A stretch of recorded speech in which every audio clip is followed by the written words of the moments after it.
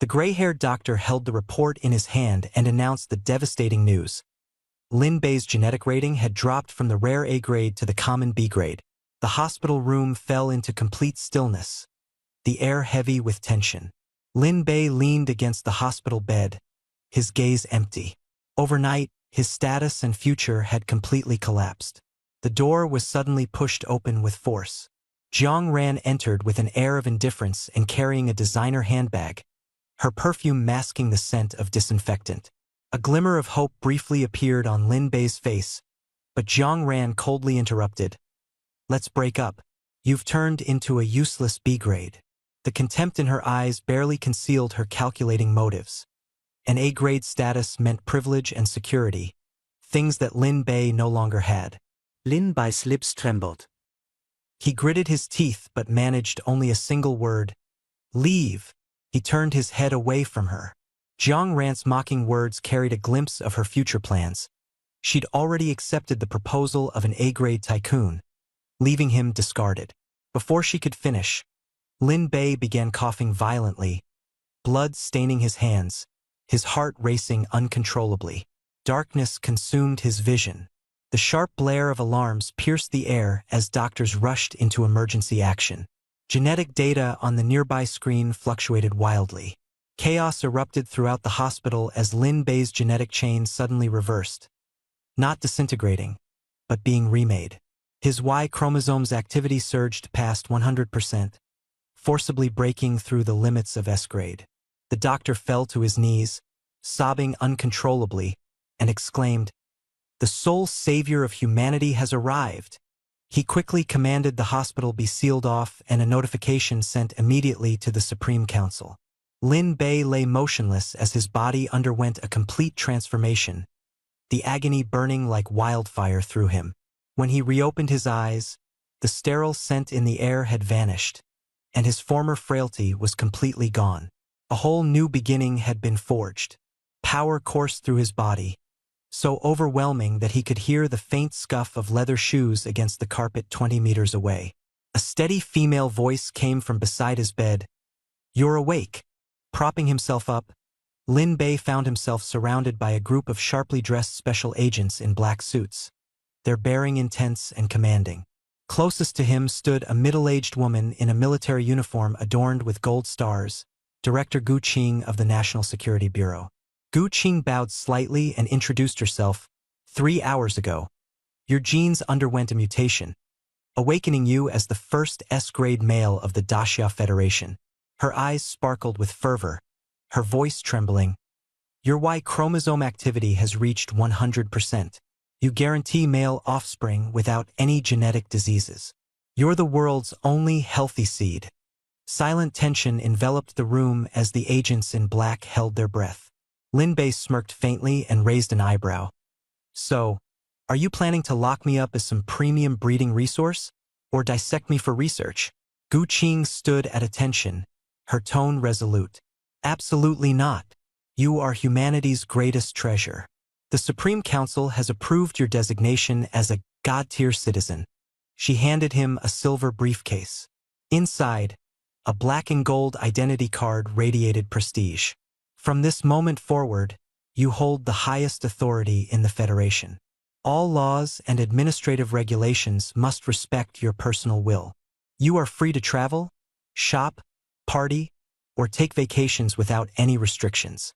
The Federation will assign top-tier security to protect you at all times, and the estate, Heaven Summit, is at your disposal whenever you wish to move in." Lin Bei furrowed his brow slightly. "What if someone attempts to abduct me? Can you truly prevent that?" Gu Qing's confident smile widened. "That's precisely where the second plan comes in. Livestream your daily life to the entire population.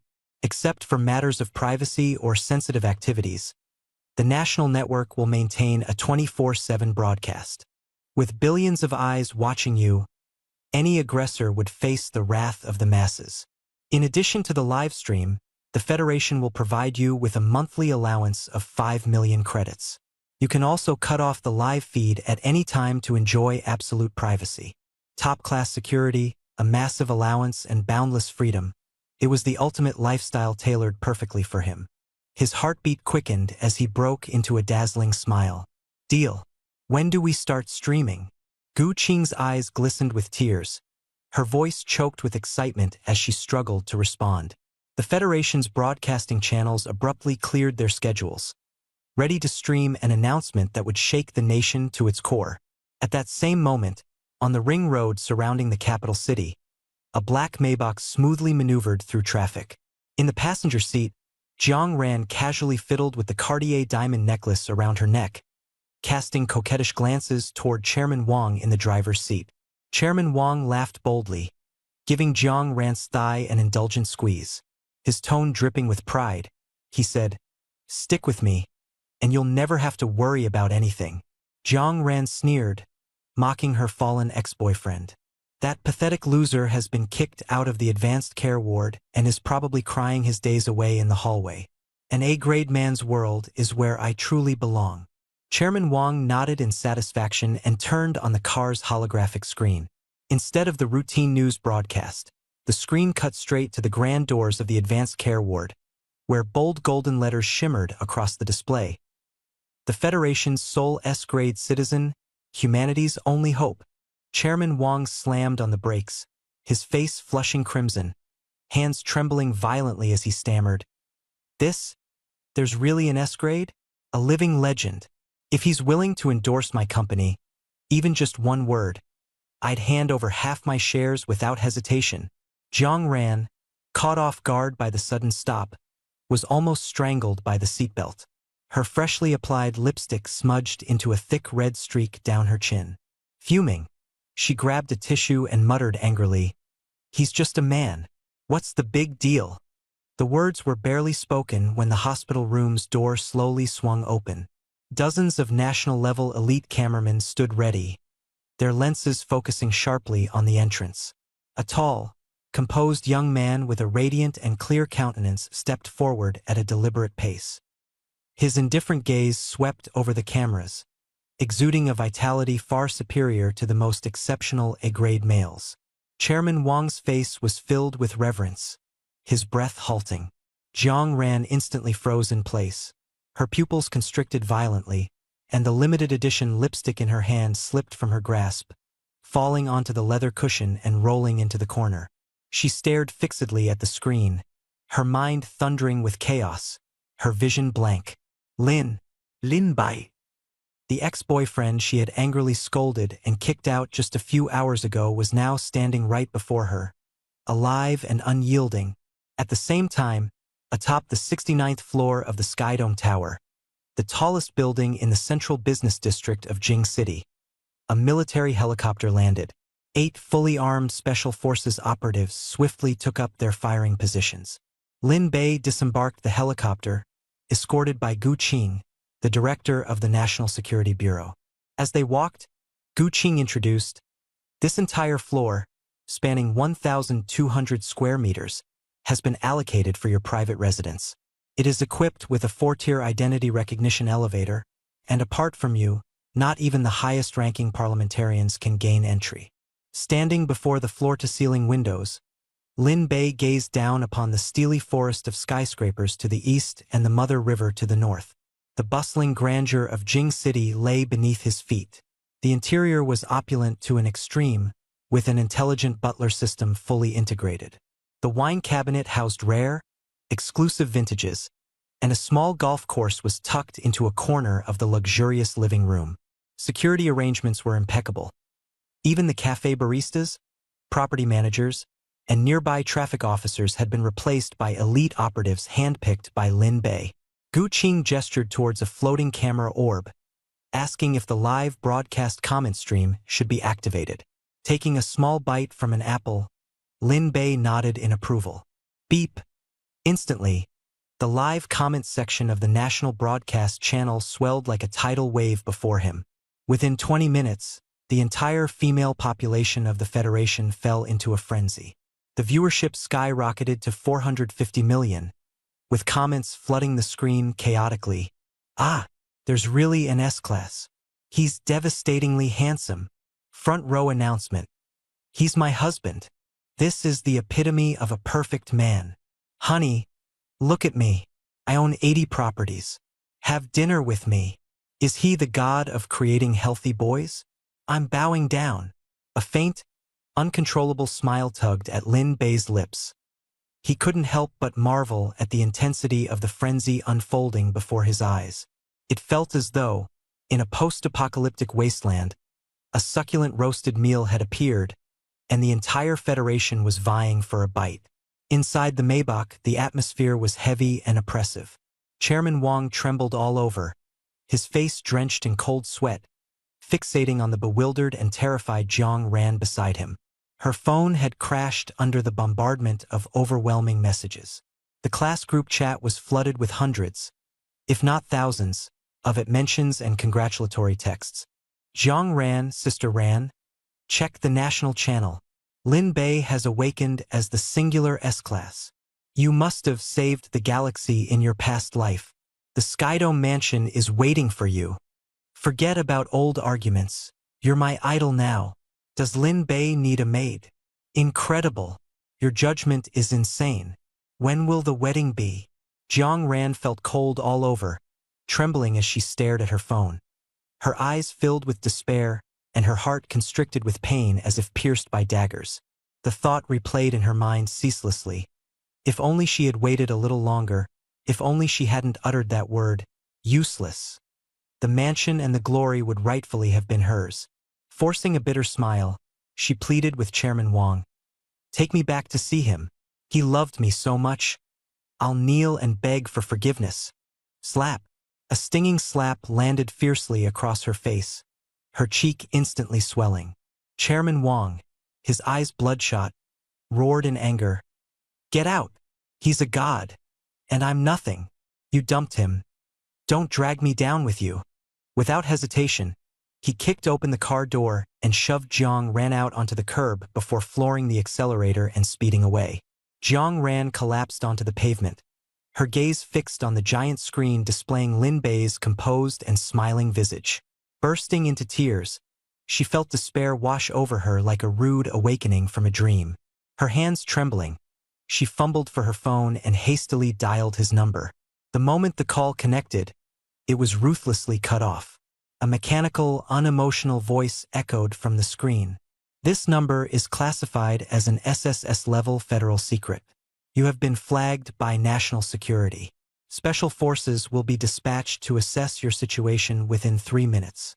Her phone slipped from her grasp and fell heavily to the ground. Overwhelmed by fear, her body crumpled, and she lay motionless, her eyes hollow. Meanwhile, inside the Skydome residence, Lin Bei remained unaware of the chaos unfolding in the outside world. He decisively ended the live broadcast and strode into the lavish bathroom. In the mirror, his body was transforming. His muscles grew rapidly, their contours sharp and defined, exuding immense power. His vision became so acute that he could discern the texture of an insect's wings from afar. Placing both hands firmly on the marble counter, cracks instantly split through its smooth surface.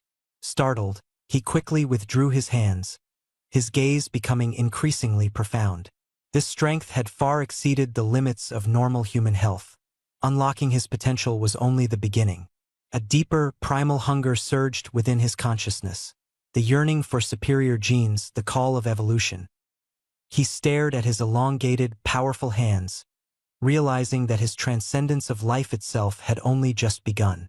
The bathroom door creaked softly as Gu Qing entered. The heart knocked on the door, carrying a faint trace of nervous curiosity. The door opened to reveal Lin Bei, already changed into fresh clothes with damp and slightly disheveled hair. His aura was sharp and cold. Gu Qing's gaze fell on the cracked sink, and her face filled with shock as her fists clenched tightly. The micro-seismic sensor alarmed. The structure suffered a sudden high-pressure impact. Does it need reinforcement? She asked. Lin Bei responded nonchalantly, a faint smile playing on his lips. My hand slipped. He walked toward the floor-to-ceiling window, looking down at the bustling city traffic below. The hunger clawing inside him grew stronger, like a black hole absorbing energy. Only the most extraordinary female genes could satisfy it. Gu Qing handed him a gilded document, claiming that the Supreme Council had already initiated the seed plan, identifying a list of potential mates among billions of women to ensure the perfection of his genetic lineage.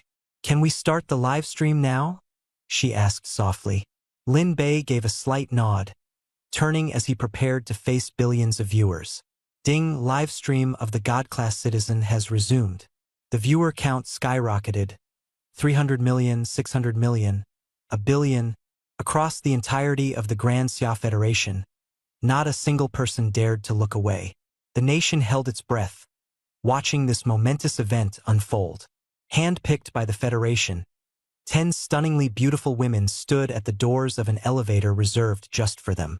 Their expressions were a blend of pride and nervousness, waiting for Lin Bei to simply nod and choose one as his bride.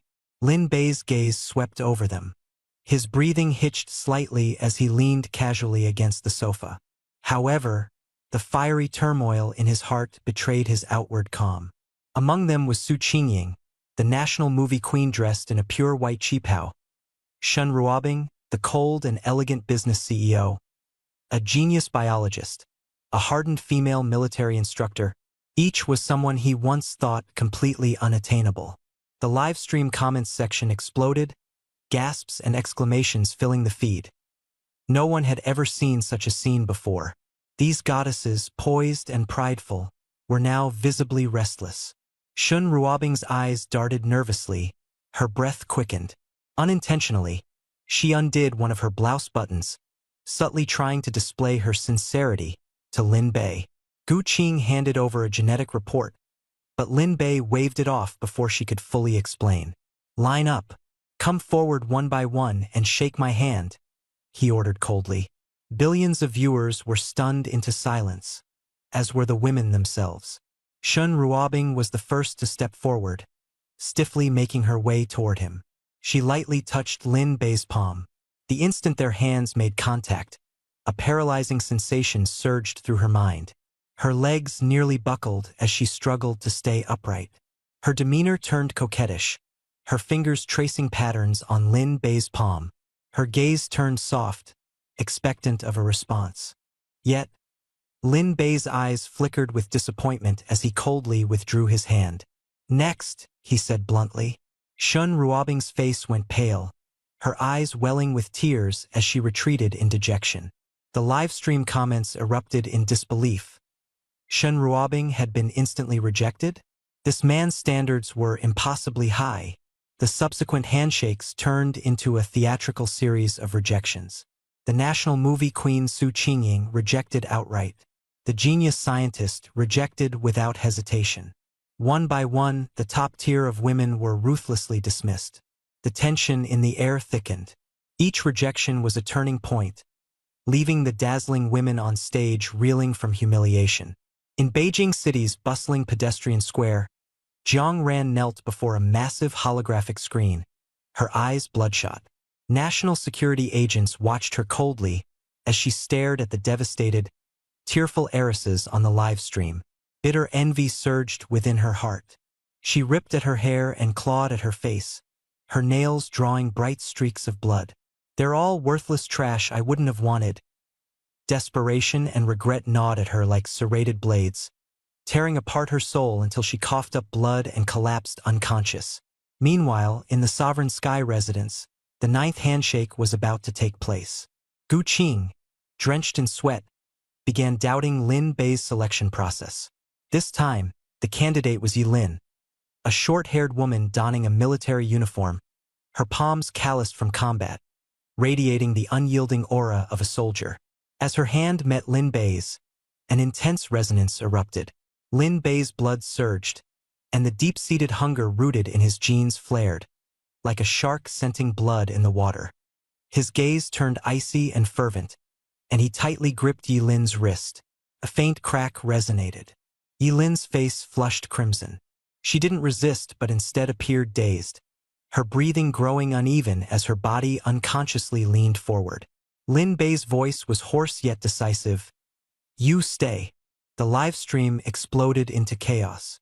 Billions of viewers flooded the comments with awe and excitement, exclaiming, "He chose the female war commander." Gu Qing felt a mixture of relief and apprehension, fearing he was slipping beyond her influence. Dragging Yilin by the hand, Lin Bei strode toward the bedroom without looking back. He gave an order, "End the live stream. Everyone else can leave." As the broadcast screen went dark, the fervent audience was locked outside the imposing red doors, their excitement bubbling into a frenzy. Inside the dimly lit room, Yilin stood just inches away, their breaths intertwining. The faint scent of gunpowder mixed with her subtle fragrance. Her hardened demeanor concealed the heightened vigilance of a veteran soldier. Faced with a man physically stronger than herself, her body instinctively tensed. Her rational mind demanded complete compliance, yet her survival instincts refused to fully lower their guard. Her voice came out cold. "Mr. Lin, according to protocol, further tests are required before reproduction." She was cut off as the mood shifted dramatically. She refused to go down without a fight. In the confined space of the room, Zhudong Chuji, testing the true capabilities of this S-rank combatant. Yilin tightened her core, swiftly extending her right hand to lock onto Lin Bei's wrist while raising her left leg in a rapid motion, executing a precise military grappling technique targeting his lower body. Her movements were sharp, avoiding vulnerabilities, designed only to subdue. A burst of fist wind struck Lin Bei's arm with brutal force, yet it didn't budge an inch. He smiled faintly, allowing Yilin to grip his wrist, his forearm muscles tensed like steel, utterly immovable. Yilin's gaze sharpened in concentration as Lin Bei countered, gripping her wrist bones with a swift reverse motion. His powerful grasp rapidly sealed off her leverage, propelling her backward as he pinned her against the door. With a dull thud, Yilin's wrists were caught in Lin Bei's single-handed grip, raised high above her head. Her body was forced upright, and the training uniform strained under the pull, outlining distinct contours. Lin Bei lowered his head, his gaze swept over her trembling chest, and he could feel the resonance of her heartbeat. Yilin's pupils contracted as she gritted her teeth, summoning all her strength to break free. Yet no matter how much power she exerted, Lin Bei's fingers remained resolute. The overwhelming disparity in strength filled her with despair as he pressed in closer, anchoring her firmly. In the struggle, the buttons of her training uniform were torn open, revealing a swath of pale, smooth collarbone. Yilin's nostrils flared slightly, and a fine layer of sweat formed on her forehead. Lin Bei bent towards her, his warm nose brushing against the lobe of her ear, his breaths damp and steady. She quivered slightly, her gaze unwavering despite the frailty in her voice as she whispered, "What I fear is you." Lin Bei chuckled softly, his lips brushing along the curve of her ear and gradually trailing towards her collarbone. At the moment of contact, an electrifying surge spread through her body. Ancient genetic impulses awakened, as a magnetic resonance between their bloodlines drew them together irresistibly. Yilin's hardened will collapsed instantly, her neck exposing in surrender. A muffled groan escaped her, and her fingers abandoned all resistance, clasping tightly around the back of his hand. Her eyes clouded and unfocused as she rose onto the tips of her toes, seeking the warmth of his lips. Their mouths met, and Lin Bei's mind held a single thought: this is what it means to be alive. Without hesitation, he scooped her up and strode purposefully towards the bedroom. They tumbled onto the soft double bed, dark green military uniforms left discarded on the floor. Silent combat gave way to the most primal rhythms of life. Lin Bei was acutely aware of the massive transformations unfolding within his body. Genetic chains shattered audibly, muscle fibers reorganized and densely multiplied, sensory perception sharpened to an unmatched degree. He could clearly track the delicate trajectory of tiny dust motes floating in the air, while the wind noises and footsteps from floors below resonated in his ears like amplified film scores.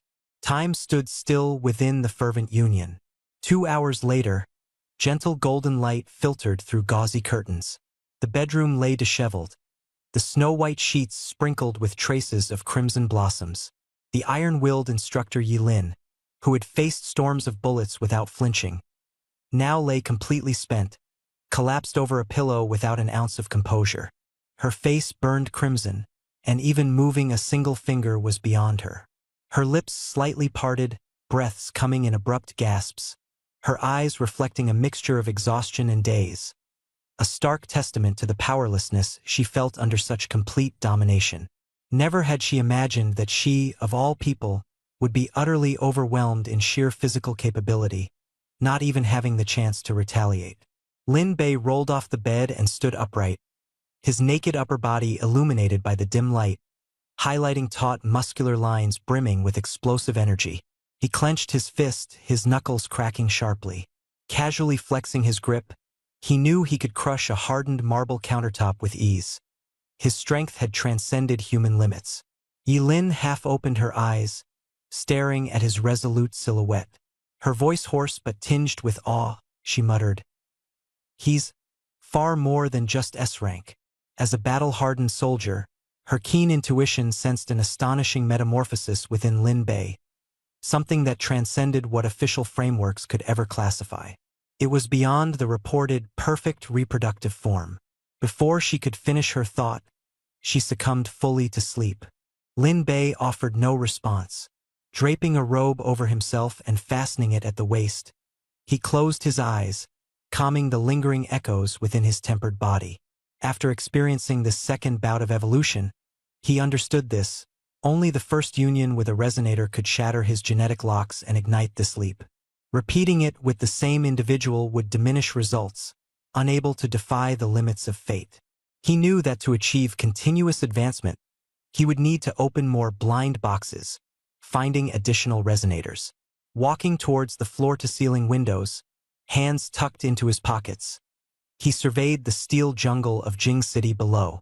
A holographic display circulated clips of him leaving the hospital, while covert national security operatives disguised as street cleaners patrolled watchfully at the street corners, missing no detail in their vigilance. Among the billions of women in the Grand Xia Federation, just how many carried the genetic echoes of ancient resonators? Those top-tier women that had once been dismissed, despite their beauty and wealth, failed to trigger genetic resonance and now faded into mediocrity, unworthy of significance. Lin Bei felt no fear. Behind him operated the vast machine of the state. Director Gu Qing of National Security held control over the Federation's most classified genetic database and was already plotting the seed plan, methodically selecting and delivering the nation's most promising resonators to him. He had no need to scour endlessly. He simply had to remain seated in Sky Realm residence, touching these women to identify and pinpoint the true resonators. The nation entrusted him with safeguarding humanity's future, while in return, he leveraged the state's resources to ascend towards ultimate evolution, a flawless two-way contract. He turned, stepping toward the bedroom entrance, ready to advance. At dawn, sunlight streamed in from the 68th floor of the skyscraper's sky dome. The vast floor-to-ceiling window allowed golden sunlight to stream in, casting dappled rays onto the messy bed. Lin Bei opened his eyes. His vision was enhanced to an extraordinary degree, seeing everything with absolute clarity. 100 meters away, a gecko crawled on a building wall, the texture of its adhesive feet vividly distinct. He took a deep breath, his gaze betraying a mix of subdued intoxication and a triumphant sense of mastery overall.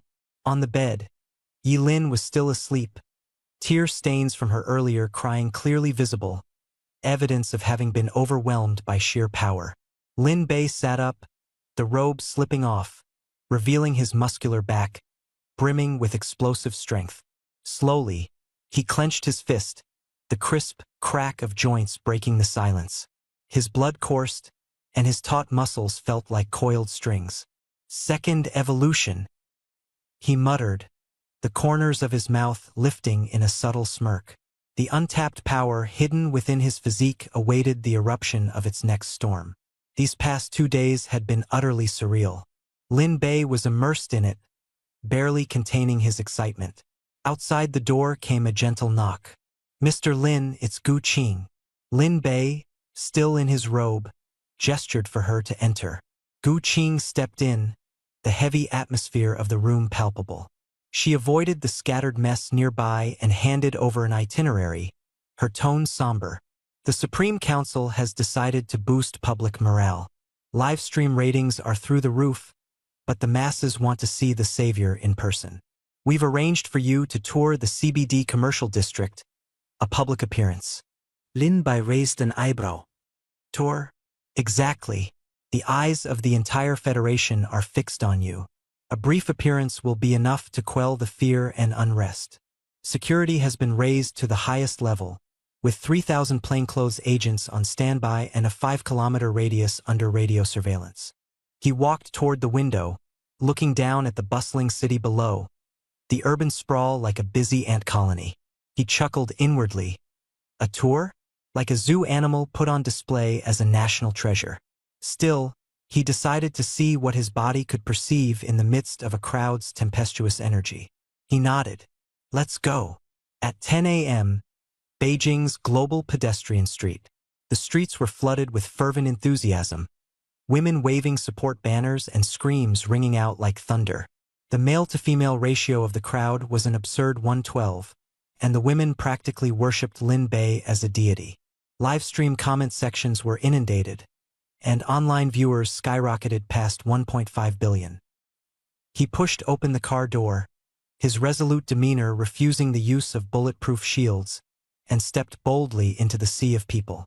Yilin followed closely, visibly fatigued but with sharp, vigilant eyes, her hand tightly gripping the handle of her gun as she whispered reminders about the safety perimeter. Lin Bei gave no response, his senses fully alert. Within a 50-meter radius around him, every breath, heartbeat, and the friction of clothing against skin created a vivid, three-dimensional map in his mind. As they reached the central fountain, danger suddenly surged. Take action! A Silver Moon Society assassin, their disguise uncovered, fired a dark blue poison projectile. Now only 30 centimeters away from Lin Bei, the special agents reacted too slowly. Yilin roared, lunging forward in desperation. Time seemed to grind to a halt. The entire live-stream audience collectively held their breath. Lin Bei's pupils contracted sharply, and the world seemed to move in slow motion. The assassin's eyes gleamed with malice, a droplet of venom glistening on the tip of the poisoned projectile. Despair was plainly written on Yilin's face. Lin Bai moved. Without retreating, he took a half-step forward, angling his body just enough to brush past the tip of the poison dart like a blade slipping by its edge. The assassin was stunned, his attack missing its mark. Lin Bei struck with lightning speed, his muscles exploding with raw power as his hand moved so fast it seemed to leave after images. Crack! The assassin's wrist was snapped in Lin Bei's iron grip, the poison dart clattering harmlessly to the ground. A blood-curdling scream pierced the air. But the danger wasn't over. A second assassin leapt out, a vial of concentrated acid gleaming in his hand, aiming to hurl it directly at Lin Bei's face. In the crowd, gasps and screams erupted like a tidal wave. As the corrosive liquid was about to burst free, Lin Bei remained expressionless, his right hand shooting out to crush the second assassin's wrist with terrifying precision. His left hand snatched the glass vial mid-air, gripping it firmly. In one fluid motion, he flung the assassin 10 meters away, sending him crashing into the fountain with a heavy splash. A third assassin attempted to activate a self-destruct device, but Lin Bei closed the gap in a single step, his booted foot pressing down on the man's chest. A sharp crack reverberated across the pedestrian street, a ribcage brutally shattered. Silence blanketed the street for but a second before erupting into ecstatic cheers and deafening applause. God Lin! God Lin! The spectators were completely awestruck. The live stream chat blew up, overwhelming servers with the frenzy of comments, remarking on his speed, his strength, something no ordinary human could possess. Gu Qing and Yilin rushed to his side. Yilin's expression was a mix of shock and trepidation, her eyes betraying a deep unease. She knew what had just transpired exceeded the boundaries of human capability. Lin Bei calmly brushed the dust off his coat, his gaze piercing through the crowd to the distant clock tower, sensing a strange resonance within his genes. In a far alley, a woman clad in gray disappeared into the shadows, her aura distinct from the assassin's. Clearly another resonator. quite possibly a high-ranking member of the Silver Moon Society. Yi Lin, investigate the woman in gray, Lin Bei ordered coldly, his eyes flashing with both exhilaration and vigilant concern. The assassination attempt at the commercial street had become a matchstick igniting the simmering tension between clandestine forces. Later that night, on the 68th floor's private bathroom, Lin Bei stood shirtless. Water droplets rolled down his defined muscles. He picked up a wine glass but abruptly crushed it with his hand. Blood splattered before the wounds on his hand quickly closed on their own, showcasing a preternatural regenerative ability. He stared at his reflection in the mirror, his cold gaze laced with an undercurrent of unease. Moments of the day's battle replayed in his mind. The shattered wrist, the flying enemy, the snapped ribs. The precision and lack of hesitation in his actions unnerved him. A chill ran down his spine. It wasn't the changes within him that he feared, but rather, fearing that he felt no fear at all. Genes had not only reshaped his body but also rewritten his very soul. Lin Bei flicked the water droplets from his hand, his gaze sharp as a blade. His body seemed to awaken to its innate hunting instinct, and a subconscious aura of a top predator began to rise from within. He did not resist this change. Instead, he became increasingly immersed in it. Since waking, the figure of Jiang Ran no longer lingered in his mind, replaced by the image of a woman dressed in gray, standing at the edge of a clock tower. Narrowing his eyes slightly, he seemed to foresee an inevitable reunion. At the rear entrance of the capital's National Security Bureau, within a cold and narrow alleyway, two fully armed Special Forces operatives roughly shoved Jiang Ran out of the iron gates. She fell onto the wet and frigid asphalt road, splattered with sewage. Exhausted from hours of interrogation, all traces of her once proud elegance were utterly gone. Interrogation completed. Currently, no charges can be brought against her. However, if she dares to come within a kilometer of Lin Bei, she will be executed immediately under charges of treason.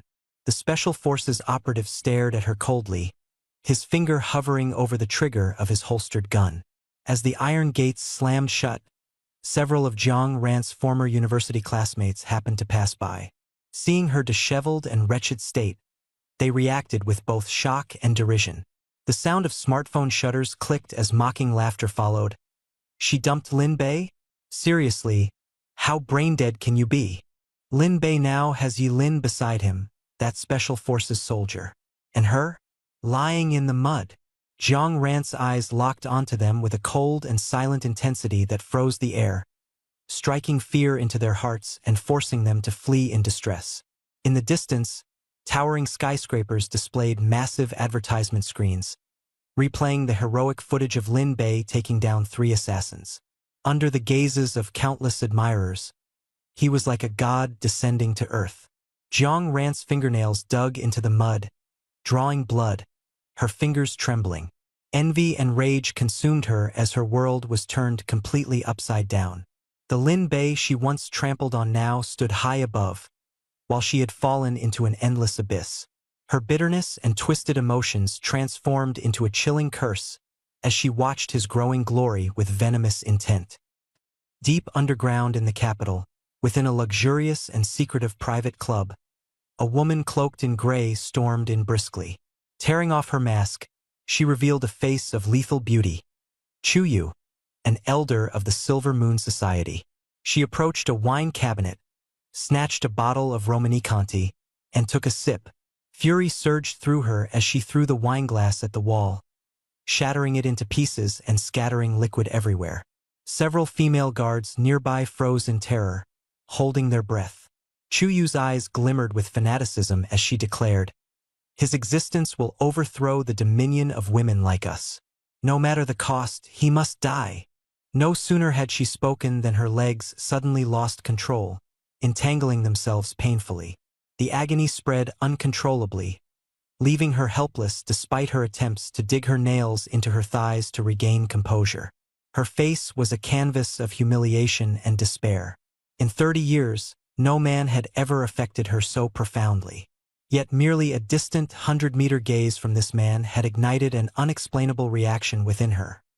A body that had always rejected males had betrayed her. At that moment, the anomalous heat could not be denied. Everything screamed that this destined confrontation would be far more brutal than she had anticipated. She, proud as a wolf king, who had always regarded men as subservient, was now humiliated by her body's betrayal, her eyes blazing with hatred. 6 floors beneath Tianqiong Pavilion, the chief of the National Security Bureau, Gu Qing, wore a grim expression. All 3,000 special forces stationed there had been immediately isolated and quarantined. In front of a massive screen, frame-by-frame analysis had uncovered a critical lapse. A disguised female assassin, pretending to be pregnant, had bypassed the G4 security checkpoint when the alarm was deliberately tampered with for less than a second, allowing a non-metallic poison needle to penetrate security. There was a traitor inside the bureau, a high-ranking one. Furious, Gu Qing slammed the keyboard as he presented the breach right before their eyes.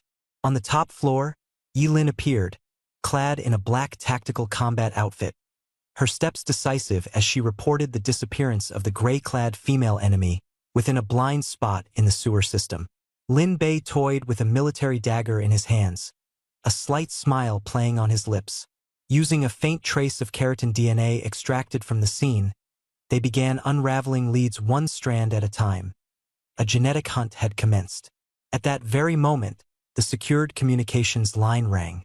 Gu Qing's voice came through, somber and heavy. The traitor had committed suicide, severing all leads, yet the storm only grew fiercer. Lin Bei gazed at the dagger, his smile deepening. This Silver Moon Society is no ordinary enemy. Faced with the bureau chief's plea regarding strategic appeasements needed at a banquet, Lin Bei responded curtly, "Go." Tossing the dagger, its blade embedded itself into the desk, the tremor resonating unanswered. His tone was calm, calculating. Prey must be lured into a trap. That's the only way the game gets interesting. At Yunding Grand Hotel in the capital, security was impenetrable. The surrounding 3 kilometers were locked down, drones buzzed in the skies, and the ground was strewn with special forces. The banquet was as grand as a battlefield in its opulence.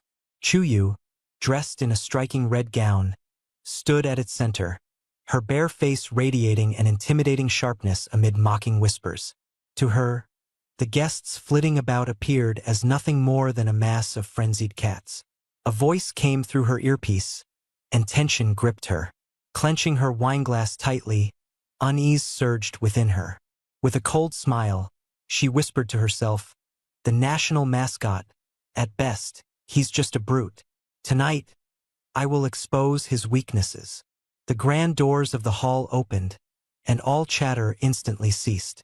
Lin Bei entered, clad in a tailored black suit, his collar slightly undone, exuding both a composed arrogance and unshakable steadiness. One arm rested on Yilin's waist, the other casually in his pocket as he strode through the crowd. An intangible aura of dominance enveloped the room instantly, like a panther sauntering amidst fanned peacock feathers. Every woman held her breath, their minds briefly shattering. Among them, a billionaire businesswoman's gaze. Stunned and captivated, the wineglass trembled, spilling red wine, yet the gaze remained unshaken. It was a submission rooted deep within the genetics, an irresistible force sweeping across. Lin Bei's expression was calm, his heightened senses capturing the rapid heartbeats of women in the banquet hall. The moment he stepped in, he had already perceived the presence of a powerful resonator. Through the earpiece echoed Gu Qing's shocked voice. "Mr. Lin, the DNA comparison results of the man in gray have come in. She's right ahead on the 2nd floor. Chu Yu, the heiress of the Yunding group." Lin Bei chuckled lightly, his gaze piercing through the crowd, instantly locking onto Chu Yu on the 2nd floor. Her entire body stiffened, sensing the sharp, snake-like gaze upon her. The biting remarks she had prepared froze in her throat, leaving her body tingling uncontrollably. Ignoring the flirtations of the socialites around him, Lin Bei headed straight for the staircase. The crowd naturally parted, clearing a path for him. Ascending to the 2nd floor, he stopped 3 steps away from Chu Yu, his voice low and deliberate. "Miss Chu, your opinion of me isn't very high, is it?" Chu Yu gripped her wineglass tightly, her haughty demeanor unwavering. Impressive strength, but in a civilized society, brute force doesn't solve problems. "In my eyes, you're just a packaged resource." The surrounding dignitaries and socialites were visibly stunned, utterly shocked that someone would dare refer to a God-class citizen as merely a resource, clearly insane. Rather than being angered, Lin Bei took a step closer, his presence invading Chu Yu's personal space. "Is that so?" He leaned in closer, whispering near her ear. "Then why is Miss Chu trembling?" Chu Yu stiffly denied it, but her trembling voice betrayed her fear. Lin Bei's eyes sparkled with amusement. "If I'm just a resource, shouldn't you personally verify it?" Suddenly, he extended his right hand, palm open, an undeniable invitation. All eyes in the hall zeroed in on the two, the tension between them palpable. After a momentary hesitation, Chu Yu placed her delicate hand in his. Immediately, her mind erupted like a firework, as 50 years of genetic resonance ignited like an explosive spark. The S-class life force within Lin Bei roared like a dragon, awakening ancient genes lying dormant within Chu Yu. Her pupils dilated sharply, her face flushed with an unnatural crimson, and her entire body surged with rising heat. Her cells screamed for proximity, and suppressed moans nearly escaped her lips. Her instincts rebelled against her rationality. Her legs weakened, her knees trembled, as though she might collapse on the spot. Lin Bei swiftly caught her by the waist, holding her steady. Softly murmuring, he remarked, "So soft." To the onlookers, the ice-cold heiress of Yunding Group had melted the moment their hands touched, and had practically thrown herself into his arms. The socialites were seething with envy as the livestream's comment section exploded. "Holy crap! The Yunding heiress just crumbled. S-class allure is overpowering. Just a handshake made her knees give out." Chu Yu's gaze says it all. She wants to sink her teeth into him. "Miss Chu, steady yourself." Lin Bei's voice carried with it the provocation of a victor. Chu Yu panted heavily, his encroaching presence like a toxic invasion, leaving her mind in complete disarray and steeped in humiliation. As she struggled to break free, Lin Bei gentlemanly released her, adjusting her dress with a calm and composed demeanor, leaving an indelible lingering impression. Clutching the railing tightly as the wind disheveled her hair, Chu Yu's gaze locked onto Lin Bei's departing figure, her fingers trembling uncontrollably. Her eyes burned with resentment yet were void of resolution. Lin Bei, undeterred, walked away with Yi Lin toward the heart of the banquet, with no signs of nostalgia. Late at night, within the confines of Tianqiong residence, Lin Bei washed away the day's weariness, standing bare-chested by the floor-to-ceiling windows, staring at his reflection in the glass. Yi Lin entered silently, delivering news in a soft voice. "Chu Yu has returned to her apartment." Lin Bei smiled faintly. "There's no rush. She'll come to us of her own accord." With a wave of his hand, he signaled that there was no need for national security to intervene. Just keep surveillance on Yunding Group steady, and suppress any news about Chu Yu. At the same time, Chu Yu returned home, not bothering to change, instead plunging directly into an icy, bone-chilling bathtub. She clenched her teeth as the freezing water bit into her skin, while she was left with the burning sensation of his touch in her palm. Hatred and humiliation intertwined, and she roared silently inside, "He must be killed!" Closing her eyes, that arrogant, indifferent gaze and the handshake that had left her trembling replayed endlessly in her mind. The next morning, within Tianqiong residence, sunlight streamed through the floor-to-ceiling windows, illuminating fragments of wood scattered across the floor and shards of a shattered wineglass. Lin Bei, bare-chested, sat on the couch, his hand gripping a dagger, slicing through solid oak with such force it splintered into two uneven halves. His brows furrowed slightly. Although his strength was remarkable, it was difficult to control. Tossing the dagger aside, he clenched his fists, silently warning himself, "I must channel this raw power into precise control." In a high-end hospital in Jing City, Chuyu lay in a VIP ward, her temperature visibly climbing on the thermometer in her hand. The doctors were helpless. The source of the infection remained a mystery. Her right hand trembled incessantly, the residual heat from last night's handshake still scorching her defenses and provoking her body's immune responses. The icy bath had worsened the toll on her body. Gritting her teeth and fueled by suppressed fury, she ordered, "Cease all assassination attempts. Activate the intelligence network. I want to know his every move. He won't escape again."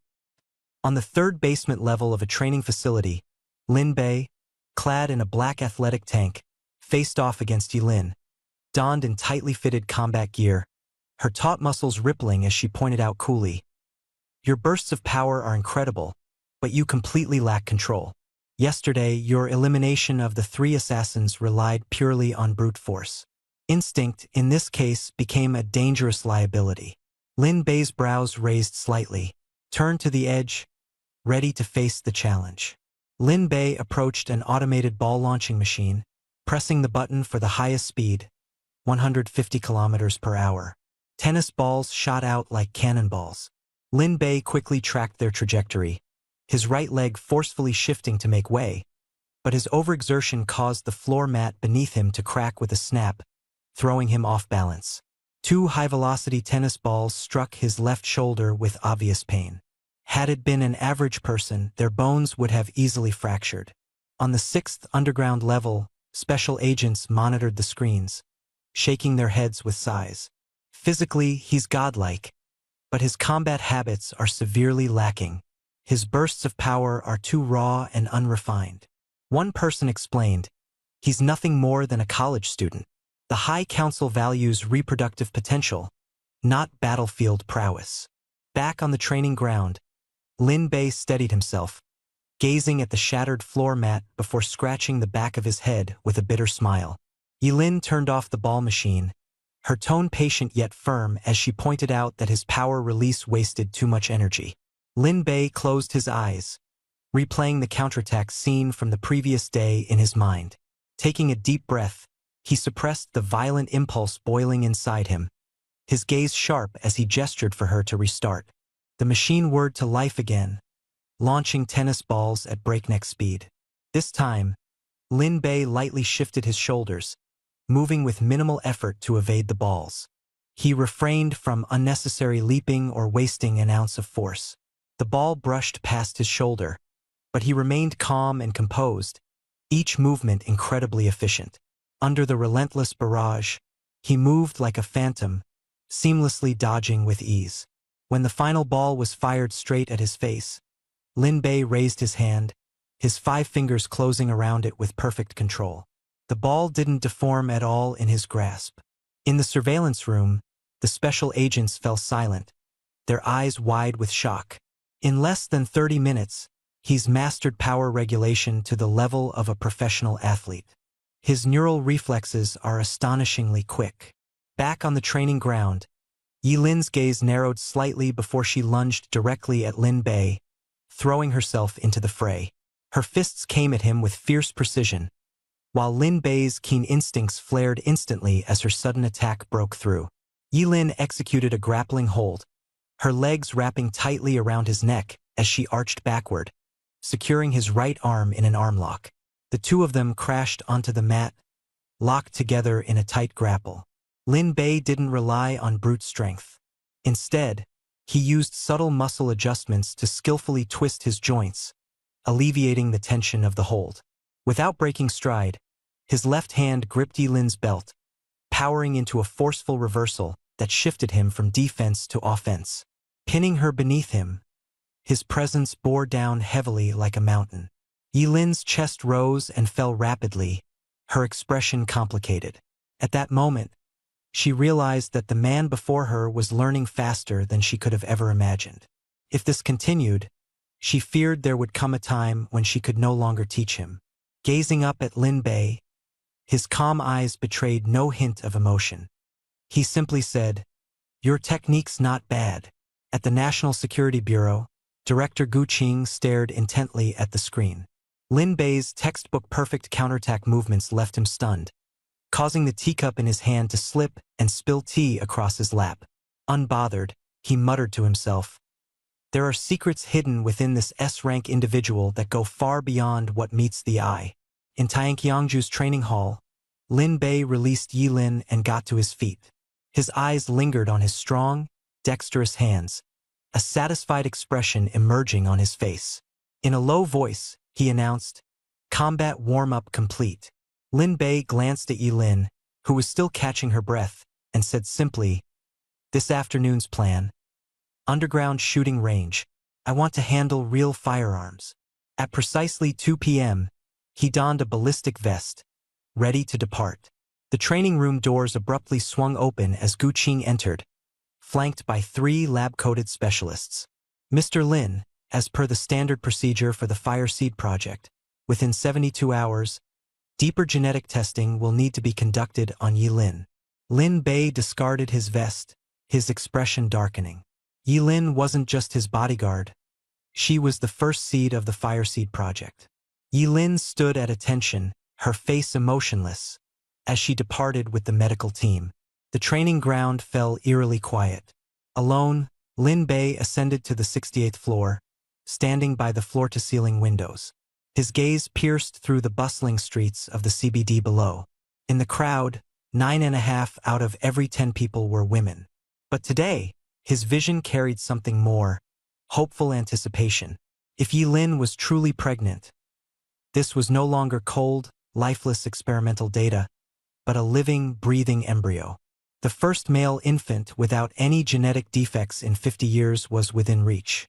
This report would carry more weight than any words, proving his existence and commitment. The child would faithfully inherit his bloodline. Meanwhile, the multipurpose room adjacent to the master bedroom had been transformed into a high-tech testing chamber. Yi Lin lay flat, 3 blood extraction tubes connected to her arm, while white light flickered overhead. Her expression remained calm. Her heartbeat quickened, but her demeanor betrayed no trace of emotion. 40 minutes later, the door slowly opened. Gu Qing paced anxiously, ignoring the incessant vibration of his phone, which had gone off 7 times without an answer. Zhou, the chief expert from the Federal Genetics Research Institute, emerged gripping a report tightly, his lips trembling. "Successful conception." The air seemed to freeze. "We've confirmed the implantation signal of a fertilized egg on a genetic level. Determining the embryo's gender and chromosomes will require another 28 days.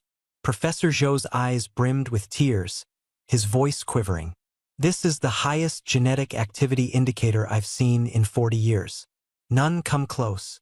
Gu Qing clenched his fists in silence. She headed quickly back toward the training hall. Lin Bei held a thin, wafer-like wooden fragment in his hand before pausing mid-move. "She's pregnant." Gu Qing's voice rang out like a crack of thunder. Lin Bei slowly set the fragment down, lowering his head to carefully clear away the debris. "Gender. Too early, we need to wait." He fell silent, taking a deep breath, trying hard to suppress his excitement. At long last, he was going to be a father. Having grown up in an orphanage, he had always yearned for this sense of belonging. This time, his bloodline would truly exist. 15 minutes later, the national television network unexpectedly interrupted all programming. The screen displayed the emblem of the Federal Supreme Council, paired with solemn music and bold red letters.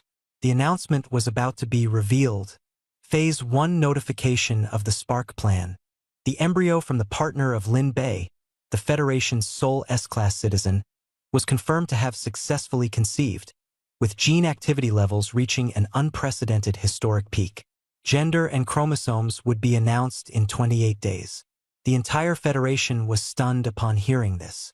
On screens everywhere, the comment feeds froze in stillness for mere seconds before erupting with emotion. Tears, prayers, and anticipations cascaded like a tidal wave, overwhelming servers to the edge of collapse, resulting in emergency expansion overnight. In a dilapidated rental room within a rundown urban village in Jing City, Jiang Ran curled up on a bed. The light from her phone revealed a non-stop flood of comments rolling across the screen. Just days ago, she had berated Lin Bei as a B-class failure. Yet now, his woman was pregnant, and the nation was celebrating the salvation of humanity. Her gaze turned icy as she recalled what Lin Bei had been like when he was still a class. His shy smile, quietly sharing stipends with her, buying ginger tea in heavy rain, the clumsy warmth of knitting scarves. He was ridiculed by her, yet he had hid the gifts sheepishly nonetheless. Now, lying on a hospital bed, he had heard her, heels clicking sharply, spitefully declaring, "You're not good enough for me anymore." Her nails dug deep into her palms. The melancholy tugging at the corners of her mouth silently spoke of brokenness. Her world had suddenly collapsed, her credit frozen, academic records restricted, jobs rejected threefold, and people avoiding her like the plague.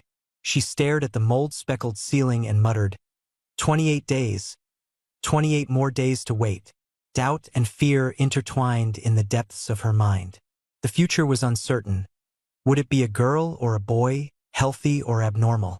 She felt an overwhelming weakness, yet unable to let go. In a VIP ward of Jing City's elite private hospital, Chiu bit down on the remote control as the television froze on the announcement of success. Successful conception. Gene activity at its peak.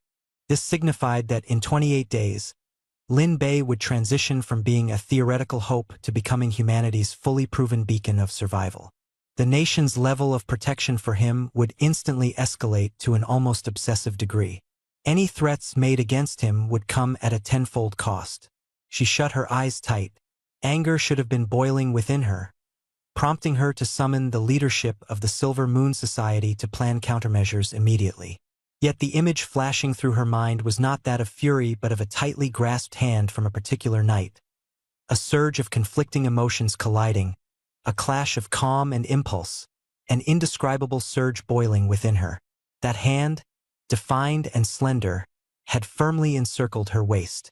Beneath the soft laugh, the words, "Pleasure to meet you, Miss Chu." She abruptly opened her eyes.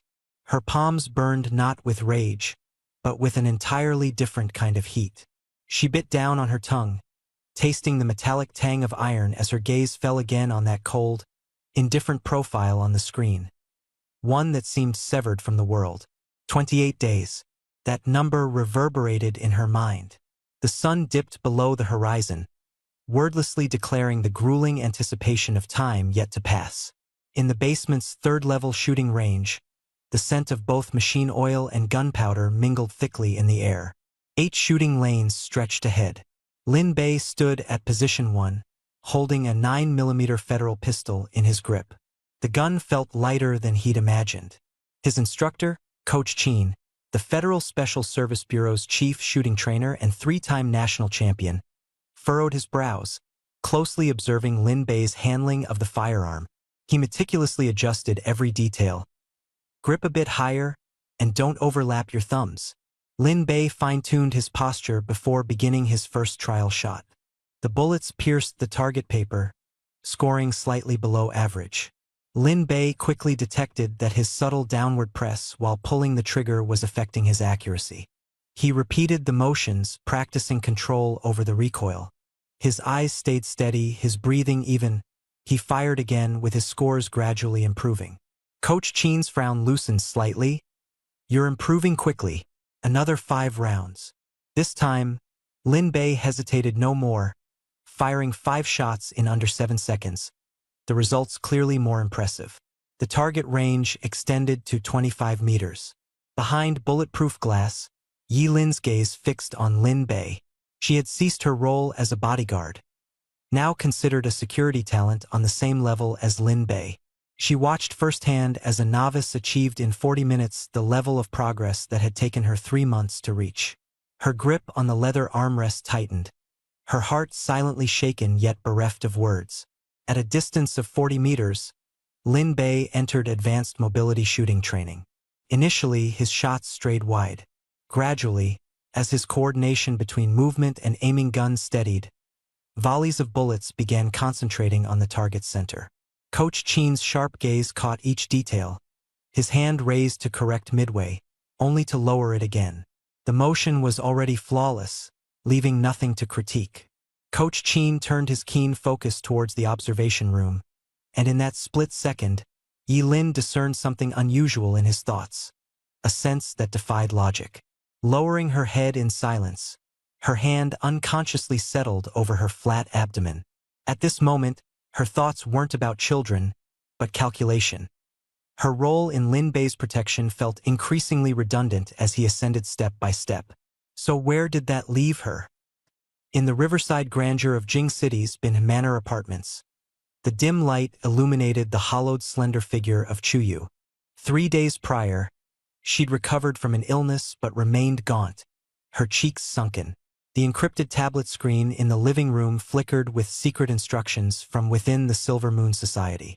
The proposal issued by the fifth seat, Thorn, was resolute and uncompromising. Yilin's pregnancy was the sole breakthrough. Terminating this gestation would crack Lin Bei's psychological defenses. Chuyu silently stared at the words, her thumb hovering above the screen, but her mind was caught in the throes of deeper internal conflict. She recalled the trauma of being violated at the age of 18, an experience seared into her being by the injustice of the legal system at the time. It was almost costless for a man to harm a woman. It was for this reason that she resolutely joined the Silver Moon Society, using blood and power to exact retribution, but only ever against those who truly deserved it. At the moment, she dared not act recklessly. Yi Lin and Lin Bei were equally matched in terms of protective capabilities. Attacking recklessly was tantamount to suicide. Bits of information were transmitted one by one. The vice leader, who dominated the room with a single glance, scrutinized her expression intently, but Chuyu said nothing. In front of the floor-to-ceiling windows, the glittering lights of Beijing stretched out before her. She clenched her fists, her knuckles whitening. Lin Bei's hand that night, that temperature and strength, it was impossible to erase. Suddenly, she grabbed her phone and issued an abrupt command. The charitable proposal changed the donation amount to 1 billion.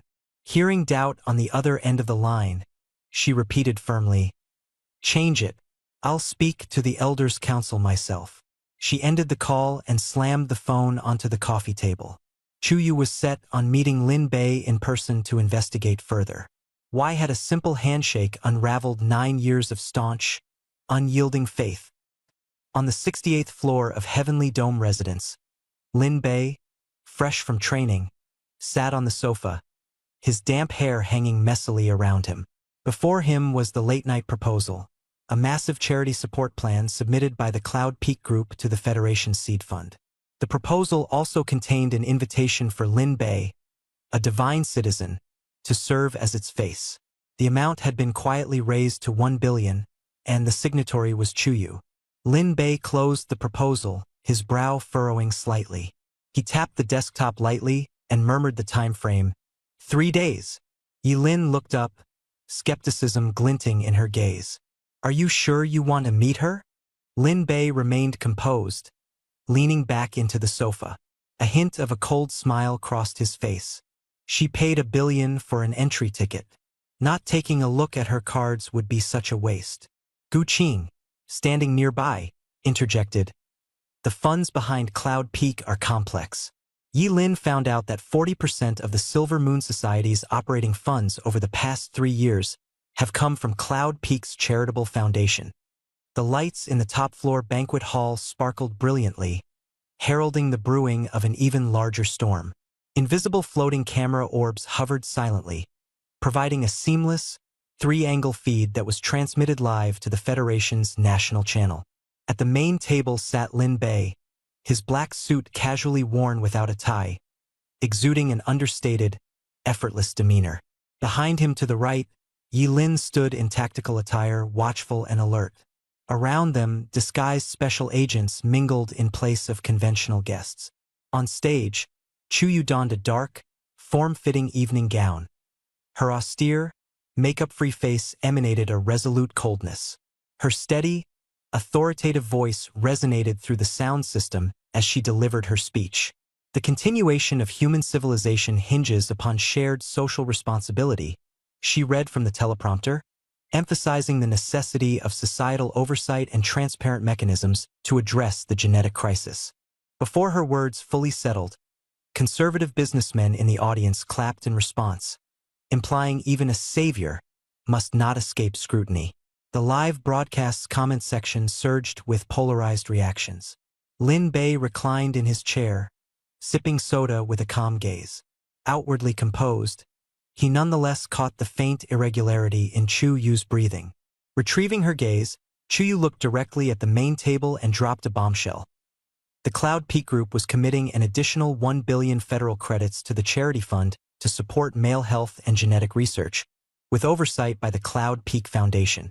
The banquet hall erupted into applause. Lin Bei smirked coldly, recognizing this as a mere facade for laundering the Silver Moon Society's assassination funds. He set down his glass and rose deliberately. All attention shifted to him, and the camera orbs swiftly zoomed in for a close-up. Lin Bei clapped in acknowledgement, pacing toward the stage with unhurried steps as applause reverberated throughout the hall. Behind her back, Chu Yu's left hand trembled slightly, gripping an old scar tightly, her eyes betraying a flicker of unease. Facing each other, the atmosphere froze in an instant.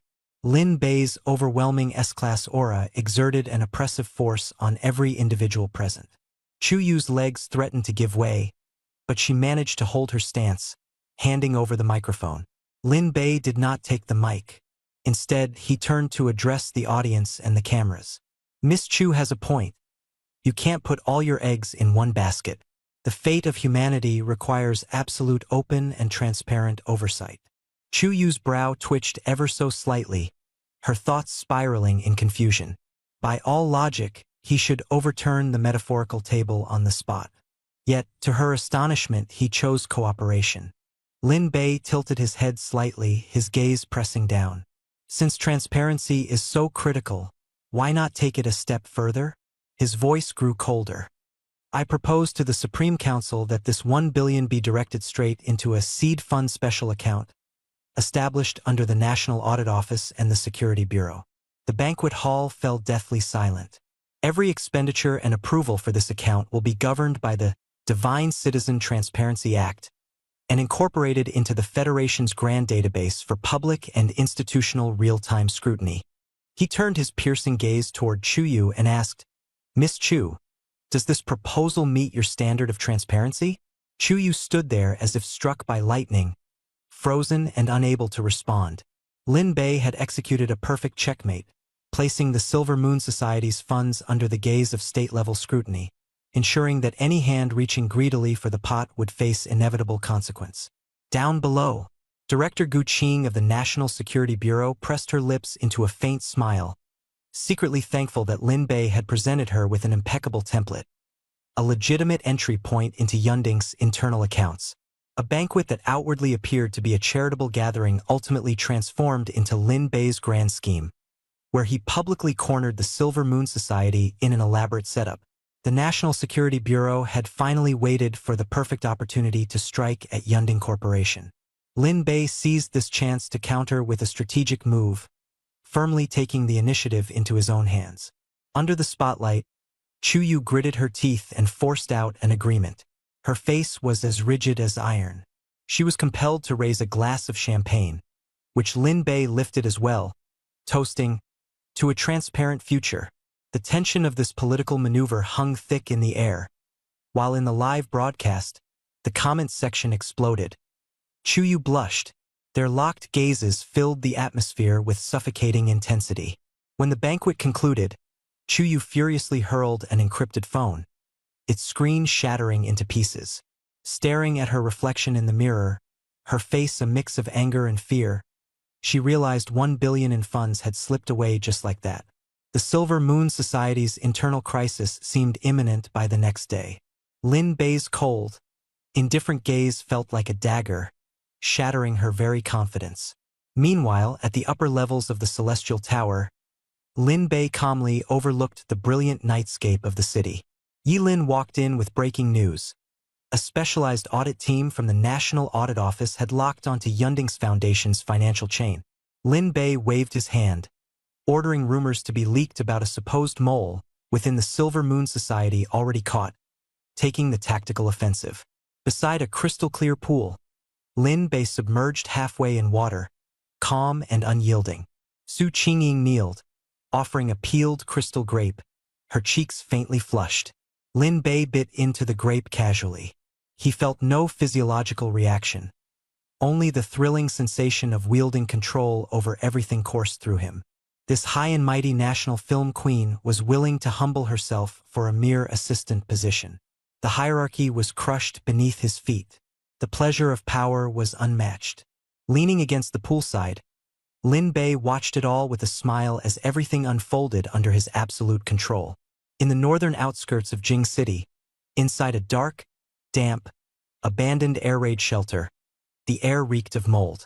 A heavy atmosphere loomed around a worn-out long table under dim lighting. Smack! A stack of red-bordered documents was slammed onto the table. The Silver Moon Society's fifth-ranking member, Thorn, jumped to his feet, planting his hands on the table as a sharp, mocking glint shone in his eyes. He stared at Chu Yu relentlessly. Ally yourself, Elder Chu.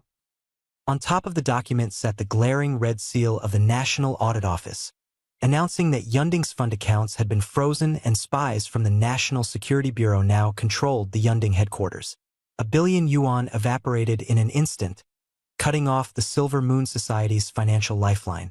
Thorn raged, cursing Chu Yu for falling prey to Lin Bei's schemes and potentially paving the way for the National Security Bureau to dismantle the Silver Moon Society. Around the table, the other elders looked grim, their steely gazes locked on Chu Yu. They understood that their primary financial pipeline, their protective umbrella, had been irreparably torn. Chu Yu, her face pale and devoid of makeup, sat with her fingers nervously clawing an old scar on the table, her nails digging into her flesh. It wasn't that she had no defense, just that every word she spoke could be self-destructive. Straightening her back, she croaked out in a hoarse voice, "Lin Bei's plan was premeditated. He forced me on camera to transfer the funds into the Fireseed account. I had no choice but to cooperate. Otherwise, Yunding would have been sealed off that same night." At that moment, poolside at the Celestial Residence, Su Qingying's chin was gently tilted upward by Lin Bei's fingers. As she tilted her head back, her expression softened dreamily. Her entire being glistened with moisture, her taut swimsuit outlining an astonishing figure. Under the shimmering waterlight, her fair skin glowed with allure. Lin Bei's gaze trailed leisurely down her form before he finally released her. Su Qingying drew a deep breath before suddenly leaning down, her damp hair cascading downward, and her lips softly brushing against the top of his foot. Behind the folding screen by the door, a restrained breath tried to soften its presence, and footsteps came to a deliberate pause. Gu Qing waited silently for 5 minutes, knowing better than to interfere recklessly. Until Lin Bei summoned her, he remained fully in control. Back in the underground air raid shelter, Thorn let out a derisive laugh, mocking Chu Yu's excuse. "With our funds cut, we can't even get ammunition. What do you suggest we fight Lin Bei with? Our fingernails." His eyes shifted to the silent, black-clad Grand Elder, his tone turning grave. "A direct kill on Lin Bei is out of the question. We need an alternative." A projection ignited, casting Yi Lin's photo onto the wall, accompanied by the glaring words, "Already pregnant," in bright red print. Lin Bei's greatest talisman is the fetus in Yi Lin's womb. Despite the tight security for the pregnant woman, there's a vulnerability during medical checkups. Kill Yi Lin, sever the Fireseed project, and Lin Bei's value to the Supreme Council will collapse. His security will weaken by default. Chu Yu sprang to her feet, the screech of her chair scraping against the floor cutting through the air. She shouted furiously, "You're insane! Yi Lin's security detail is equivalent to Lin Bei's. Gu Qing is watching our every move. And if you act on this, you're walking straight into a trap." Thorn sneered in reply. "What's the alternative? Wait 28 days for the test results to be made public? By then, he'll be legitimized as the savior, full protection from the government locked in place, and no one will get within a foot of him." Chu Yu jabbed a finger at Thorn's nose, furiously accusing him of courting death. The black-clad Grand Elder slowly raised a hand, her calloused fingers tapping twice on the tabletop. The air inside the shelter tightened instantly as every gaze converged on her clouded eyes. An order was about to be issued, and the situation grew ever more fraught with tension. Weak from successive defeats, with heavy losses incurred and Yunding's trump cards stripped away, Chuyu was both physically and mentally exhausted. The Grand Elder observed coldly, then slowly declared her temporary appointment, go offline and reassess the situation in a month. Chuyu stood stiffly to the side, fully aware that this was tantamount to being sidelined. A cold chill rushed through her heart. Jingji concealed her triumph, keeping her expression calm and composed. Yet within her gaze lurked the sharp glint of ambition, her intent clear, to replace Chuyu and secure the third seat for herself. She turned to Chuyu, a faint smirk tugging at her lips, the coldness of her sneer cutting to the bone, as if declaring the end of an era. The loyal subordinates around Chuyu exchanged hesitant glances but did not dare utter a word. When the meeting adjourned, the group dispersed into a dim and damp corridor. Chuyu leaned against the cold cement wall by herself. Her wrist, scraped and bleeding from anxious clenching, trembled slightly, while her gaze remained hollow. Her mind replayed the banquet from that night.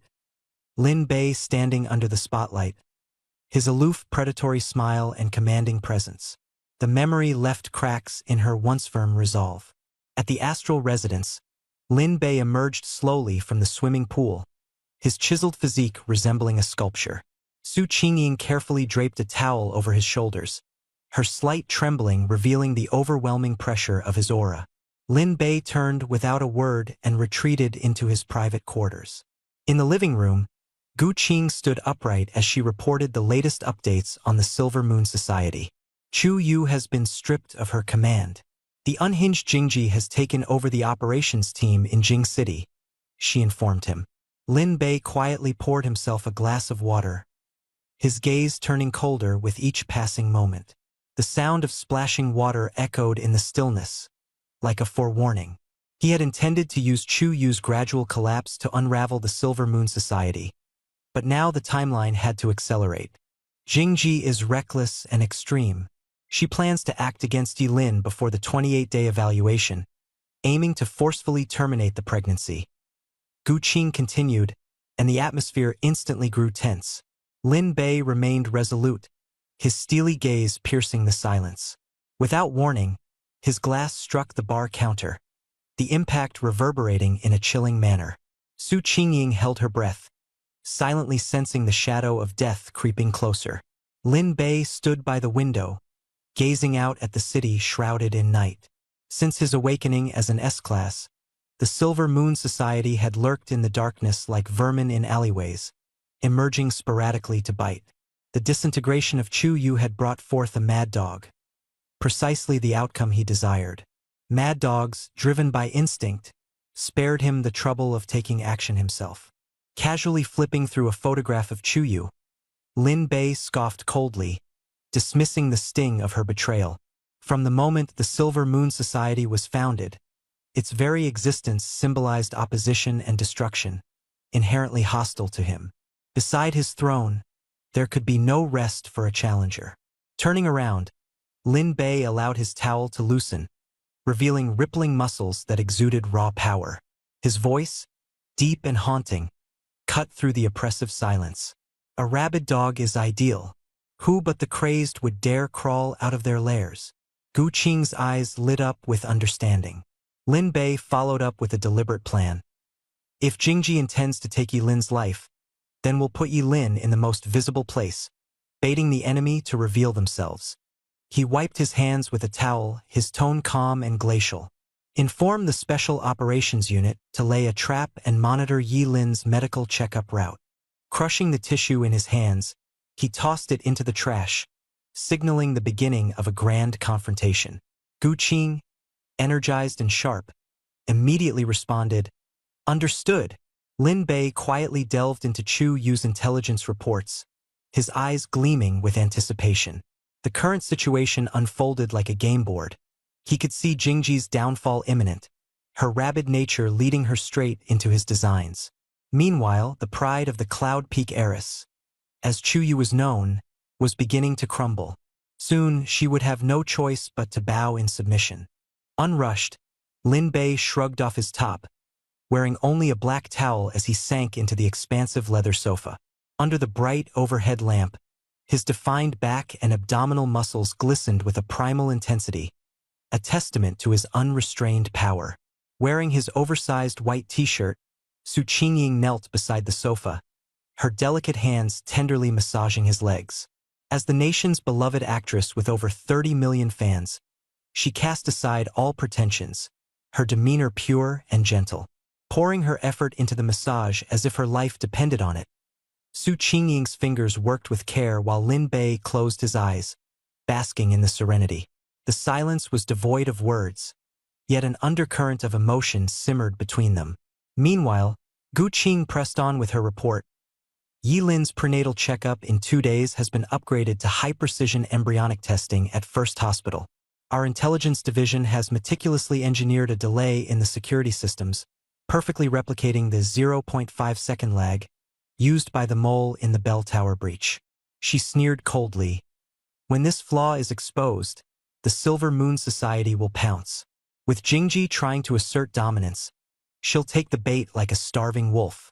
Lin Bei listened in silence, deliberating. Suddenly, he pulled Su Qingying gently toward him, resting her against his side. She didn't resist, her cheek brushing against his taut chest as her breathing slowed. Lin Bei's fingers caressed her shoulder absent-mindedly, his demeanor as composed as ever. At that moment, Gu Qing unfolded a red letterhead document and spread it out on the coffee table.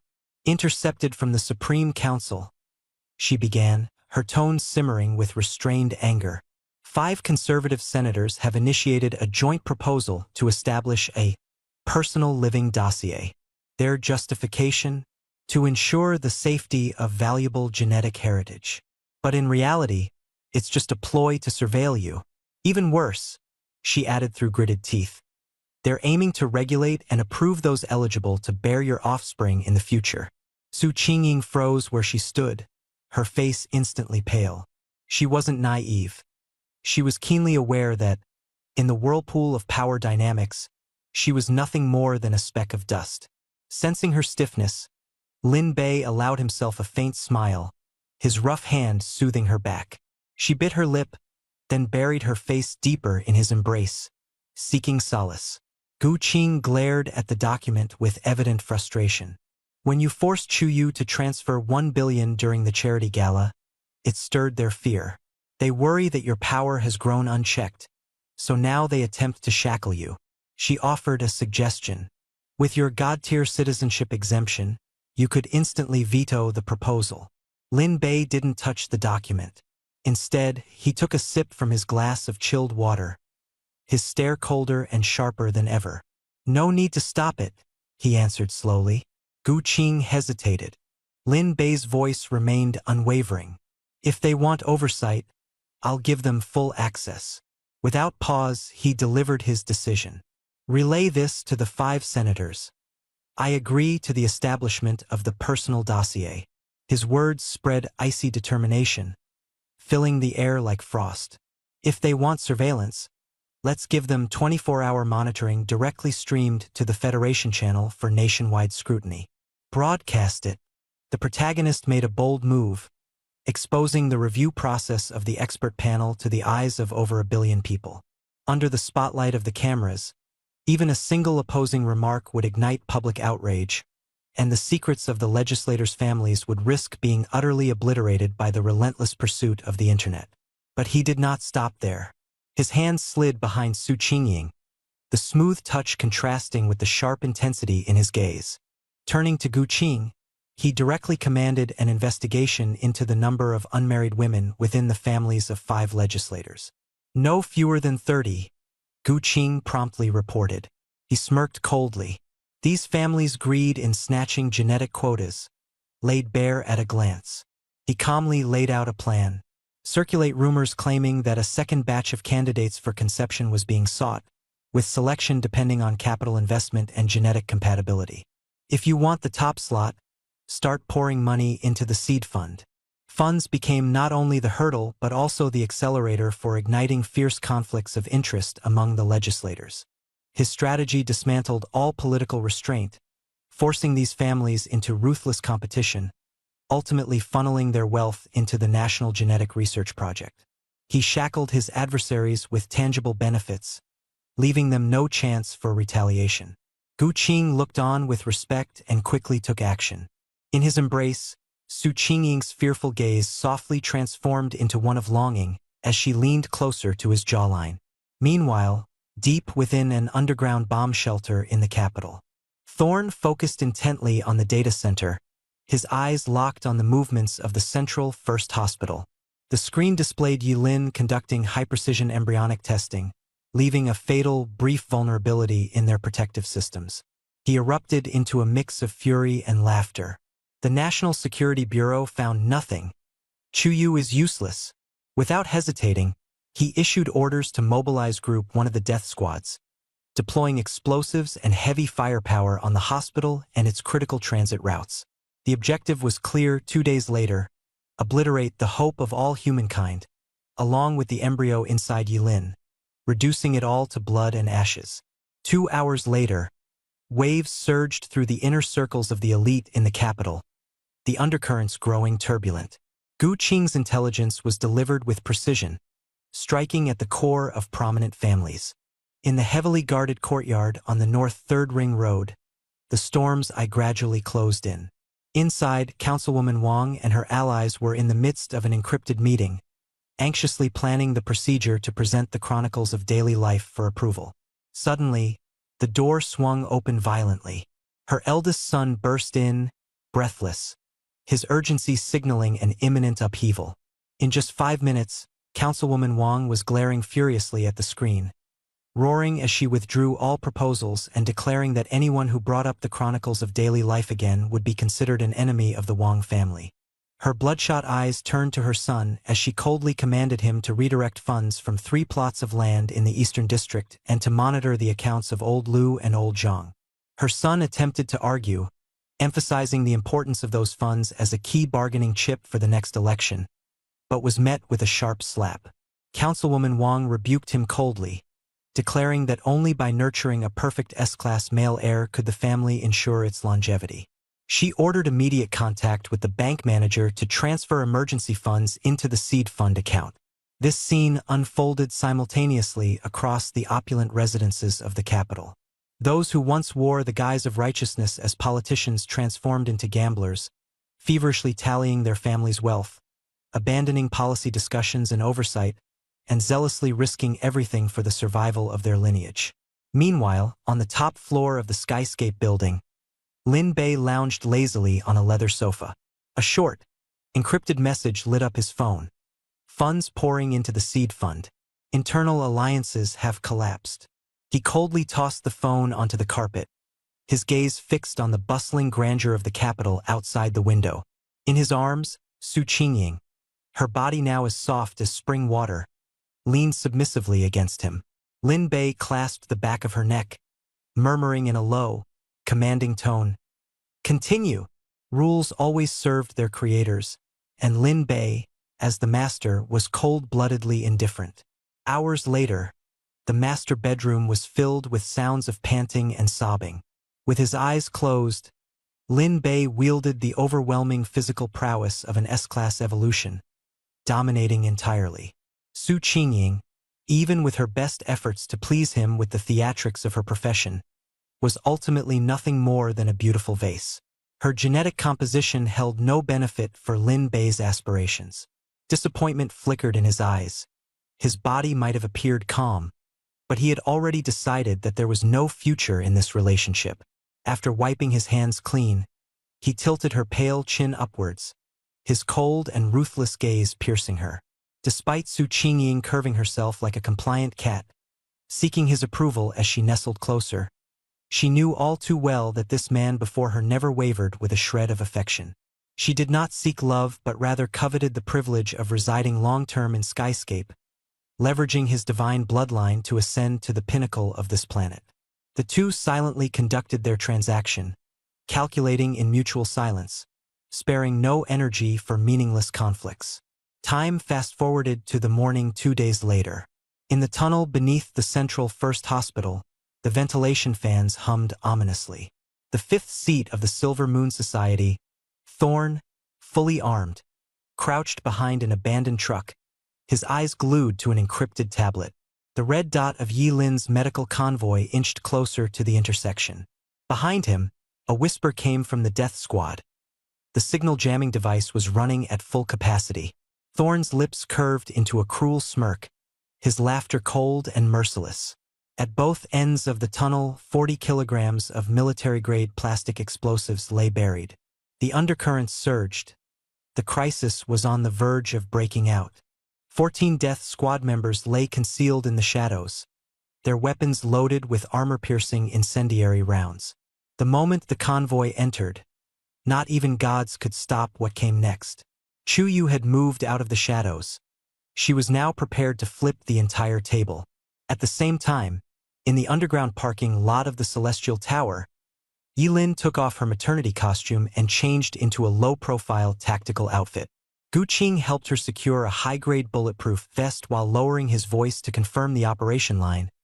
The covert vehicle team is in position. We'll move through the underground corridor of West 3rd Ring Road. Physical surveillance is blocked. 45 plainclothes agents are sealing off the exits. Absolute safety guaranteed. Yilin's gaze passed over Gu Qing, locking onto the nanny van fitted with reinforced composite armor parked a dozen meters away, serving as the decoy. Inside, there was only a seasoned special operations driver. Silent and steady, she drew a deep breath before silently slipping into a gray business vehicle with the special operations team. The door closed without a sound, and the car quietly exited the parking lot. Gu Qing watched them leave and issued an encrypted message. The fish is out of the net. 3 seconds later, a reply came, received. Inside the tunnel, a black SUV guarded the armored nanny van as it proceeded along the planned route. Lurking in the shadows, Jingji's eyes burned with fervor as he pressed the detonator. A deafening explosion erupted. Flames shot skyward as shockwaves obliterated the escort vehicles. The nanny van's explosion-resistant tires were blown out, forcing it to crash hard onto the road, skidding several meters before coming to a halt. The retreat path was completely cut off. Jingji roared, leading 14 death soldiers in frantic suppression fire against the nanny van. Rounds of concentrated bullets riddled the composite armor and explosion-resistant glass. Any hope of survival inside seemed slim. She pulled the pin on a grenade, preparing to detonate. Suddenly, a dull thump sounded from behind the death squad's formation, followed by the collapse of someone to the ground. Jingji didn't turn, her focus unwavering on the bullet-riddled nanny van. Then, 2 consecutive bangs rang close by. A death squad gunner abruptly dropped his weapon and fell lifelessly. She spun around to see a tall figure cloaked in black emerge from the shadows of the tunnel, one hand casually in his pocket and the other retrieving a firearm from a lifeless soldier's neck. Jingji froze in stunned disbelief, her wide eyes trembling violently. Recognizing the man, a chilling smile spread across her face before erupting into wild gusto. "Wonderful! You've delivered yourself to me." Her roar turned into a shriek. "Kill him!" Before the words fully left her mouth, Lin Bei was in motion. The reflexes honed by days of combat training kicked into full-throttle, muscles igniting with explosive efficiency, pushing his speed to the extreme. Jingji could barely track him as Lin Bei dashed through the firelit chaos, leaping between wrecked vehicles and support pillars, leaving 2 Z-shaped afterimages in his wake, swift as lightning. 2 of the death soldiers had just turned to fire when Lin Bei was already at close range. His left hand locked onto one of their wrists, the sickening crack of a bone breaking at a grotesque angle resounding through the space. Before the soldier could cry out in agony, Lin Bei used the force of his right hand to wrench the gun away, smashing it into the other target with overwhelming power. The butt of the gun struck with a brutal impact. Within the tunnel, the repeated pounding of the gun stock against bones created an alarming rhythm. Soldiers from the Silver Moon Society, one after another, dropped like dominoes under Lin Bei's relentless assault, unable to land a single effective counter. The remaining soldiers frantically fired their weapons, but Lin Bei agilely maneuvered behind a wrecked SUV for cover. Sparks flew off the car's metallic frame as bullets struck it, giving Lin Bei the opportunity to seize another rifle. Instead of aiming, he utilized its hard stock as a makeshift weapon, swinging it against the neck of an adversary. The struck soldier was sent airborne, slamming into a pillar before succumbing to fatal injury. The last 3 men panicked and began to flee, but at that moment, explosive blasts erupted at both ends of the tunnel simultaneously. The Special Operations Unit from the National Security Bureau completed their encirclement with illuminated tactical lights and red laser sights zeroing in on the enemies. Facing no other option, the 3 trembled in fear and raised their hands in surrender. Jingji, cowering behind cover, quaked uncontrollably, her eyes wide with terror. Lin Bei emerged leisurely from his position, discarding the rifle in his hand. A faint smirk tugged at his lips as his gaze locked onto Jingji. The atmosphere grew heavier as the tunnel's ambient sound reduced to the steady hum of ventilation fans and the sporadic sharp breaths of those present. The outcome was evident. In an abandoned air raid shelter in the northern suburbs of Jing City, the atmosphere within the conference room was icy. A projection screen repeatedly played gruesome footage, Lin Bei quickly twisting the necks of death soldiers, the crisp crack of bones reverberating with chilling clarity. The footage showcased Lin Bei seizing a firearm and unleashing merciless violence without hesitation, launching wave after wave of deadly counterattacks. Across the table, a subordinate of the Silver Moon Society's remnants glared with fiery rage, accusing Chuyu of being an inside traitor, his voice hoarse from screaming. Chuyu observed calmly, her eyes steely. She smoothly brought out intercepted security logs, providing evidence that pointed to the Special Operations Unit embedding delayed bait codes. She deftly deflected the blame back onto Jingji, emphasizing the strategic trap that Lin Bei had orchestrated. Silence enveloped the conference room as everyone found themselves awestruck by Lin Bei's ferocity. Turning her focus back to the discussion, Chuyu proposed the reinstatement of her command authority and faced the elder head-on. The old man slowly opened his cloudy eyes, speaking in a voice that was warm yet carried an undeniable weight. "Your heart is in chaos. You are unfit to lead anymore." The words were a direct blow to Chuyu's confidence, leaving her face pale with shock. The elder pointed at the screen, his tone unwavering. "Do not only focus on the trap. At the end, look. Did Lin Bei leave any survivors? The lives of more than a dozen men, and he claimed every one of them. This man, idolized and sanctified by the Supreme Council as an S-class citizen, has cast off his mask. He is declaring war against the Silver Moon Society." The conference room plunged into a silent yet palpable shock. Everyone instinctively swallowed hard. The gravity of the situation solidified their realization that the scale of this conflict had escalated dramatically. At Celestial Residence in Jing City, sunlight streamed through the floor-to-ceiling windows, filling the room with golden warmth. Having just completed an intense life-or-death training session, Lin Bei stood shirtless in front of the mirror. His gaze was resolute, as if preparing to unleash yet another storm of chaos. Lin Bei's physique, now restructured by S-class genetic enhancement, was flawless and imposing, exuding an aura of unparalleled dominance. Kneeling on the richly textured carpet at his feet was Su Qingying, the nation's acclaimed film queen. Her slender hands delicately adjusted his pant cuffs. She wore a thin, nearly translucent black silk nightgown, its straps sliding off her shoulders to reveal the faint traces of red marks left on her skin from the previous night, enticing and seductive. The once aloof, cold goddess of the silver screen was nowhere to be seen. Tonight, Lin Bei was set to attend a top-tier appreciation banquet. In just 2 days, he used the provocative phrase "real gold and silver" in exchange for conception slots to decisively shatter the defenses of conservative politicians.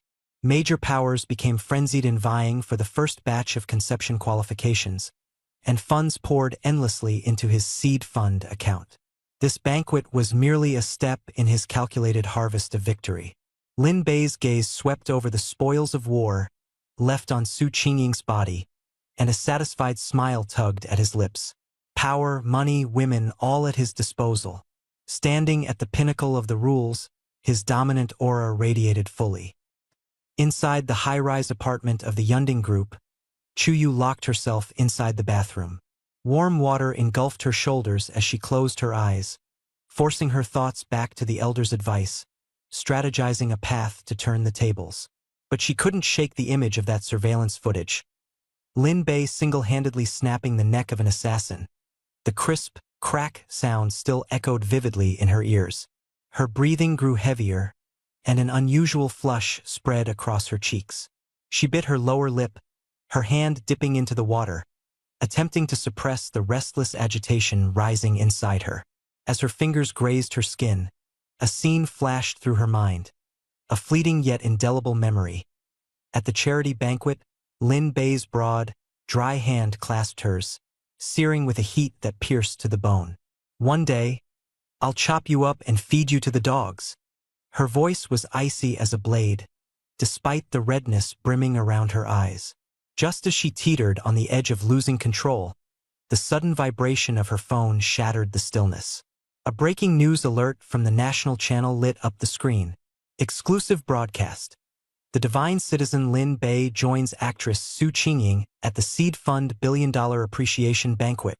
Chuyu took a deep breath, her trembling fingers tapping on the holographic screen.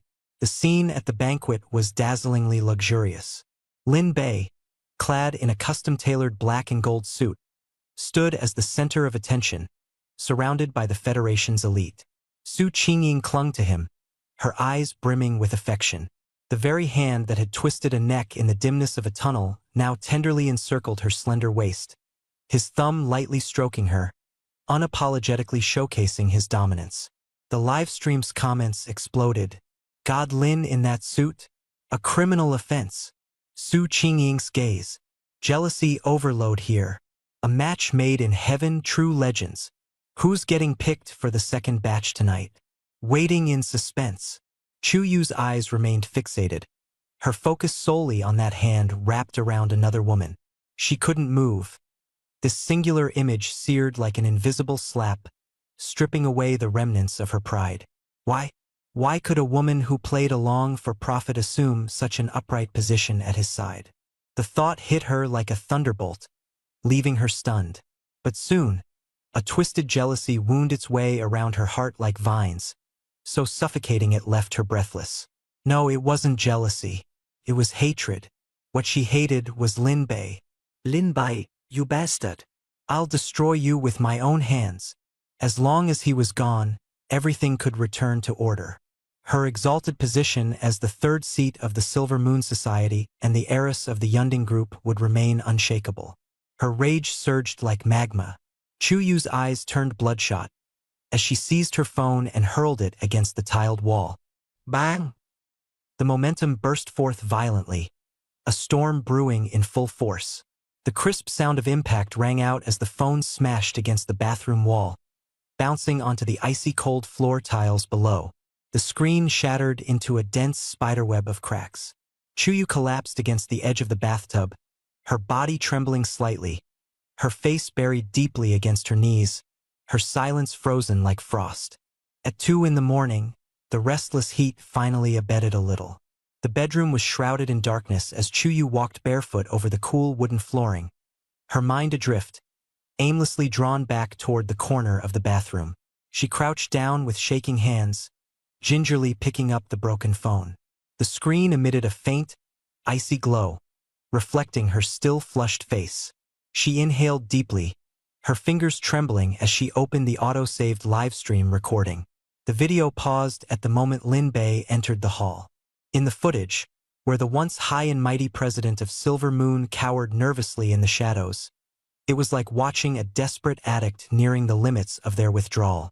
Chuyu's eyes stayed glued to the screen as she repeatedly replayed Lin Bei's hand wrapping around Su Qingying's waist, trying to burn every contour of that broad hand into her memory. The oppressive and erratic sound of her breathing gradually filled the darkness of the bathroom. The sound of water flowed, then halted. Chuyu tightly wrapped herself in a bath towel, moving silently in front of the sink. Her reflection revealed her flushed face and labored breaths. Abruptly, she slammed her palm against the countertop, muttering under her breath, "Lin Bei! Just you wait." Turning away from the bathroom, she swiftly activated her encrypted laptop. The Yunding Group's deeply hidden network hadn't been completely severed yet. Her fingers danced across the keyboard, inputting commands.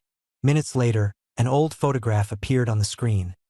A woman with greasy, disheveled hair and sunken hollow eyes, standing absent-mindedly at a street corner. A stark contrast to the fresh-faced university student in the database. Jiang Ran, Lin Bei's ex-girlfriend. Chuyu stared at the photograph, her taut shoulders suddenly relaxing, letting out a low, cold laugh. In a distant suburban area, within a shabby rental unit, Jiang Ran curled up on a worn-out spring mattress, clutching a cup of instant noodles steeped in hot water. The screen of her phone lit up as another rejection notification popped up. It was the 5th letter of rejection that day. She tightened her grip on the phone, flinging it angrily onto the bed. Having sold off all her luxury goods, severed all ties with her parents, and been publicly humiliated by her former circle of so-called friends, the days of her once lavish life had long ended. The stark disparity between her real life and the reality she once envisioned plunged her into despair. Her eyes were swollen red. Jiang Ran hesitated before clicking on the registration page for food delivery couriers. Tears fell onto her screen. Suddenly, a sharp knocking echoed from the door. She shrank into a corner, held her breath, and a shadow of the ruthless debt collectors loomed in her mind. Silence enveloped the space outside, and faint footsteps gradually faded away. She peered through the peephole. There was no one there. Opening the door cautiously, she found a thick, black card lying on the ground with glaring white letters printed across it. If you want Lin Bei's debts cleared, meet at the basement of the abandoned factory in the Eastern District at 3 p.m. Jiang Ran gripped the card tightly, and the dim hopelessness in her eyes was ignited by greed and stubborn dissatisfaction. At 3 p.m., in the chilling basement of the abandoned factory, the air was thick with the smell of motor oil and mold. Jiang Ran sat alone at a rusty iron table, her gaze wandering nervously, her legs trembling uncontrollably. In the distance, the clicking of high-heeled shoes against the concrete floor grew closer. 2 burly bodyguards in black suits descended the stairs first, followed by a woman dressed in a long, tailored black coat, wearing oversized sunglasses and a mask.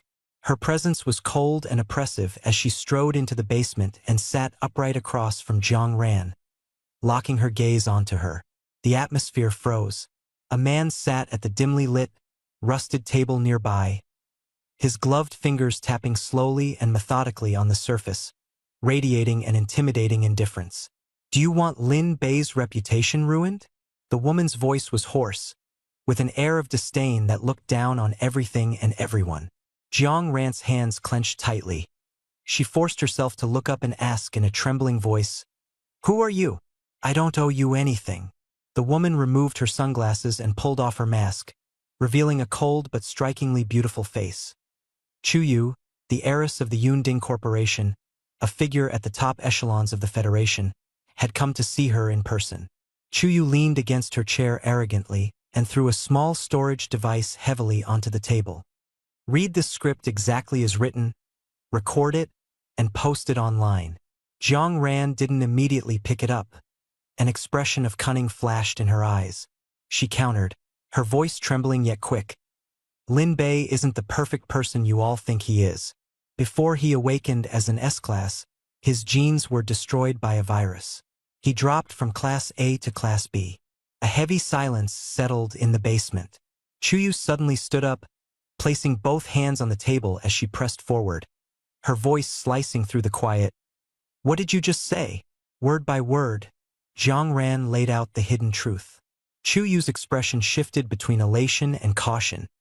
This wasn't just talent. It was an unstable mutation born from extreme genetic distortion. She snapped the storage device in her hand, abandoning her original plan entirely. From her coat, she pulled out a black card and a non-traceable passport, slamming them onto the table. 5 million Federation credits, along with a ticket to the Free Federation. No official exposé, just make it clear that Lin Bei's so-called S-class status is the product of an unstable post-mutation phenomenon. Chu Yu's gaze burned with a vicious, resolute energy. Let the entire world know that their so-called savior is a ticking time bomb built on lies. Jiang Ran's breath caught, her gaze fixed on the black card and passport. She understood just how perilous this path was. The state would hunt her down relentlessly.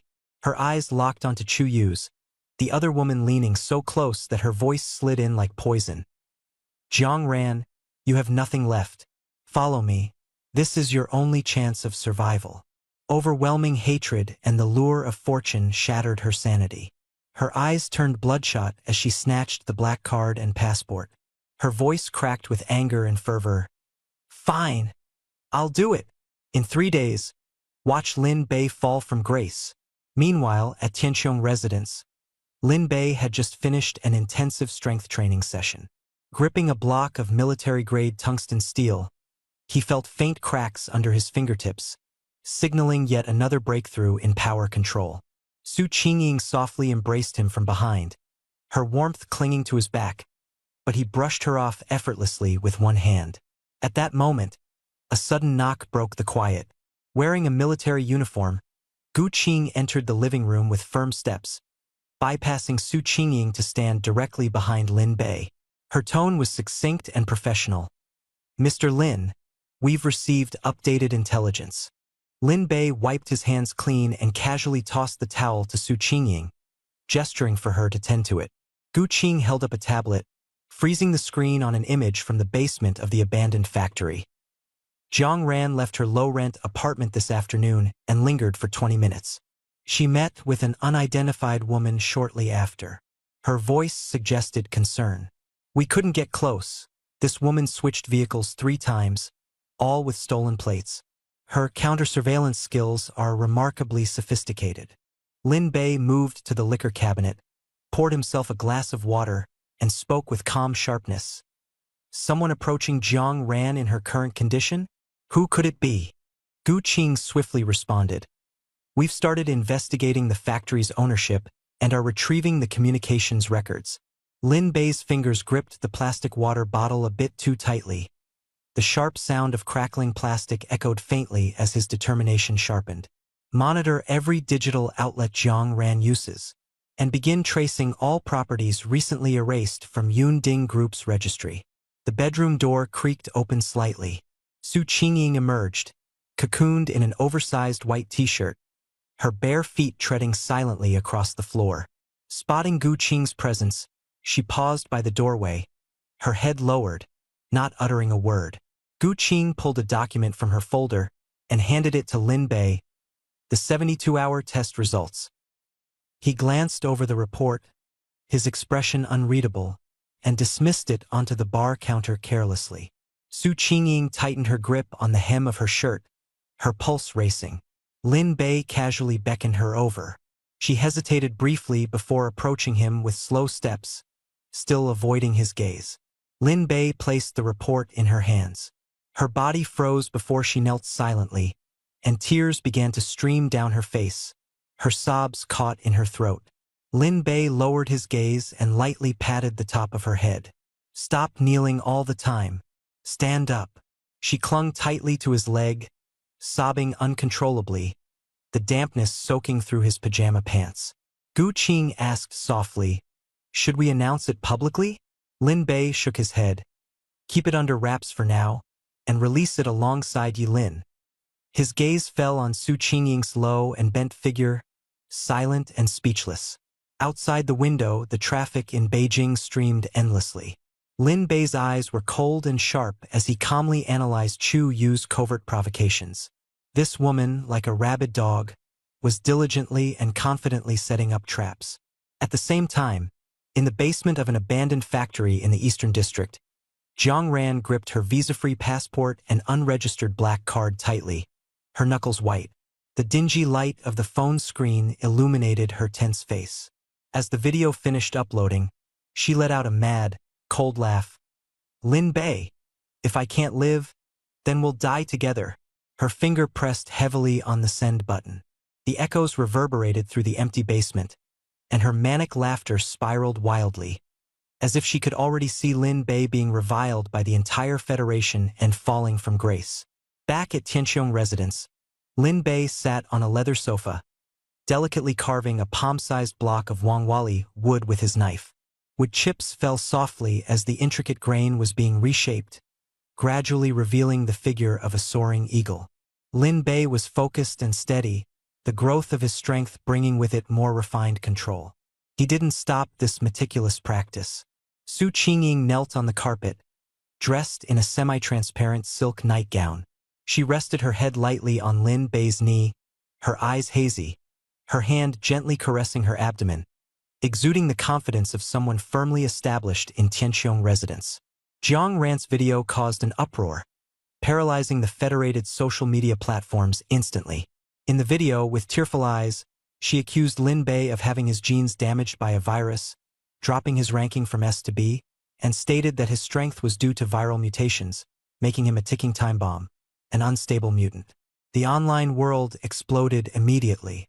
Panic rippled through the netizens. B-grade mutation? Impossible. Can this monster still save humanity? Fear spread like wildfire. Reality mirrored the turmoil as the national security alarms blared sharply, and the Federation Council's lines were flooded with calls. Financial magnates and politicians scrambled to withdraw their support. The doors of Tianqiong residence were thrown open as Gu Qing, drenched in his military uniform and covered in cold sweat, rushed in, panic-stricken as he reported the spiraling public outcry and suggested shutting down the internet and placing Jiang Ran under arrest. Lin Bei remained unmoved, calmly whittling away at his wood carving. He responded coolly, "Why the rush?" His composed demeanor froze Gu Qing in place, his overwhelming anxiety subdued. Su Qingying handed Lin Bei a damp towel, carefully wiping his hands. He gazed at Gu Qing with a calm intensity, countering that suppressing the fallout would only make the facts more glaring. He scoffed at the Silver Moon Society's blatant rumors, claiming their desperation proved they had no means left to retaliate, reduced to barking in the sewers. Lin Bei ordered the National Security Bureau not only to avoid shutting down access but to secretly amplify Jiang Ran's allegations through national algorithms, ensuring there was no hiding from the truth. He declared his intent to flush out every hidden rat. Gu Qing finally regained his composure and promptly left to carry out the command. Lin Bei remained seated, gazing ahead with the composure of an immovable mountain. Su Qingying moved gently, lifting Lin Bei's legs onto her fair thighs, her fingertips expertly massaging his muscles to help him relax. He closed his eyes, silently enjoying the moment, as the vitality within him surged like a tidal wave, shielding against the ignorance of the outside world. The unlocking of his genetic potential had become his unbreakable shield, his body continuously absorbing energy, awaiting the next resonance to trigger a further ascension. Meanwhile, in a secret safe house belonging to the Cloud Summit Group in Beijing, Chuyu stared intently at rapidly climbing holographic data. The view count of the video breaking past the billion mark with frightening speed. At first, she was brimming with confidence, holding a wine glass and smiling contentedly. But gradually, her expression turned somber and her brows furrowed. There was no official response, no refutations, no arrests.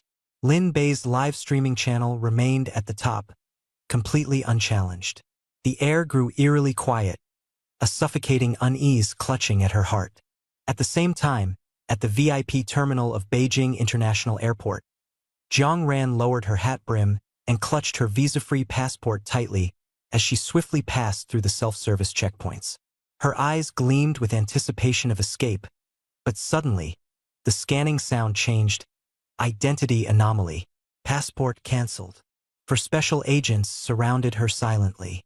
Her body trembled violently, cold sweat pouring down her face as she collapsed to the ground in despair. Her cries of hopelessness echoed, unable to hide from the icy stares fixed on her. 3 days later, Lin Bei remained unperturbed, watching the fear and rumor spiral unchecked online, the tide of public opinion sweeping across the nation. Under the pressure of a collective petition by the elites, the Supreme Council was cornered, and an ultimatum landed on the National Security Bureau's desk. demanding a clear medical explanation. Yilin's unborn child, bearing the weight of humanity's future, had only 15 days left for the final assessment. The countdown of fate hung like a blade above them. Inside Tianqiong residence, Lin Bei reclined lazily on the sofa, his demeanor calm, his gaze sharp and indifferent. Chu Minglan, president of the Cloud Summit Group, stared coldly at the overwhelming gene fraud trending topic, sneering, "Idiots." She took a sip of her coffee, without hesitation increasing her donation by another 5 billion, confident that the hidden enemy behind all this would meet their end. Little did she know that Chu Yu, who orchestrated this all, now hid in the safe house, consumed by fear and unease. He sat quietly, holding a worn copy of the Federal History of Species Evolution, his fingers turning its yellowed pages. The room was unnervingly silent, with illustrations of prehistoric skeletal remains adorning the walls. Su Qingying knelt demurely on the carpet beside the sofa, clad in a black, form-fitting yoga outfit.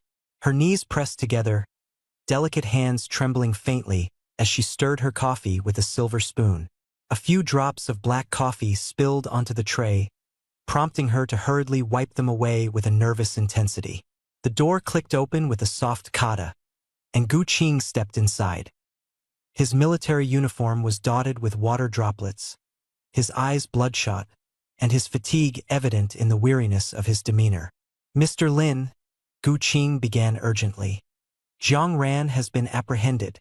She tried leaving the country with a forged passport but was intercepted at the border and detained." Lin Bei's brow did not twitch. His gaze remained fixed on the page of his book. The public outcry is spiraling out of control. Massive protests have erupted across core districts of Beijing and Shanghai, with tens of thousands of demonstrators demanding you disclose real medical information. She continued, her report unrelenting. Gu Qing pulled out a tablet and projected surveillance footage from the parliamentary chamber. In the elliptical conference room, Commissioner Hua leaned over the table, livid, shouting at the speaker. The seasoned strategist, Commissioner Hua, found himself now both humiliated and enraged. The implications of genetic classifications had placed him on dangerously shaky ground. Slamming the table furiously, he roared, "The future of humanity cannot rest in the hands of a mutant spawned from virus-induced aberrations." He slammed a document onto the table with a resounding thud, proposing an emergency motion to revoke Lin Bei's exclusive security authorization from the National Security Bureau. Instead, the plan recommended placing Tianqiong residents under the full control of the Joint Military Police, who would also dispatch a medical team to conduct 24/7 spinal fluid extractions from Lin Bei for testing. The room descended into chaos, with lawmakers wavering under the mounting pressure of public opinion. Some raised their hands in support of the emergency proposal. As the video feed cut out, Gu Qing's expression darkened with anger, her disdain for the parliament's scheming conspiracies impossible to suppress.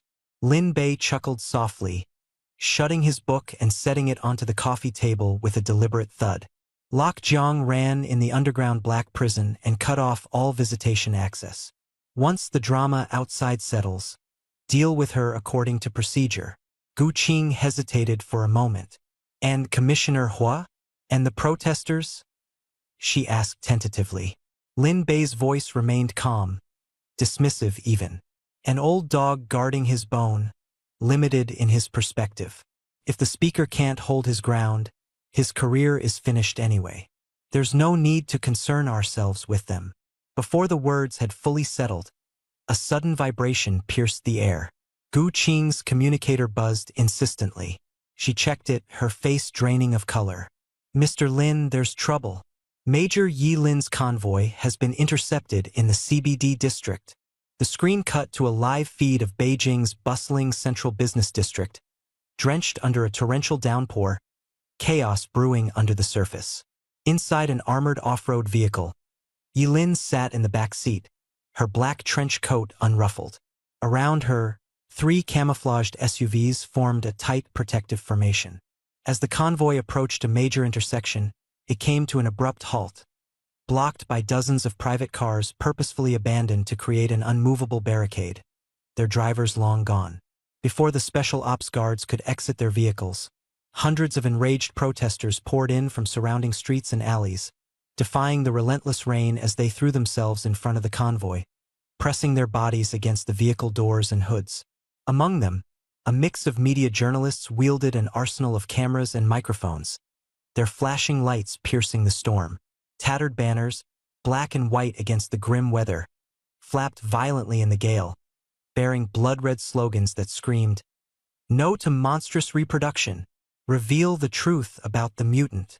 The special forces descended from their vehicles, forming a human barricade to repel the encroaching rioters. Their team leader bellowed, "Stand back! Official duties in progress." Yet no heed was paid. The crowd, emboldened by the Federated Citizens Protection Act, showed no fear of force, relentlessly hurling themselves at the security line. Amidst the turmoil, journalists took advantage of the chaos, delivering sneaky kicks and blows, causing the defensive line to falter further. Some reporters climbed onto the vehicle hoods, shoving microphones and camera lenses against the bulletproof glass. From megaphones came shrill questions. "Major Yilin, is the child you're carrying a genetically mutated freak?" The words carried insults and slander, amplified through the rain alongside a deluge of mud, rotten vegetables, and raw meat still streaked with blood, flooding the air with a nauseating stench. Inside the vehicle, Yilin remained sitting upright, her icy gaze fixed ahead. Her right hand gripped the hem of her trench coat tightly, while her left hand pressed protectively against her abdomen. Her knuckles whitened, and her breathing grew strained. 800 meters away, atop a luxurious office building, Commissioner Hu's clandestine aide peered through a military-grade telescope at the street mayhem below. In his earpiece, Commissioner Hu's voice dripped with satisfaction. "The fish has taken the bait. Inform the Joint Military Police to stand by 2 blocks away. If the National Security Bureau fires a shot, intervene under the pretext of crimes against humanity. Disarm them immediately. The key personnel at Tianqiong residence must be apprehended." Hu swirled his wine glass, the smile on his lips betraying his self-satisfaction at setting a flawless trap. For Lin Bei, it was a dilemma with no favorable outcome. Inaction would result in the humiliation of a vulnerable woman, tarnishing his deified status. But taking action to suppress the crowd would hand the moral high ground to the parliament, stripping him of his privileges entirely. Within Tianqiong Residence's living room, the massive screen continued its real-time broadcast of the escalating street chaos.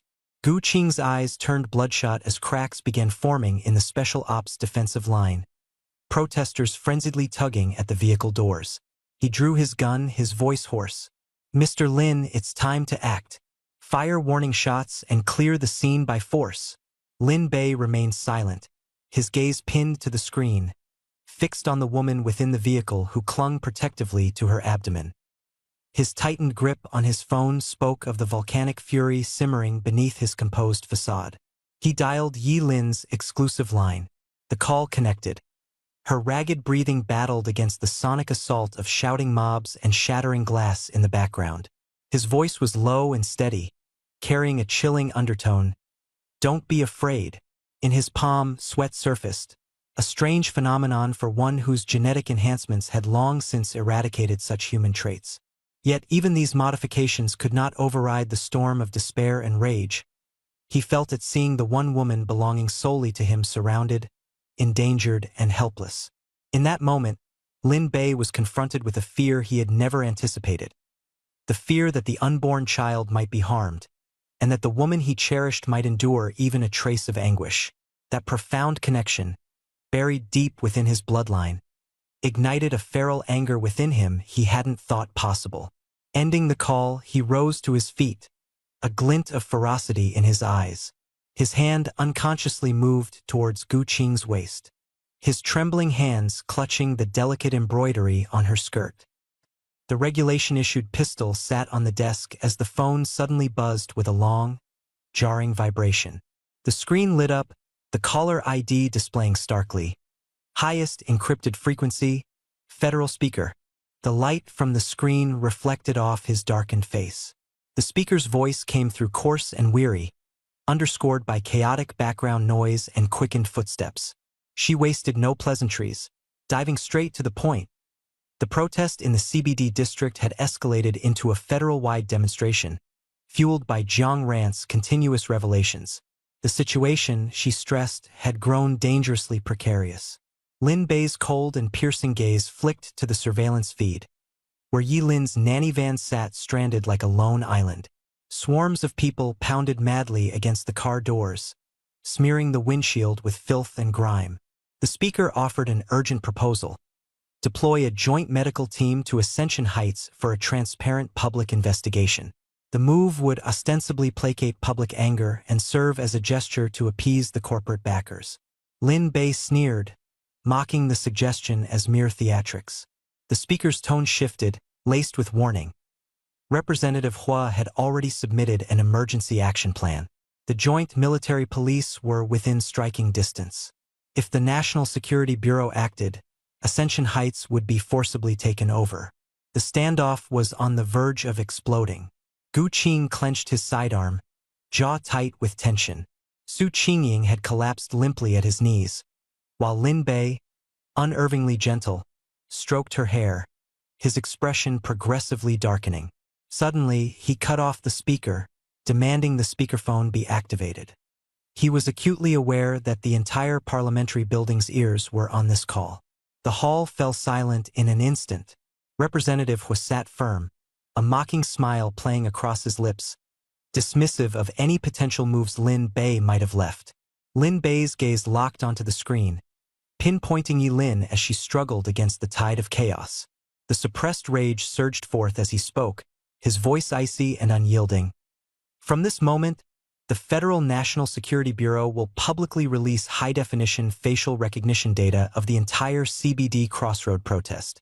His tone turned venomous, his words cutting like steel. Anyone participating, encouraging, or orchestrating this farce, your family names will be permanently blacklisted from S-class genetic reproduction privileges. He delivered the final blow without hesitation. Not just this generation, but for the next 3 generations, every direct female bloodline of those involved will be barred for life from entering the gates of Ascension Heights. His pronouncement detonated like a depth charge in the parliamentary hall. Beside Representative Hua, the corporate representatives' faces twitched, terror etched deeply into their eyes. The S-class genetic quota was more than a mere symbol of lineage.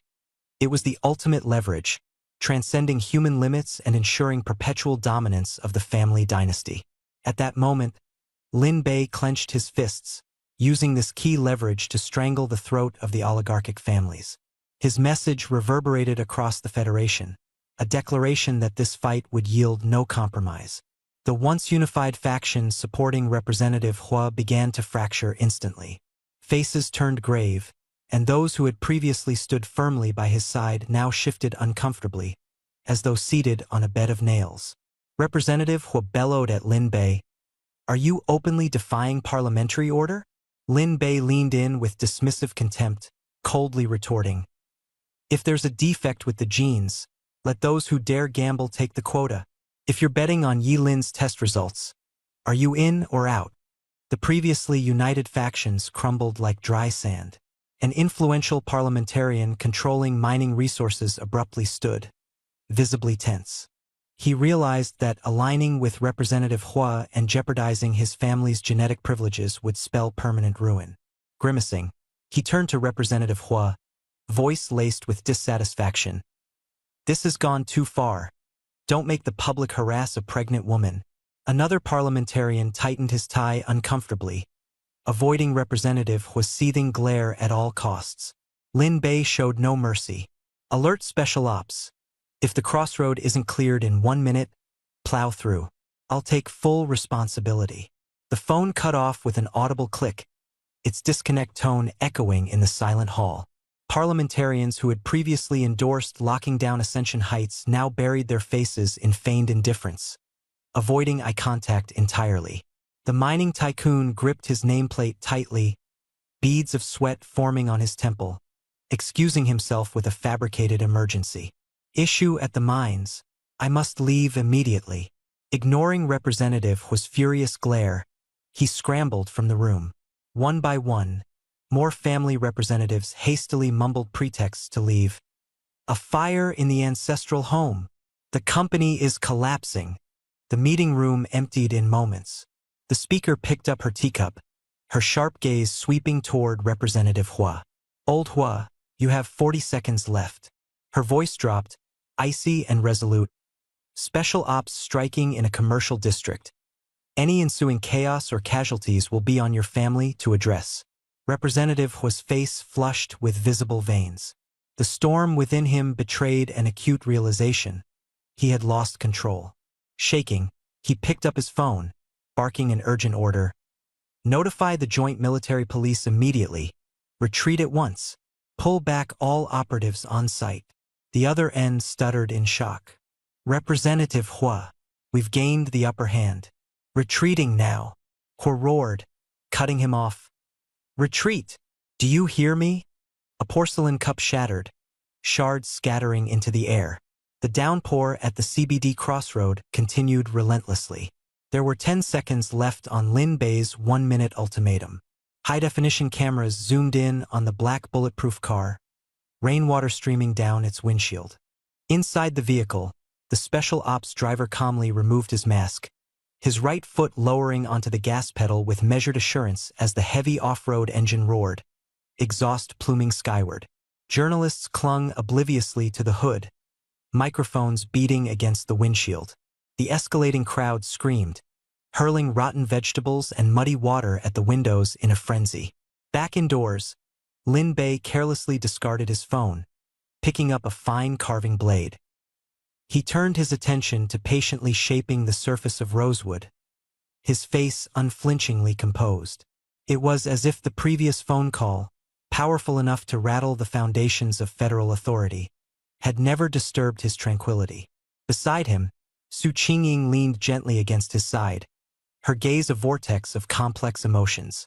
Clutching tightly at the hem of his pants, her face pressed close against the edge of his clothes, silent reverence and infatuation seeped through her demeanor. On the rooftop of the office building, the secretary of the Hua family gripped the walkie-talkie tightly, veins bulging on his forehead. He hesitated over whether to call for a retreat, gambling on the hope that the national security agents would fire the shots that would shatter Lin Bei's myth. Yet he couldn't bring himself to press the broadcast button. At the intersection of the CBD, torrential rain hammered against the bulletproof car, producing a dense, chaotic sound. As the countdown began, the special agent's driver slammed the brakes before flooring the accelerator, the engine roaring as it surged forward. Inside the car, Yilin shielded her abdomen with one arm and gripped a dagger with the other, her expression vigilant, muscles tense, ready to break through. Outside the vehicle, the lead reporter raised a wrench, furiously demanding for the detained to be handed over, smashing it against the windshield, which was already cracked like a spider's web. Countdown 3, 2, 1. The driver clenched his teeth, foot hovering over the brake as the tension reached its peak. Suddenly, over a dozen unmarked black SUVs roared onto the scene, violently crashing through barricades and sending a luxury car in the middle of the road flying.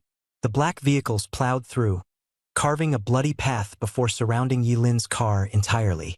The special agent's driver was stunned, slamming on the brakes in shock. The vehicle doors burst open, but instead of the anticipated special agents, a group of women dressed in all black vests and fully armed emerged. Carrying electric batons and riot shields, their faces were obscured by helmets, shoulders marked with emblems of top-tier aristocratic private militias. Mixed within them were Union gendarmes, their firearms gleaming coldly in the rain. Before the reporters could react, a bodyguard nearly 2 meters tall stepped forward and delivered a brutal kick, instantly breaking the reporter's bones. The reporter collapsed unconscious to the ground. The gendarme captain raised their gun and fired 3 shots skyward, the deafening gunshots silencing the chaos in an instant. Violence erupted in full force. Without any warning, the private militia and gendarmes unleashed a ruthless onslaught on the crowd. Bolts of blue electricity crackled as batons struck like lightning. Shields swept aside and knocked over human walls, while steel boots mercilessly stomped on those who fell. The roaring voices of furious citizens were instantly suppressed. Curses were interrupted midway, their teeth shattered by rifle butts. Blood mixed with rainwater splattered on the ground. This was no longer mere dispersal, but slaughter. In the blink of an eye, the mob became prey, scattering in every direction to escape. Cries, screams, and the sound of bones breaking intertwined into a nightmarish symphony. Amidst the storm, the air became saturated with the scent of blood. Minutes earlier, those same cameras, which had fervently spouted rhetoric about the purity of human genetics, were violently seized and destroyed by bodyguards, their shattered remnants scattered on the ground. In the face of the family's interests, these secret dealings among the elites were exposed without hesitation. Lin Bei held the power to grant or withhold S-rank genetic access, and anyone who dared stand in his way became a mortal enemy. The live-stream broadcast across the entire internet was plunged into dead silence as over tens of millions of viewers witnessed the dramatic reversal. Fans who had once cheered for the warriors became dumbfounded in an instant. So it turned out that those brutally assaulting civilians were representatives of the Supreme Council's gendarmes and the armed forces of aristocratic conglomerates. The comment sections exploded with confusion and fear across the screens. Why are the gendarmes attacking their own people? Whose private army are those black-clad forces? Cries for help echoed one after another. Inside the private residence of Tianqiong, the storm outside was isolated. Lin Bei sat calmly on the leather sofa, his gaze coldly scanning the holographic screen in midair, displaying a crisp view of the chaotic crossroads outside. The mob was being pitilessly mopped up by unseen masterminds. The small carving knife in his hand danced through the air, thin shavings of fragrant rosewood cascading to the floor in fine fragments as the blade moved with smooth precision. Beside him, Su Qingying knelt, breathing heavily, yet her expression revealed satisfaction and determination. Her face pressed tightly against his knee, clutching onto him as if he were her last source of security. "You've applied good force?" Lin Bei casually remarked, his voice calm yet sweeping across the room like a gale. Behind the sofa, Gu Qing basked in the exhilaration of victory. Killing without firing a single bullet, no need to wound or maim. The mob had trapped themselves in a fatal deadlock. 10 minutes later, a new wave of uproar crashed across the web. A retired tank operator posted comparison photos on social media, exposing the stark truth. The black SUVs at the scene were equipped with the latest military-grade armor. The black-clad figures weren't street hooligans but private bodyguards of aristocratic families. The bombshell revelation shattered everyone's perceptions. The rhetoric of human survival and genetic purity was nothing more than lies spun by the elite.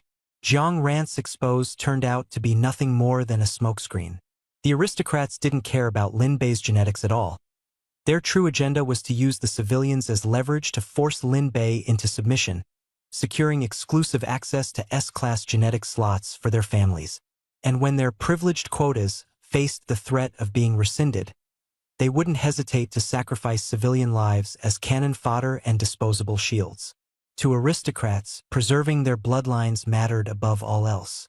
The tide of online chatter surged into a tsunami of denunciations against the aristocracy, drowning platforms in their wake. In the shadows of Beijing's northern outskirts, Chuyu stared fixated at 6 holographic screens.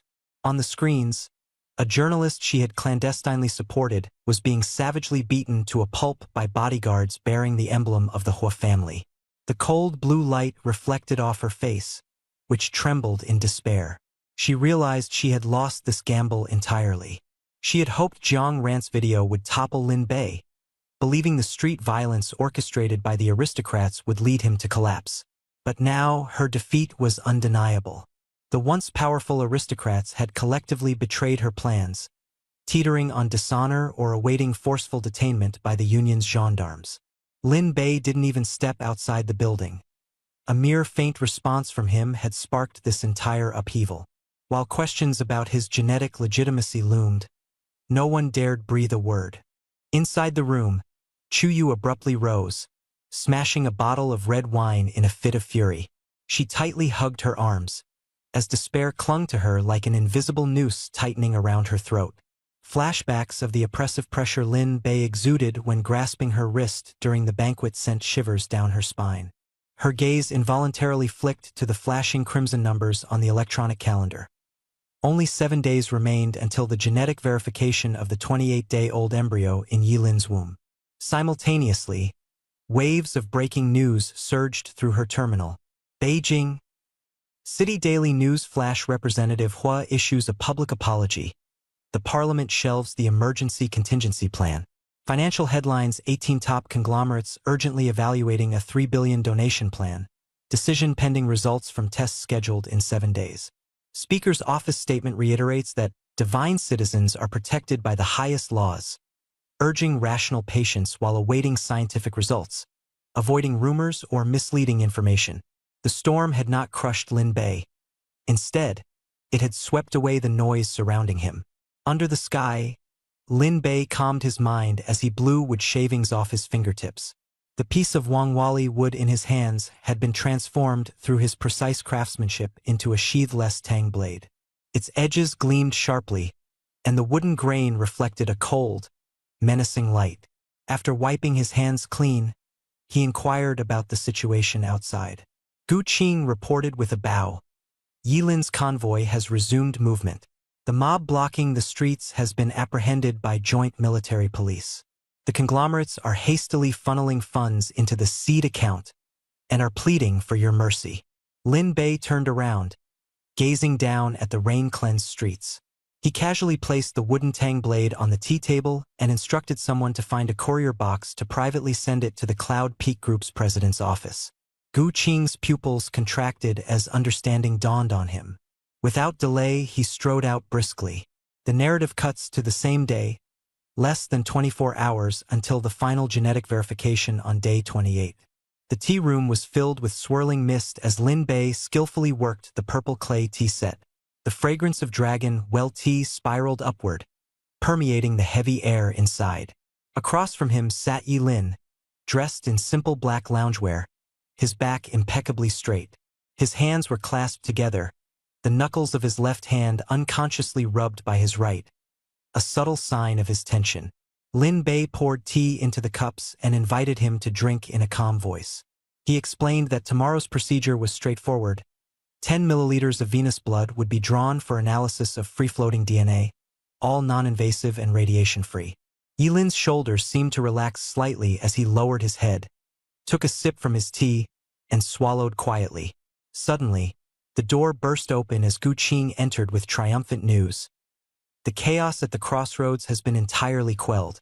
The extremists have been swiftly convicted on charges of endangering federal public safety, with maximum sentences about to be enforced.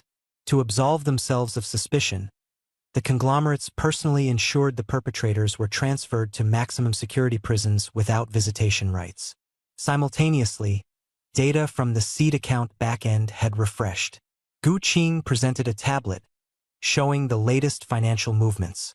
The update was like an invisible blade directed straight at the eye of the coming storm. In a mere 3 days, 40 billion federal credits had poured into the account like a torrent. Lin Bei glanced indifferently at the staggering figure, a faint sneer curling his lips. The knives of politicians and corporate magnates had swiftly changed their direction. Riding the fading heat of this crisis, they vied to throw real money onto the table, each racing to secure a piece of the future. He firmly declined all requests for meetings, issuing a clear directive. Until tomorrow's result is finalized, the gates of Tianqiong residence would remain closed to visitors. Gu Qing bowed to acknowledge the instruction, sensing the resoluteness embedded in the heavy silence of the room. Meanwhile, at the bustling Federal Capital Center, at the Cloud Peak Group's headquarters, Chu Minglan commanded the top-floor conference room. Dressed in a sharp, deep silver-tailored suit, her 50 years of authority could not conceal the sharpness in her gaze. As the marketing director excitedly presented their overseas expansion strategy, the door suddenly swung open.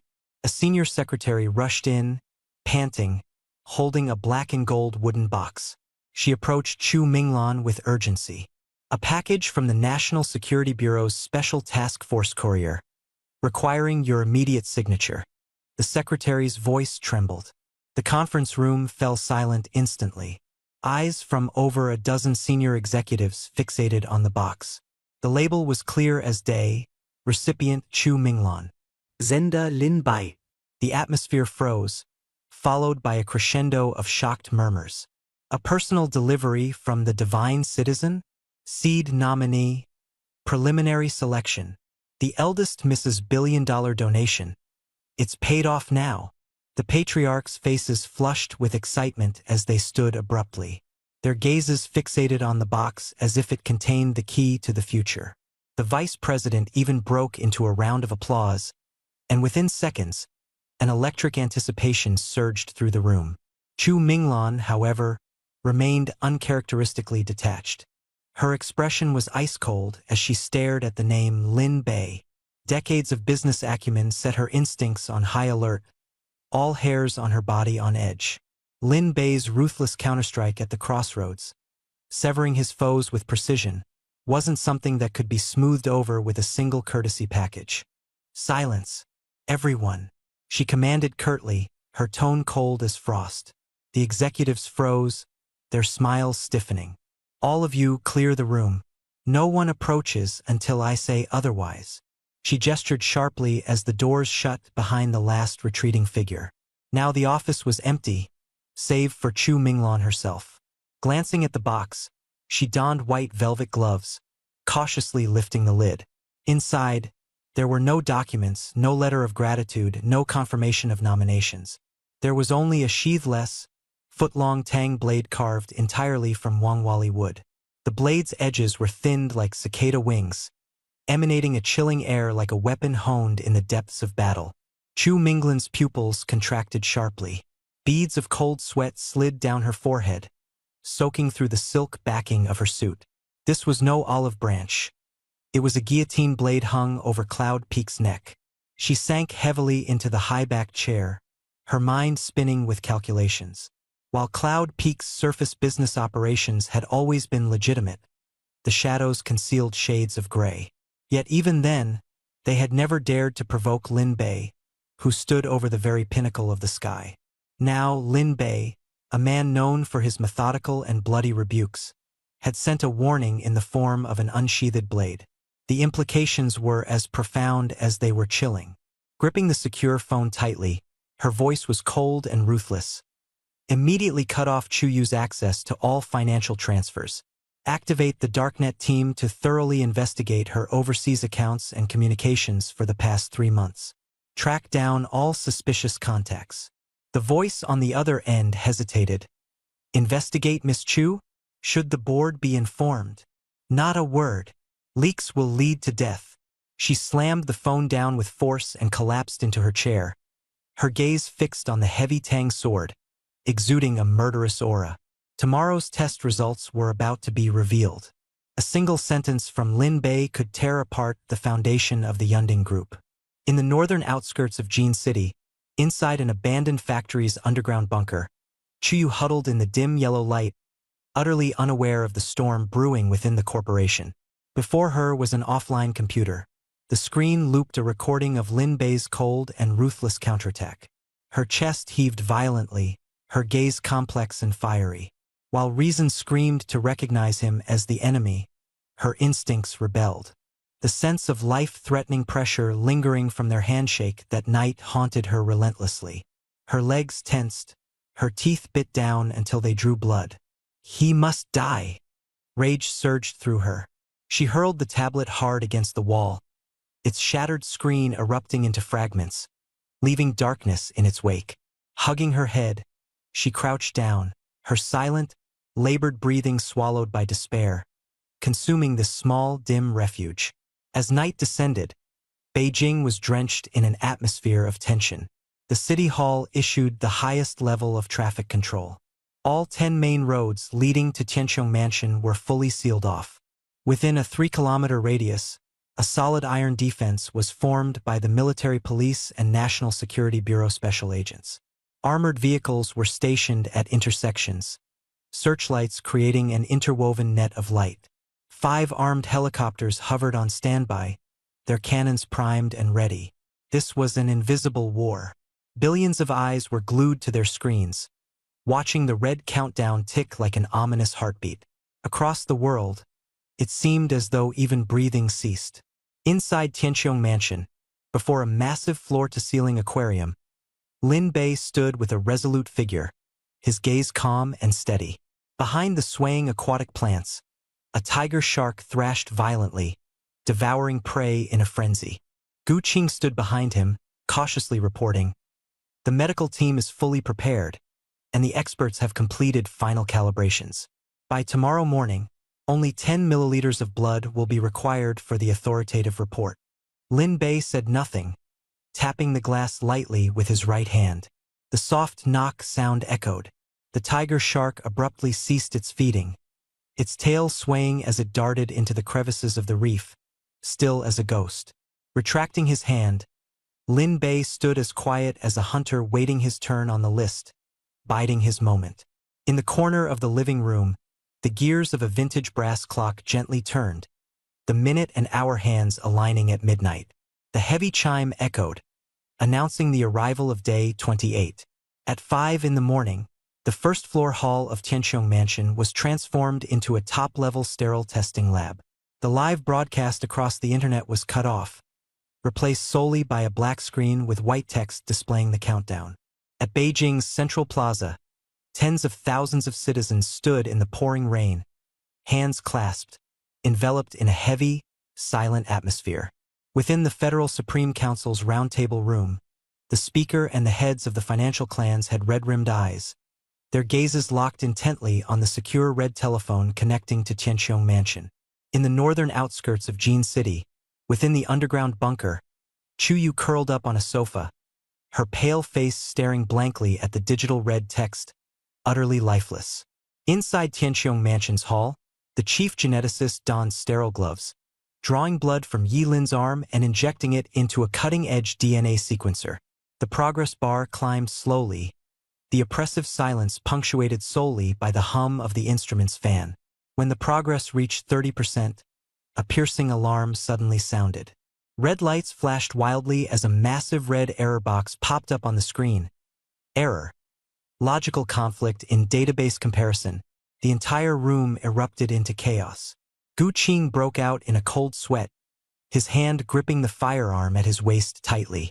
Medical staff turned pale, while the old expert frantically tapped away on the keyboard, reviewing the logs. 3 seconds later, he panted as he announced, "It wasn't a malfunction." His voice trembled with excitement, drenched in sweat. "The embryonic gene is too pristine, completely void of degenerative or pathogenic codes. The anti-fraud protocol triggered a fail-safe shutdown." The National Security Bureau agents' eyes widened. Even the system's rejection mechanisms couldn't pinpoint a flaw. Lin Bei spoke steadily, "Disable the alert database. Proceed." Yi Lin's shoulders finally relaxed. The old expert restarted the system, and the progress bar soared straight to 100%. On the screen appeared a flawless double-helix genetic sequence, dominating the display. The old expert was dumbfounded, meticulously verifying each component. Every single section was immaculate, without a trace of viral residue. "Perfect!" He dropped to his knees, trembling as he wept, tears mixing with sweat.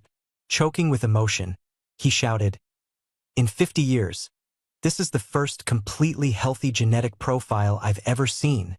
Dozens of senior researchers crowded around, their expressions stunned, their sobs suppressed. Lin Bei set down his teacup and slowly approached the screen.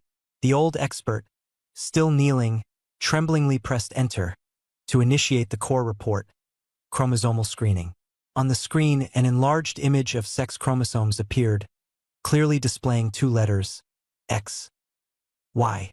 At that moment, the old expert's breathing grew rapid, nearly fainting. Clutching the control console, he roared out the truth humanity had awaited for years. "A perfectly healthy baby boy is here, ensuring the continuity of the human lineage." The Tianqiong Mansion Hall erupted in pandemonium. The top-tier medical experts clad in protective suits all turned together, one after another, toward Lin Bei and Yi Lin. Rin lowered her head, bowing at a precise 90-degree angle. Her choked sobs transformed into tears, suppressed cries surging up uncontrollably. Gu Qing bit her lip tightly, and the red encrypted phone in her hand slipped to the tiled floor with a crisp sound.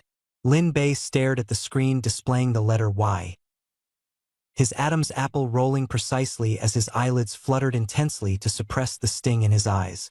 This was his bloodline, the proof of his existence. 8 o'clock on the dot. Every Federation media platform, outdoor screens, and personal terminals switched in unison to the live broadcast of the Supreme Council. The Supreme Speaker, her eyes bloodshot and hair disheveled, stood at the podium, slamming the thin paper report heavily onto the surface. Her voice, choked with emotion yet reverberating across the globe, announced, "The son of Lin Bei possesses a flawless genome. Humanity has been saved. The population crisis was officially over." Meanwhile, in a bomb shelter at the northern suburbs, Chuyu stared at the speaker on the screen, her strength draining away in an instant. She slid down onto the cold concrete floor, her bitter smile stiffening as it spread. The Silver Moon Society had been utterly crushed. Lin Bei, from being a theoretical savior, had ascended to become the ultimate master of life and death. Any opposition would be obliterated under the wrath of all humanity. After a brief silence, deafening cheers erupted, resounding throughout the Federation. Explosions crackled above the cities, skyscraper windows quivered, and car horns filled the streets with a feverish symphony. Those who once protested alongside Jiang Ran were consumed by regret.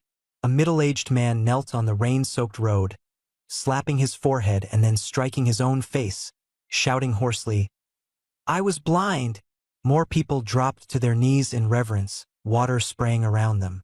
Cries and laughter melded into one chaotic yet unified sound. Inside the conference rooms of major financial conglomerates, the atmosphere was exceptionally intense.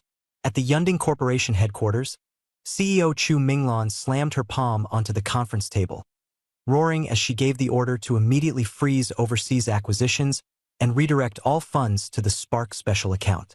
Simultaneously, cameras shifted to other key corporate powerhouses. Funds surged wildly, with hundreds of billions serving merely as an appetizer. At that moment, the world had wholly submitted beneath Lin Bei's feet.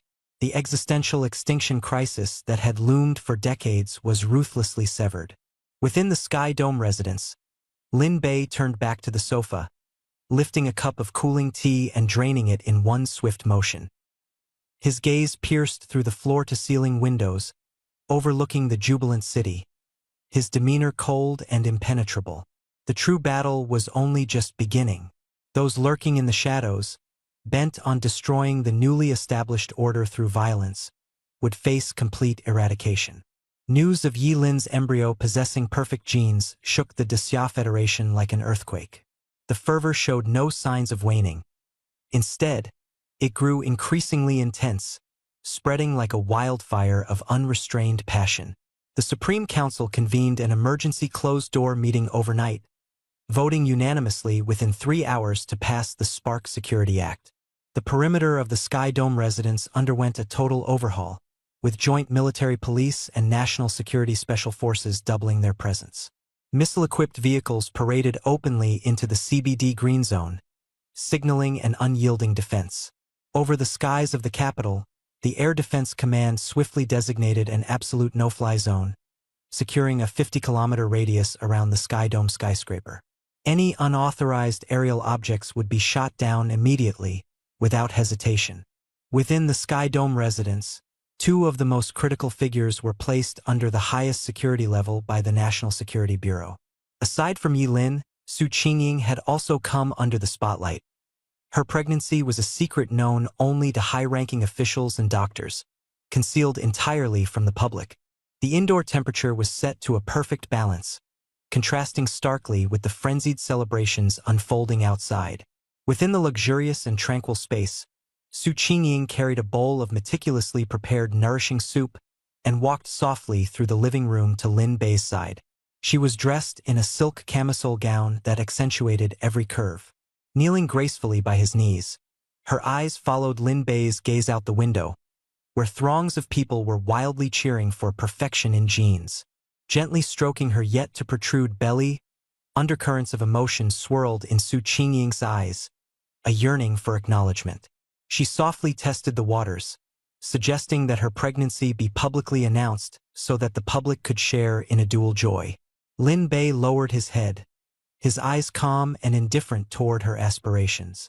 His broad hand lightly rested on her neck, his fingers slowly brushing against her skin, causing Su Qingying to turn pale instantly, her heart racing uncontrollably. After several seconds of suffocating silence, Lin Bei withdrew his hand. Trembling, she lowered her head to apologize, pleading to follow his every command. Lin Bei remained silent. Deep down, he knew that this woman, if not for the bloodline she carried, would have long been expelled from the Sky Dome. Elsewhere in the capital, at the Yunding Corporation headquarters top floor, CO Chu Minglan stared tensely at a tang blade lying on the desk, her nerves frayed after a sleepless night. The PR and financial directors reported cautiously, trembling as they said, "Another 100 billion has been injected into the Spark special account, totaling 200 billion, but it's like tossing stones into the ocean." No response. The director of the National Security Bureau, Gu, remains unresponsive as well. Chu Minglan's heart raced. The money was spent, yet nothing had come of it. She could only hope Lin Bei might show mercy and spare her family. "Any progress?" she demanded sharply, her tone a mix of urgency and faint despair. Abruptly turning around, Chu Minglan's gaze locked onto the few core executives seated in the guest area and the hacker team frantically typing away on their keyboards beside them. "President, the offshore accounts connected to Chu Yu are extremely resistant to tracing. We've deployed the company's supercomputers and are currently making headway. The database is breached." The lead hacker's fingers flew across the keyboard, the screen flooding with cascading streams of data like a torrent. Chu Minglan clenched her teeth, veins bulging, her gaze fixed on the screen with unyielding intensity. "It's cracked." The hacker hit the enter key with finality and pushed the keyboard aside, exclaiming, "All the baseline transaction flows are extracted. We're tracing back and comparing the timeline." The projection screen flared to life, and the core executives swarmed forward in a frenzy. What became apparent on the screen was a damning revelation: billions of funds funneled overseas through shell foundations and under the guise of charities. Even graver was the perfectly aligned timelines and transactions, their sinister intent vividly evident. March 12th, 23 million was transferred to an offshore account, 3 days before Lin Bei was assassinated. March 15th, 100 million federal credits were laundered, the exact day Lin Bei revealed Chu Yu's true intentions at the charity gala. April 2nd, 85 million flowed into the black market in the northern suburbs, right on the eve of Lin Bei's ambush. And just days ago, 5 million in black card expenditure, a match to the smear video scandal unleashed by ex-girlfriend Jiang Ran. At the root of all these transactions was the orchestrator Chu Yu of the Cloud Peak Corporation. The core executives turned ashen-faced. Some stumbled into tables with weakened knees, some questioning their very grasp of reality. Zhu Yue? Is she the shadow financier of an extremist terror organization, using corporate funds to assassinate Lin Bei? The PR director stammered, his voice trembling as it broke the thick silence. The temperature in the meeting room plummeted. The atmosphere turned deathly still. Chu Minglan stared at the devastating truth displayed before her. Her blood ran ice cold. She finally understood why Lin Bei had sent her only a wooden tang knife. Cloud Peak Corporation wasn't just corrupted. It was the ultimate threat to humanity's future. The lead hacker, drenched in sweat, pounded the keyboard at breakneck speed. The torrent of data abruptly stalled. Turning his head, he announced urgently, "Madam President, there's a top-tier security partition behind the firewall, but we've already breached it with 3 supercomputer nodes." The projection screen shifted, the web of transaction flows disappearing, replaced by an internal contact list that had narrowly escaped destruction. Chu Minglan's eyes locked onto the top IP address. This connection governed Cloud Peak's highest financial authority, and its designated identity revealed a chilling title: Third Elder. Her eyelid twitched uncontrollably, her heart wrenched with searing pain. Her very own daughter, not just laundering funds to protect an extremist organization, but was masterfully embedded as its handler and enforcer. The lifeblood of the corporation was tethered to a force of anti-humanity. "Open the operations log," Chu Minglan commanded coldly, her hand steadying against the desk. Silent, the hacker hesitated. Chu Minglan double-clicked the encrypted file archive herself. The screen displayed every command that had shocked the Federation, each blood-stained conflict, each fiery attack, and every directive bore Chu used electronic signature. The collision of blood and fire painted the indisputable truth without mercy. The mastermind behind it all, the dark empire looming over Cloud Peak's foundation, was none other than the daughter she had raised with her own hands. Chu Minglan slumped into her executive chair, her legs devoid of strength, her face ghostly pale. Her vision blurred as the assassination conspiracies unveiled on screen signaled the doom of Cloud Peak Corporation. Chu Yu. She was the ultimate handler behind it all. Around her, the executives mirrored her despair. The PR director collapsed to the floor. The finance director clasped both hands tightly over their lips, suppressing any sound that might betray their panic. A vice president, overcome by the tension and disorder, made a mad dash towards the exit, only to be brought down immediately by two security guards wielding electric batons. Chu Minglan's voice was calm yet cutting, decisive as a blade, as she ordered the immediate lockdown of the building, severing all external communications. She mobilized the family's elite security forces, froze all of Chu Yu's assets and secret safe houses.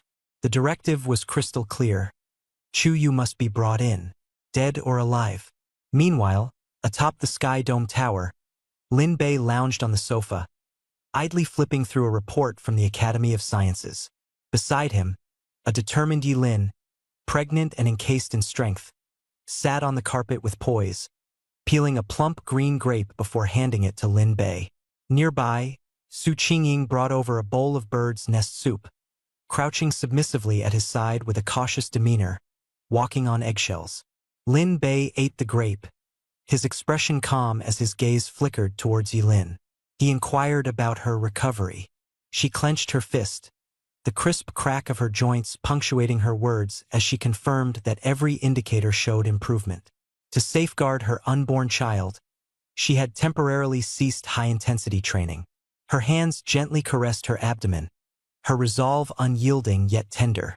Suddenly, the secure door creaked open and Gu Qing stepped in with measured composure, reporting the latest financial intelligence. The Spark project account had drawn in $1 trillion in funding, so much so that magnates lined up, causing bottlenecks across 3 major council roads. Commissioner Hua had unconditionally ceded 2 overseas mining assets. Lin Bei received the news with effortless calm, consenting to the acquisition of the mines while ensuring all funds went through anonymous channels. "No personnel exposure," he instructed. Gu Qing continued the briefing. The Cloud Peak Corporation building had abruptly gone radio silent, with its security forces now escorting Chu Yu to an underground bunker in the northern suburbs.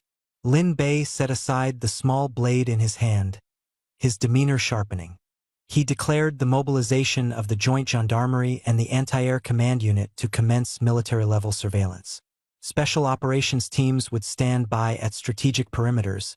He would personally oversee the unfolding crisis. Deep in the northern suburbs, Chu Yu lay curled up on a cold, worn-out sofa. Exhaustion consumed her, the oppressive surroundings mirroring the despair of her soul. Chu Minglan's resolute decisions had set the stage for a deadly manhunt. The chase had officially begun. The fragmented screen of a tablet flickered weakly, lifeless.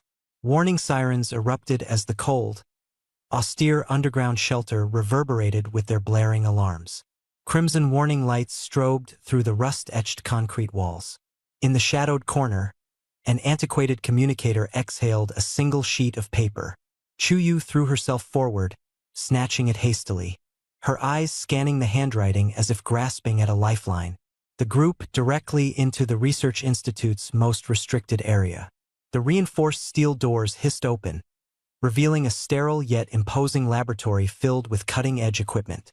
Dozens of researchers, donned in white lab coats, froze mid-step and turned toward the entrance, their expressions a mixture of awe and reverence. A hushed silence clung to the air as Lin Bei's presence commanded the room. He walked calmly toward the central observation platform, every step radiating an unshakable authority. "Let's begin," Lin Bei said simply, his voice steady but carrying the weight of absolute resolve.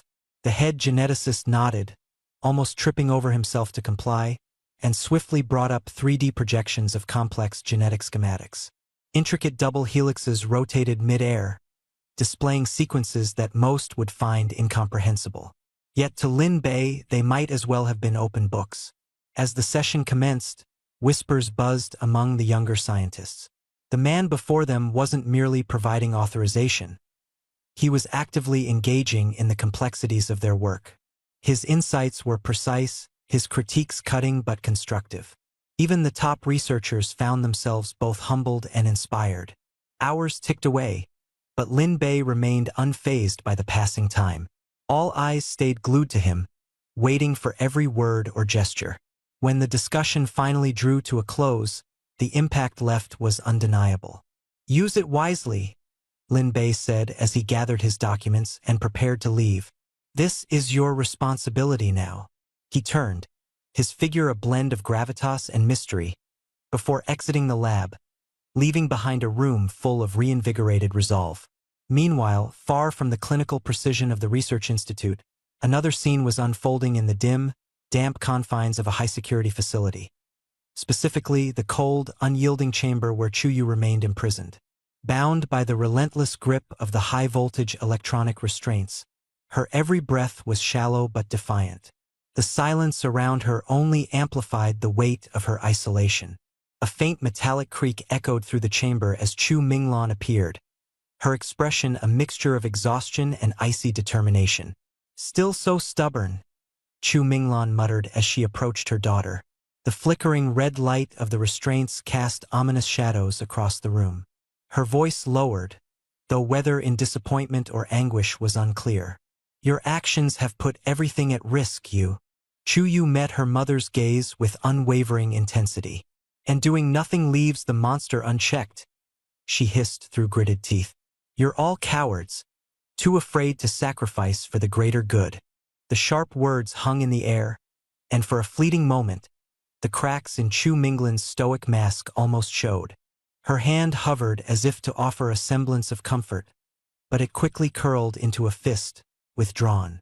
"I don't expect you to understand," Chu Minglan finally said, her eyes clouded. "And maybe one day you'll curse me for how I've handled this. But for now, you're staying here, where you can't do any more damage."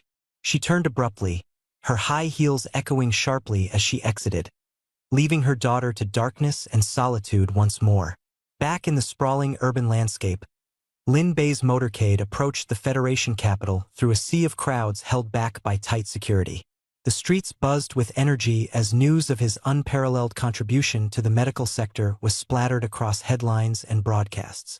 Inside the vehicle, Gu Qing handed over another briefing, speaking succinctly, "Preparations for the Genesis trial framework are proceeding ahead of schedule. The Federation has started funneling resources into public outreach for health initiatives. Meanwhile, resistance from corporate lobbying remains at zero." Lin Bei gave a faint nod but remained otherwise silent. His gaze, steady as ever, rested on the sprawling skyline outside the bulletproof glass, a view of a powerful, fractured world that he was methodically molding to his will.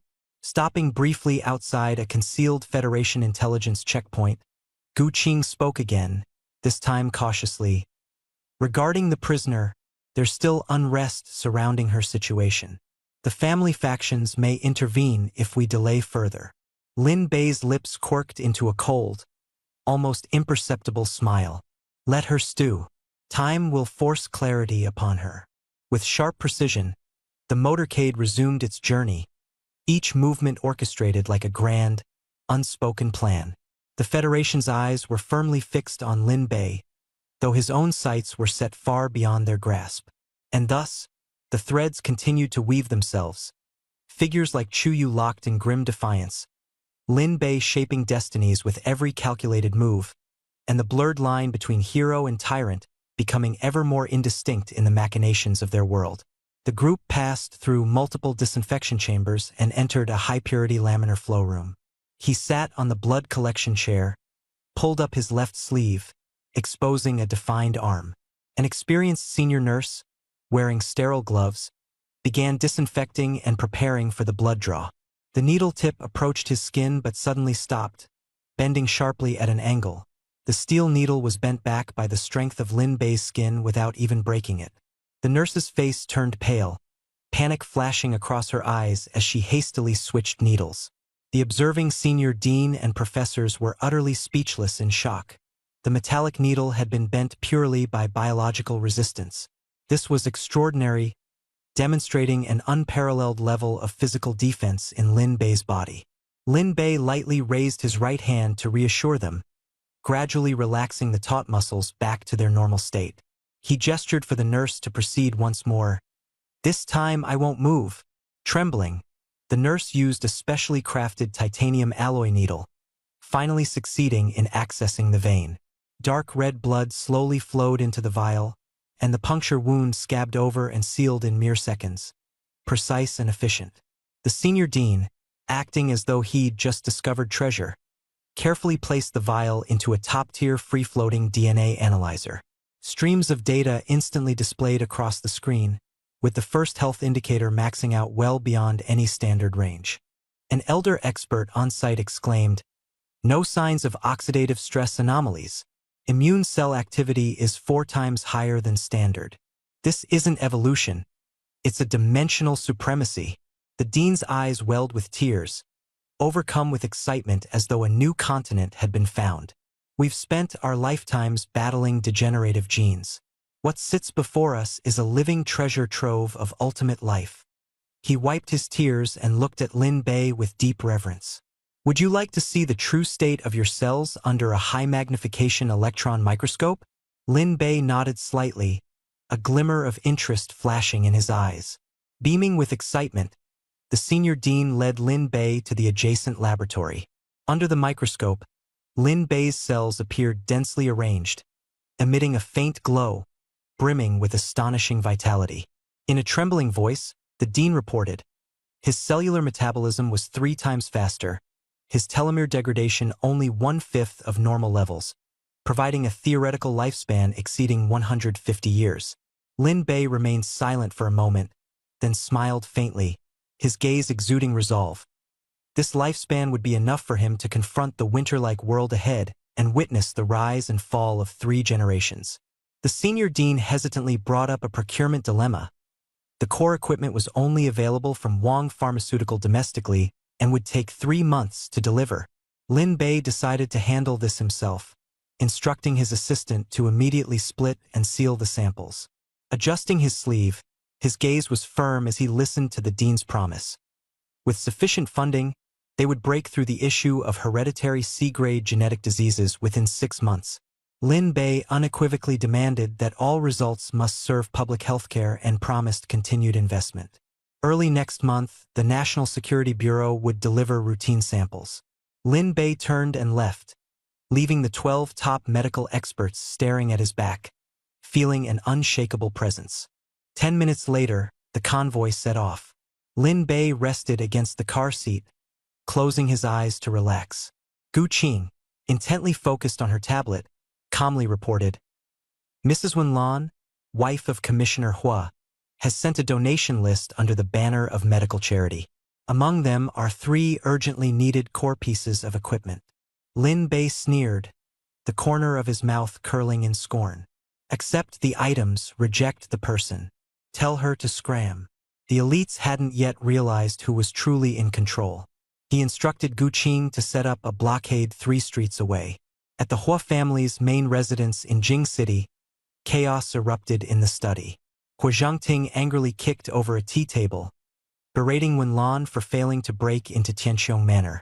Clutching her handbag tightly, Wenlan's tears streamed down her face as she pitifully described Lin Bei's bold measures. The National Security Bureau had intercepted her 3 blocks away, leaving no chance for a meeting. A silent clash of power and strategy had quietly begun. Hu Zhangting abruptly turned, planting his hands heavily on the desk, breathing heavily like an ox. In order to maintain the Hua family's position in the parliament, he had resolutely abandoned 2 overseas rare metal mines, like severing an arm to survive. It was his only option. He initially anticipated Wen Lan could use the equipment as leverage to negotiate with Lin Bei, gaining priority access to S-grade genes or a blood sample to recoup losses. But the plan had utterly failed. Lin Bei had accepted the hardware but showed no mercy in shutting the doors on them. Fury burned across Hu Zhengting's face as he clenched his teeth. That kid Lin Bei doesn't respond to threats nor softness. The National Security Bureau has turned the Research Institute into a fortress.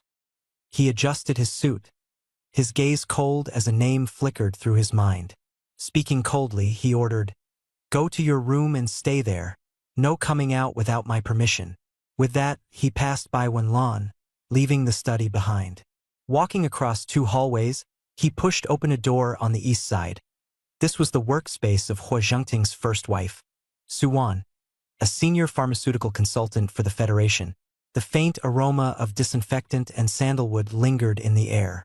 Su Wan, dressed in a beige cashmere sweater and wearing blue light-blocking glasses, was intently reviewing drug molecular formulas.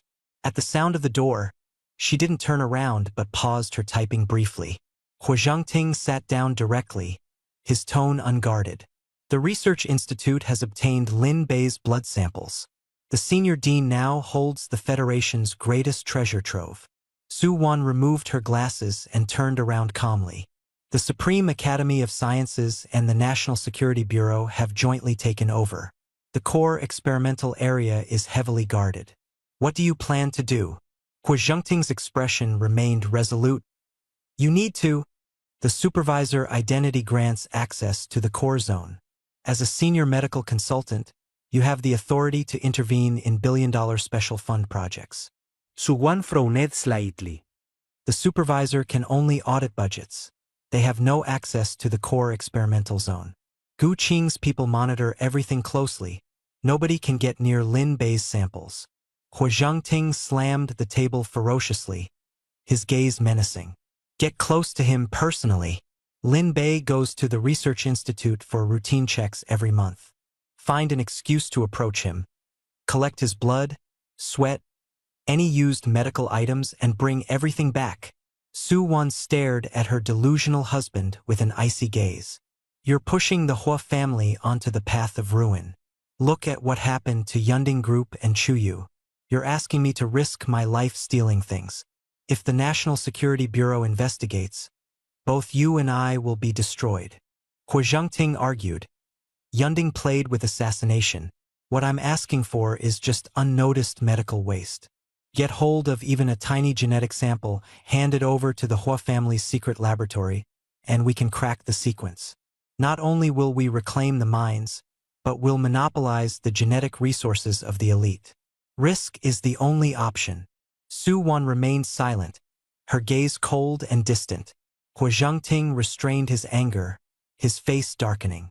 Don't forget, your brother's medical spot is in my hands. The Su family has relied on the Hua family to stand firm for years. It's time for you to fulfill your role as the madam of this household. Su Wan clenched her hands tightly, veins bulging, before slowly relaxing them. I'll try this once. Only this once. I trust you, Consultant Su. As it happens, Lin Bei is heading to the Research Institute today. Don't miss this opportunity. His lips curled into a cold smile as he turned to leave. As the door closed, Su Wan took a deep breath, suppressing the humiliation boiling within her. She exchanged her comfortable cashmere sweater for an elegantly tailored black professional dress and donned a white medical coat that symbolized authority. Her long hair was tightly coiled atop her head, revealing her sculpted neckline. This silent war had just begun. Half an hour later, a black sedan bearing the Federal Health Department's license plates quietly departed the Hua residence, heading straight toward the National Gene Research Institute. At 3 in the afternoon, in the isolation zone on the Institute's 3rd underground level, Lin Bei stood bare-chested before a massive force-measuring machine. His feet were planted firmly like granite, his right fist clenched. A surge of invisible power erupted from his waist, channeling through his spine and concentrating in his fist in an instant. With a loud boom, energy exploded fiercely as the punching bag absorbed the blow, shaking violently. The metal chains strained and screeched under the impact. The numbers on the machine's screen climbed rapidly before settling at a shocking 1,200 kilograms. The data recorder was dumbfounded, while the elderly institute director adjusted his glasses, his sharp eyes scrutinizing the curve of muscle electrophysiology signals. Swiftly, he documented his findings. Muscle fiber rupture resistance exceeded projections by 60%, while energy output maintained near-zero losses. Lin Bei retracted his fist, leaving not the smallest trace of injury on his skin. He casually grabbed a bottle of mineral water from the nearby table, taking calm sips. Water droplets trickled down his defined abdominal muscles. In the observation corridor above, Su Wan, under the watchful gaze of national security operatives, scanned her access card to enter. The Special Forces captain lightly corrected her regarding the scope of her permissions. "I'm here to verify the compatibility of the equipment donated by the Hua family. It won't interfere with security," she said, handing over her documents with nonchalance. Permission was granted without further question. Standing before the unidirectional blast-proof glass, Su Wan gazed down into the isolation chamber where Lin Bei's figure, drinking water, came into full view. She scrutinized the man who had stirred waves among the federal elite, her eyes filled with a complex intensity. Suddenly, Suane's pupils contracted sharply. A searing heat surged from her abdomen, accelerating along her spine and rushing to her brain. Her heartbeat skyrocketed, her blood seemed to boil. Her knees buckled, and she braced her trembling hands against the cold glass, her entire being overwhelmed as though she were being scorched by an invisible flame. Rationality struggled desperately within her, only to be defeated by primitive genetic instincts buried deep within her DNA. It was an uncontrollable genetic resonance, a force that shattered 30 years of social restraints, triggering her most shameful desires. In the isolation chamber, Lin Bei paused mid-movement as he tossed the empty bottle into the metal bin. He had keenly detected an unusual life force vibrating intensely behind the glass above, potent and rapid, its genetic signature oddly familiar yet more refined. Slowly, he turned around, his gaze piercing through the 5-centimeter-thick explosion-proof glass to align precisely with Su Wan's position. On the other side of the glass, Su Wan felt an icy, oppressive aura wash over her, raising every hair on her body. It felt as though she were being scrutinized by a supreme predator, a gaze that pierced straight into her soul. Staggering backward, she slumped against the wall, her breathing ragged as cold sweat soaked through her collar. Lin Bei's calm, steady stare remained fixed on the transparent barrier, his expression unreadable but faintly amused. Another unexpected turn of fate. A new blind box, as it were, had quietly been delivered. Lin Bei removed his towel, damp with sweat, to wipe the back of his neck before stepping toward the elevator.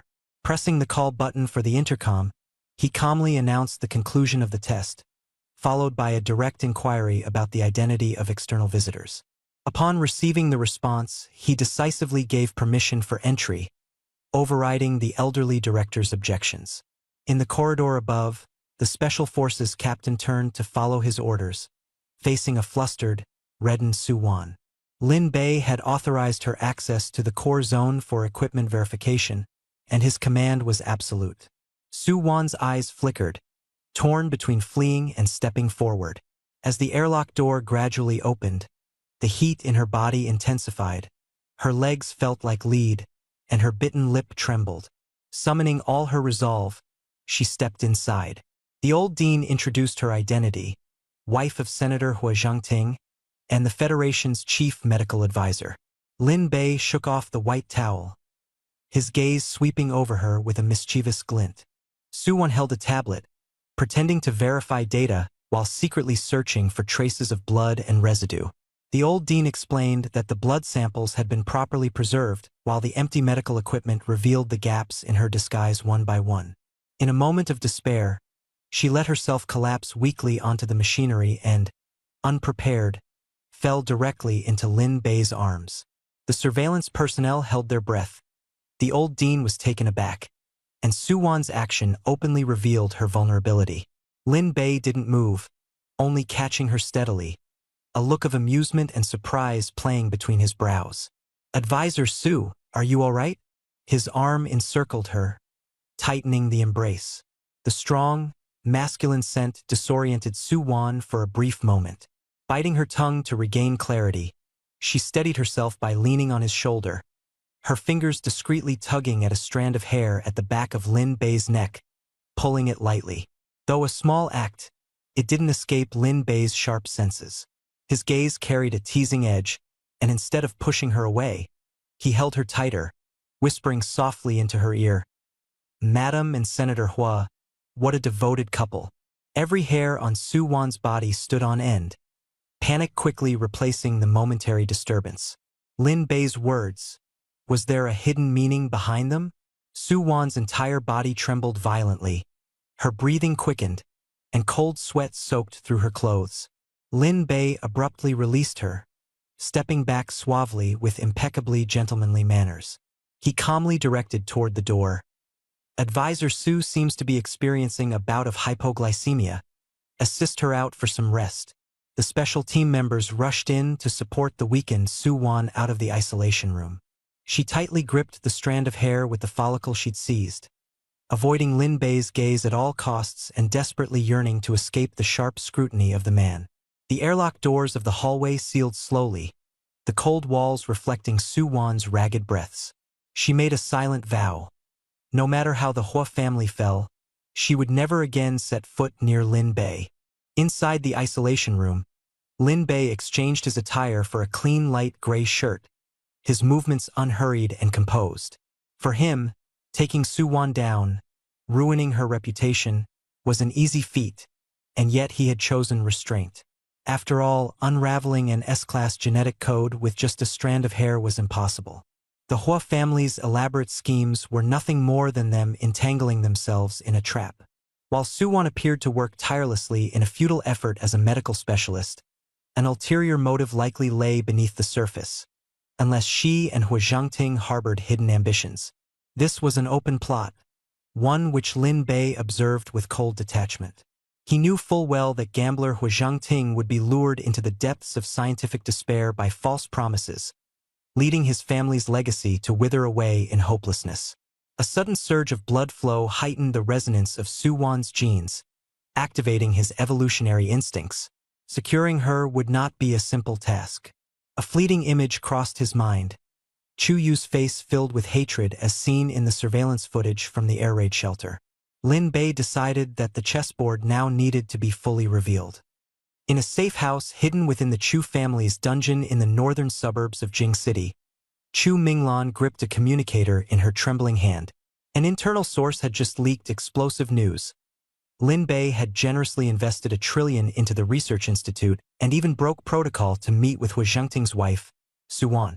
The upper echelons buzzed with rumors of close ties between the Hua family and Lin Bei. Meanwhile, the Yunding group seemed to be experiencing a bitter winter, with the sword of Damocles swinging precariously over the Chu family. And yet, a bold idea crossed Chu Minglan's mind. Lin Bei was decisive and ruthless. None of the death warriors from the tunnel attack had survived. Yet, for some reason, the mastermind Chu Yu was neither hunted down nor issued a warrant. Why spare her life? Chu Minglan quickly replayed the surveillance from the banquet in her mind. Lin Bei had gripped Chu Yu's hand tight, pulling her into his embrace. It was clear Lin Bei had taken a liking to Chu Yu. Her breathing became hurried as she pushed aside the security personnel, quickly stepping into the underground holding chamber. The iron door opened, revealing Chu Yu bound in electronic shackles, curled up on a cold metal chair. Her eyes reflected exhaustion. The once prized daughter of the Chu family had now fallen to such a state.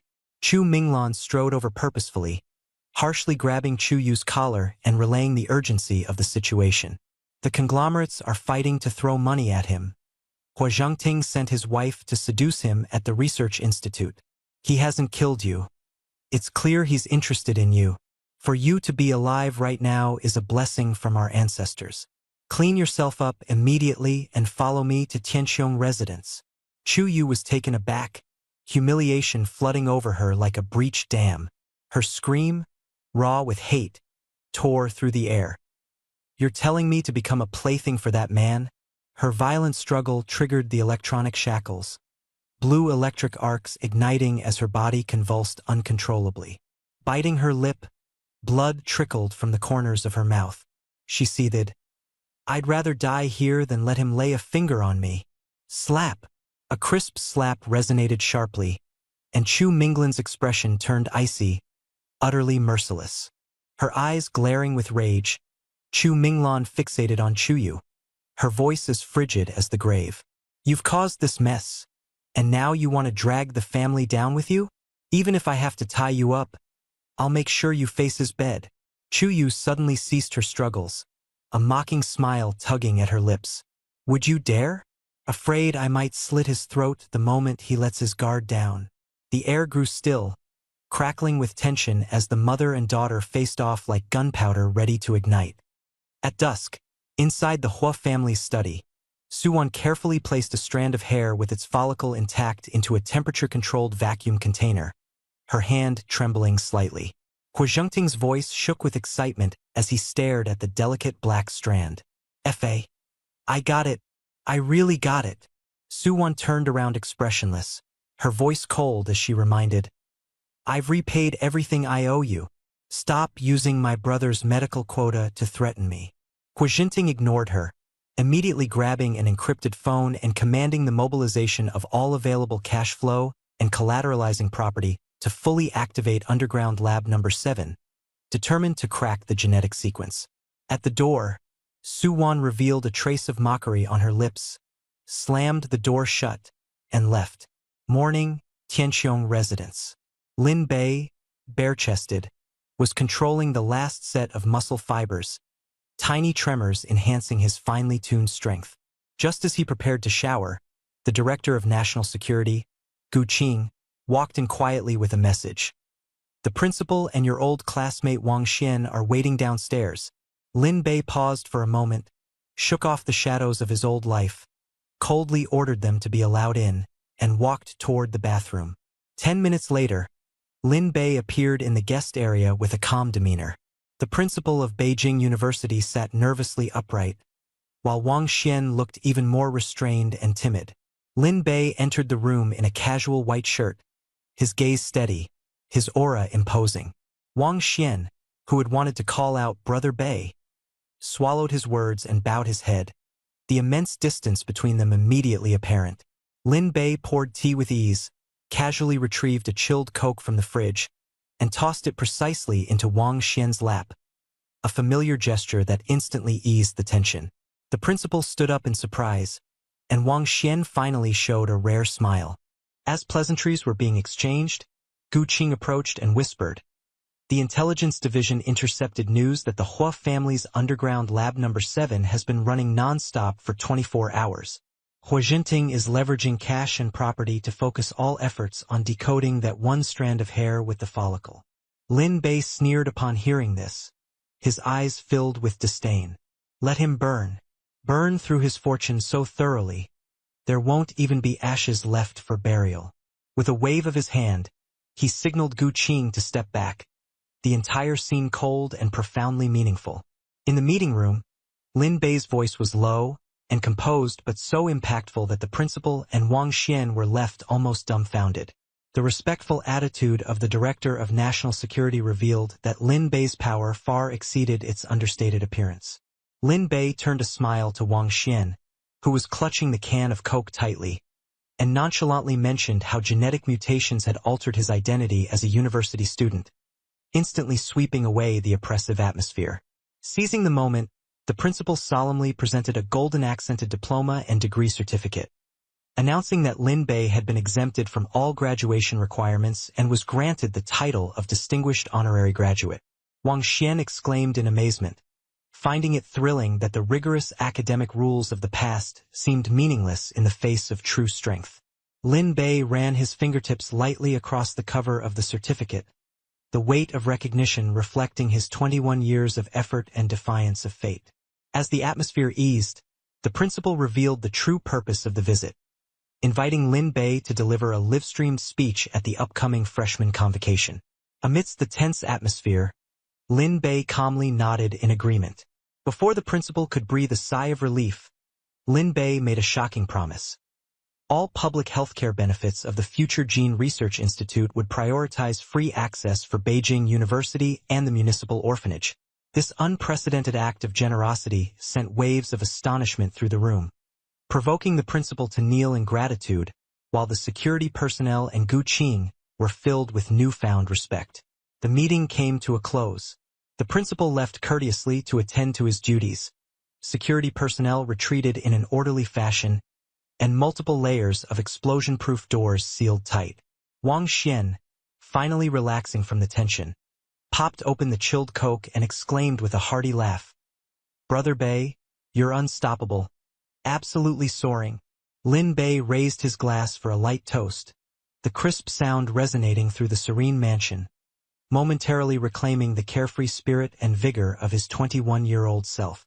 As the vitality in the guest area gradually dissipated, Lin Bei initially planned to visit the old street night market for skewers and drinks. However, a glance at the silent deployment of anti-aircraft missile platforms reminded him of the tension lurking beneath the calm.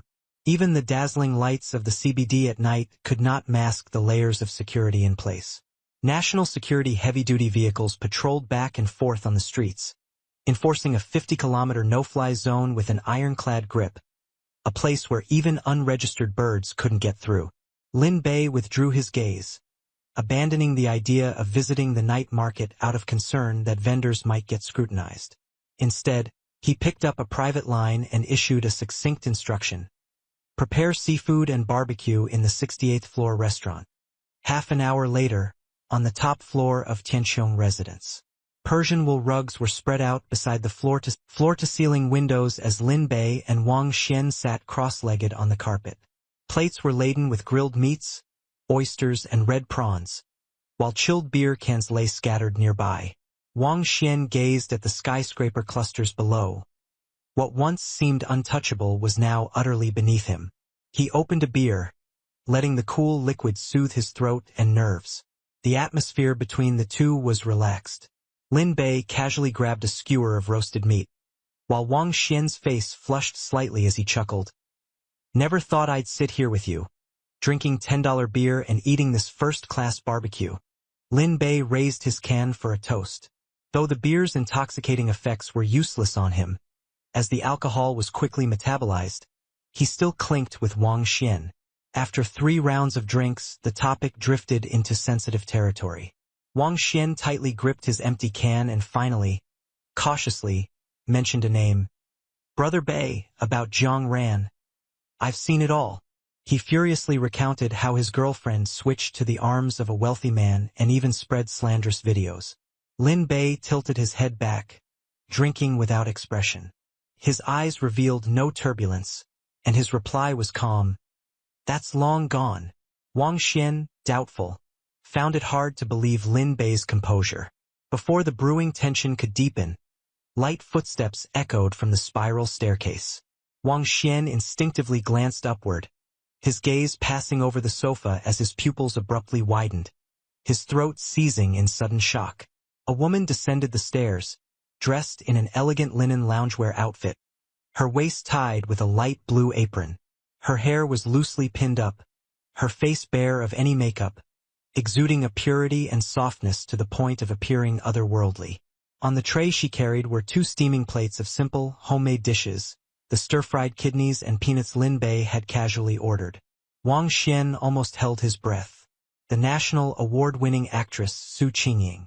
Keeping her gaze lowered, she took small, delicate steps toward the edge of the carpet, knelt down with knees together, and gently placed the dishes on the table.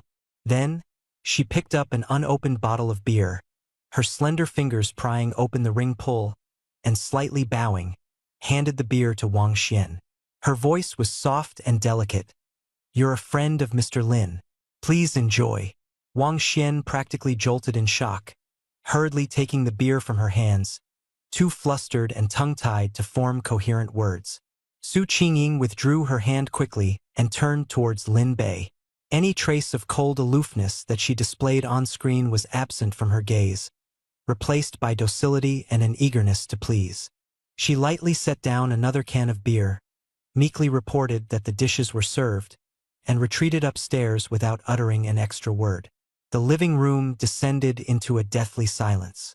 Wang Xian, still holding the beer that the award-winning actress had personally opened for him, stared dumbfounded at the steaming dishes in front of him. Just days ago, he'd watched news coverage showing Lin Bei and Su Qingying at a thank-you gala and felt they were worlds apart. Yet now, the top beauty of the entire Federation was here, dressed in an apron, meticulously serving dishes and pouring drinks, her every breath so soft it was nearly inaudible. Swallowing hard, Wang Xian finally came to terms with the weight carried by the title of God-tier citizen. He abruptly grabbed the beer. His eyes reddened, and a crazed grin spread across his face as he slammed his can against Lin Bei's, the clinking sound echoing throughout the living room, beer spilling onto the wool carpet. Wang Xian shouted, "To hell with Jiang Ran! That woman's titanium alloy dog's eyes must be blind. The so-called goddess of back then wasn't even worthy to tie the shoelaces of this true leading star, the top award-winning actress." Lin Bei downed the last drop of beer and his lips curled into a faint smile.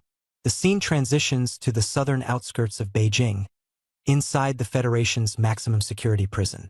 On the dark, damp second basement level, the air was thick with a putrid stench.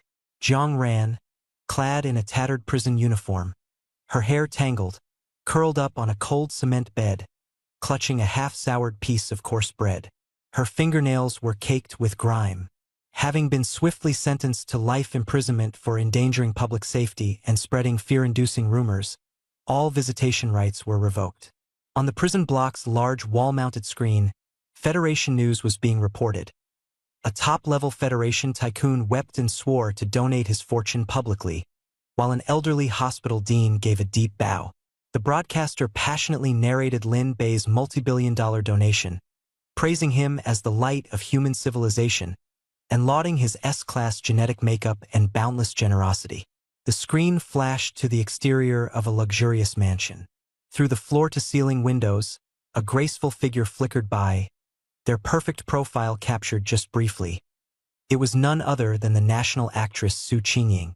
The half-eaten bread fell from Jiang Ran's hand with a thud. She stared, her murky eyes locked onto the screen, her body trembling uncontrollably. Once upon a time, if only she hadn't trusted the poisonous words of a shady businessman, if only she hadn't kicked someone while they were down back in the hospital, then the submissive and seemingly fragile actress on the screen now, this celebrated God-tier citizen admired by millions, could have been her Jiang Ran.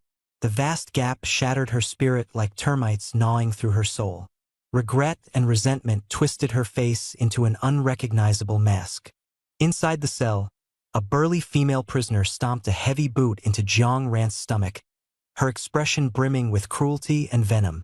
Jiang Ran's screams pierced the air as she collapsed onto the filthy ground, her body soaked with a mixture of mud and urine.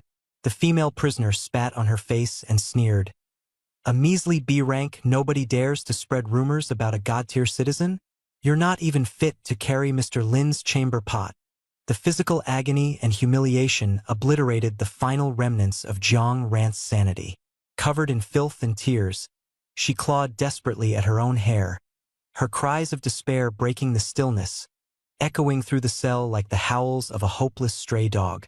Meanwhile, in Tiankong Tower, Lin Bei finished skimming through a classified briefing handed to him by Gu Qing before letting out a mocking chuckle. Chu Minglan's groveling offer to trade control of the darknet in exchange for survival was nothing but the most minimal price for her life. Unmoved, he coldly rejected Chu Yu's plea for forgiveness, making it clear he had no patience for an assassin who lacked remorse. Gu Qing bowed and left without protest. Deep in the underground levels of the Cloud Peak Group's headquarters, Chu Minglan stared at her phone with trembling hands, the boundaries of Lin Bei's clemency having become unmistakably clear. With a heavy heart, she stepped forward and pushed open the weighty iron door. In the corner, Chu Yu sat bound in steel chains, her disheveled hair draped over her shoulders, her expression as lifeless as stagnant water. As their gazes locked, Chu Minglan gave an anguished command, instructing her daughter to clean herself up and change clothes. Tonight, she must apologize. Chu Yu outright refused, spitting cold, biting words with unyielding defiance, swearing that she would rather die than bow to a man who saw them as mere breeding machines. She struggled violently against her restraints, clinging to the belief that she would never step foot in Tiankong Tower. Outside the room, several Chu family executives exchanged dark, anxious glances, cold sweat beating down their foreheads. They wrestled internally. The once powerful family was on the verge of collapse thanks to Chu Yu's reckless extremism. Now, their last lifeline was about to be severed by her obstinate pride. Suppressing her fury, Chu Minglan gestured for the security to unshackle her daughter. A servant wheeled in a table filled with the comfort foods Chu Yu had loved in her childhood, spreading a feast before her. Taking a seat, her eyes rimmed red, Chu Minglan began recounting the 2 decades of grueling sacrifices and unspoken hardships she endured to protect her family and shield her daughter, ensuring she never suffered a single grievance. Slowly, she began to speak. The corporation. Chu Yu's gaze fell on the ribs in the bowl. Her hardened fingers twitched slightly, but remained as cold as ever. The plot was not yet complete, and the storm was bound to rise again. Chu Minglan furiously rebuked Chu Yu, tears finally falling down her face. She slammed the table, her voice icy. "Have you lost your mind? Lin Bei has never harmed you. You're the one who has been provoking, plotting assassinations, and spreading rumors." Her sharp words pierced through Chu Yu's defenses. Chu Yu's lips trembled, but she had no response. Her eyes turned red, her earlier stubbornness collapsing in an instant. Outside the door, executives were stunned. It was the first time they had seen her so vulnerable. Chu Minglan rose, pressing her hands on the table with an air of authority. "If you don't go, the National Security Bureau will shut down Yunding Group Tower tomorrow. 13,000 employees and over 300 family members of the Chu family will all perish, including me." Her words were devoid of mercy, suffocating everyone in their coldness. Chu Yu collapsed into her chair, turbulent desires surging within her. The electric shock from that handshake at the charity gala flashed through her mind again. Every cell in her body trembled wildly. She finally found a legitimate reason to save her family, breaking free from the shackles of her extreme beliefs. The mental barricade she had built to delude herself crumbled, leaving her vulnerable and defenseless. After 5 minutes of absolute silence, her fingers fell limply. Tears slid down quietly, and with a hoarse voice, she finally said, "I'll go." The tense atmosphere outside the door instantly eased. The executives exhaled a collective sigh of relief. Someone slid weakly down a wall. The once proud daughter of the tycoon finally bowed her haughty head. Chu Minglan, though looking weak, suddenly stood up again. She gripped Chu Yu's shoulders tightly, her eyes fierce. "When you go to Tianqiong residence, don't entertain any reckless thoughts. Trying to assassinate him is a death wish, and it's the end of the Chu family as well. Do you understand?" Her harsh grip brought sharp pain to Chu Yu's shoulders, snapping her out of her daze. She let out a bitter smile, as if she fully comprehended the overwhelming aura of that man. She gazed emptily in the direction of Tianqiong Tower, whispering in acknowledgement, "I understand." 2 female security guards approached, lifting Chu Yu and escorting her to a bath. The scene shifted to the medical room within Tianqiong residence. The scent of disinfectant lingered in the air. Director Gu Qing of the National Security Bureau bowed respectfully, handing a hefty folder to Lin Bei. It was the final genetic testing report for Su Qingying's embryo at 28 days. Complex medical data filled the pages, but Lin Bei's gaze fixated on the phrases Y chromosome and healthy male fetus. His broad hand gently brushed over the report. For the first time, his icy gaze revealed a rare warmth and uncommon joy. This was his child, a glimmer of hope in an era of humanity's genetic decline. Gu Qing softly asked whether the information should be disclosed to the Federation. Lin Bei decisively refused, feeding the report into a shredder. Ensuring the child's safe birth was his top priority. Calmly, he elaborated, "A tree that stands out in the forest is bound to be destroyed. Keeping our ace hidden is the key to survival." After issuing a confidential directive, all informed parties were required to sign non-disclosure agreements. Outside, a message came through the intercom. Chu Minglan from Yunding Group was waiting with Chu Yu.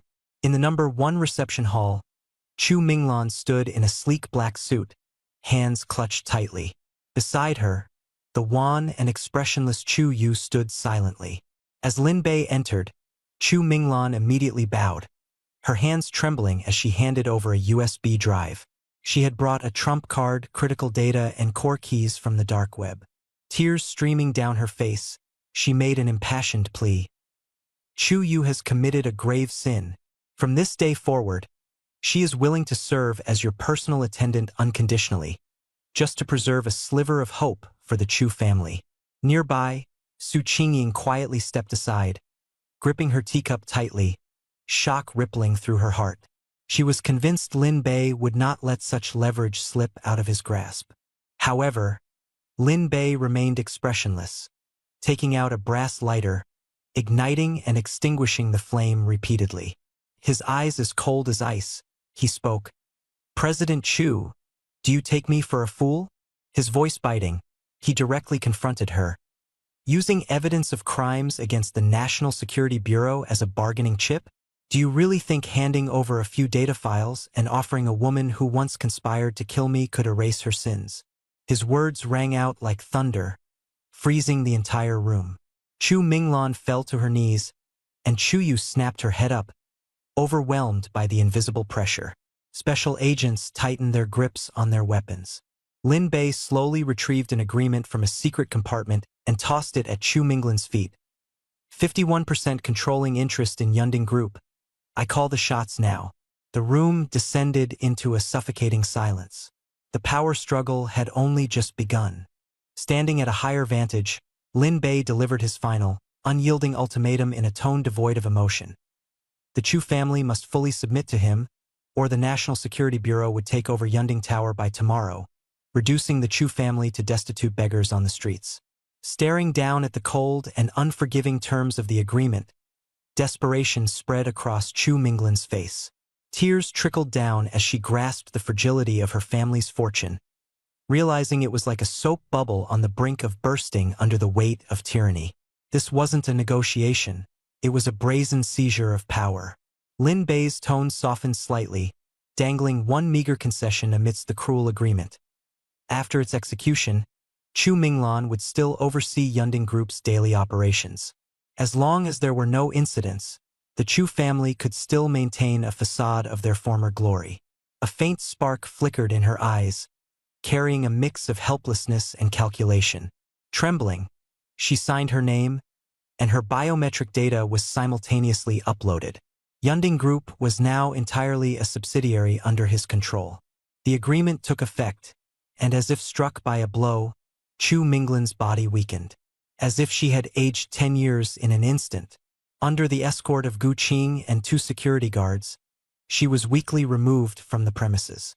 The luxury yet cold reception hall was left with only Lin Bei sitting steadily, behind whom remained a frosty Chu Yu, her hands and feet cold, her heart filled with regret. Her resistance had merely dug her own grave. The family had slipped from her grasp into Lin Bei's control. Looking back at the unknown terror, she regretted provoking this arrogant, genetic monster. Lin Bei rose slowly, his imposing figure blocking the neon lights, casting a shadow over the room. Step by step, he approached Chu Yu. The oppressive force radiating from his S-grade genes resonated throughout his body, shaking every cell in hers. She trembled, her knees weak, almost succumbing to the overwhelming power. His eyes were cold as he recalled the car accident scene when Yilin had nearly lost her life protecting the baby in her womb. Anger surged within him. Chu Yu, who had once betrayed and schemed against him, was now brought to her knees by his dominance. He clasped her chin with 2 fingers, forcing her to lift her gaze and meet his eyes. His voice was as icy and cutting as a blade, Strip! Strip! The two words struck her like a hammer, pressing heavily on her chest.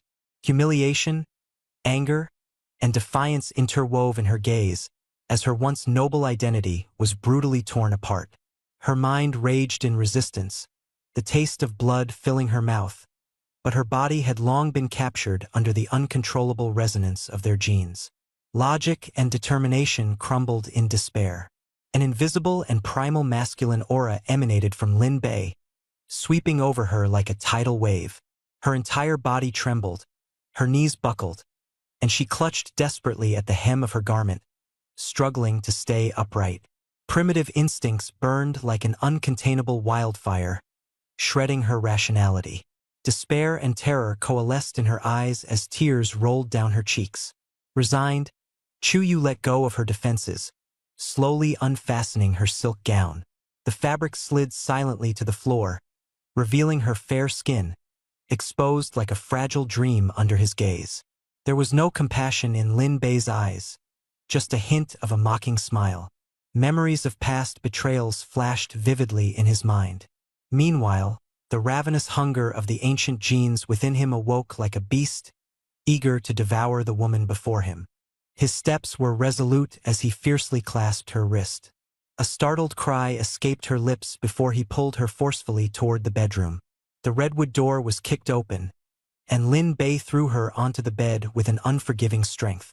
Chu Yu panted erratically.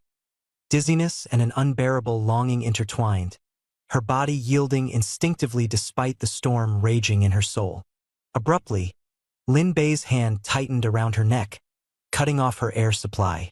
Pained gasps and the desperation for oxygen ignited her resistance, but in the face of his overwhelming strength, it was all in vain. On the edge of life and death, her blurry vision caught the cold, cruel glint in Lin Bei's eyes. Her breath came in quick, shallow gulps, and tears blurred her sight. Then, the grip on her neck loosened, and a sliver of air returned to her lungs. Lin Bei leaned down, his lips close to her ear, his voice a low growl that sent a shiver down her spine. "Do you hate me?" His words were laced with heavy breaths, his fingertips brushing across her skin, feeling her racing pulse. "Do you want to kill me?" His laughter was cold, sending chills down her back. Too bad. Hatred won't change a thing. His gaze was sharp as a blade, piercing into Chu Yu's soul. The overwhelming pressure in the room froze the very air as suffocating tension hung thick around them. "From the moment you stepped into this room, you became mine. Life or death, I hold the reins." His statement was final, like a guillotine cutting through any remaining defense she had. The light in her eyes gradually faded, and her struggle ceased. The hand around her neck released its hold. She threw her head back, gasping for air as tears streamed down her face. In her silence, she surrendered completely. 2 hours later, the stillness of post-storm calm enveloped the room. The air bore the faint scent of sweat and hormones. Chu Yu lay limp, her vacant eyes staring blankly. On the white sheets, scattered traces of red stood as testament to her complete defeat by this man. On the other side of the room, Lin Bei stood bare-chested, his feet pressing into the soft wool carpet, the hunger in him receding. He pulled a blanket over Chu Yu's exposed form, dressed himself in athletic wear, and with the soft click of the door lock, he exited the room alone, disappearing down the corridor. Lin Bei entered the private elevator, descending directly to the training room on the basement level. The cold, clinical lights gleamed overhead, casting sharp reflections off the array of high-tech equipment. His muscles, not overly exaggerated but compact and powerful, appeared refreshed, with his muscle fibers and neurological pathways renewed. His eyes were sharp, and he made his way toward the force testing zone on the left. 4 professional-grade ball launchers activated, set to their maximum speed limit, 250 kilometers per hour. The command random fire with no blind spots initiated, launching 4 tennis balls in a hurricane-like flurry from all directions. To the untrained eye, the balls moved faster than vision could follow, but Lin Bei could clearly see the minute distortions on the ball's surface caused by friction. His body and mind synchronized perfectly. His lumbar spine flexed as he sharply twisted his torso, dodging 2 incoming projectiles. One ball collided with a machine behind him, the resounding impact echoing through the room. The 4th ball aimed directly for his temple. Instead of retreating, his left hand shot up, catching it midair with precision. The weighty force struck his palm firmly, reverberating in his grasp. Next, he drove his right leg into the force-measuring device with explosive power. A loud crash resounded as the machine buckled under his strength, screws and components scattering across the floor. Lin Bei slowly withdrew his leg, letting the crushed tennis ball drop to the ground. He flexed his joints, his resolve unwavering as realization surged through him. The 3rd genetic lock within him had been broken, his reaction speed, flexibility, and power transmission now significantly enhanced, elevating his strength to a new peak. For now, no further bursts of power came, only the innate limits of human potential lingered. Facing this delicate inflection point, balance, he accepted it in silence. The faint morning light filtered through the floor-to-ceiling windows of the luxurious master bedroom. Chuyu awoke from her slumber. She moved her arms slightly, and a wave of soreness in her bones washed over her, quickly followed by a stabbing pain that made her frown deeply. Her eyes were vacant, locking onto the crystal chandelier above. The memories of last night's pain surged back one by one. The man's heavy breathing, his cold commands, the bruising grip marks around her neck, and his icy threats. She did not cry, her eyes were dry, tears refusing to fall. Slowly, she peeled back the large woolen blanket, stepping barefoot onto the carpet. Staggering, she made her way to the bathroom. Facing the mirror, she stared at herself. Disheveled hair, a pale face, and glaring bruises, especially the deep blue mark around her neck that betrayed a cruel display of force.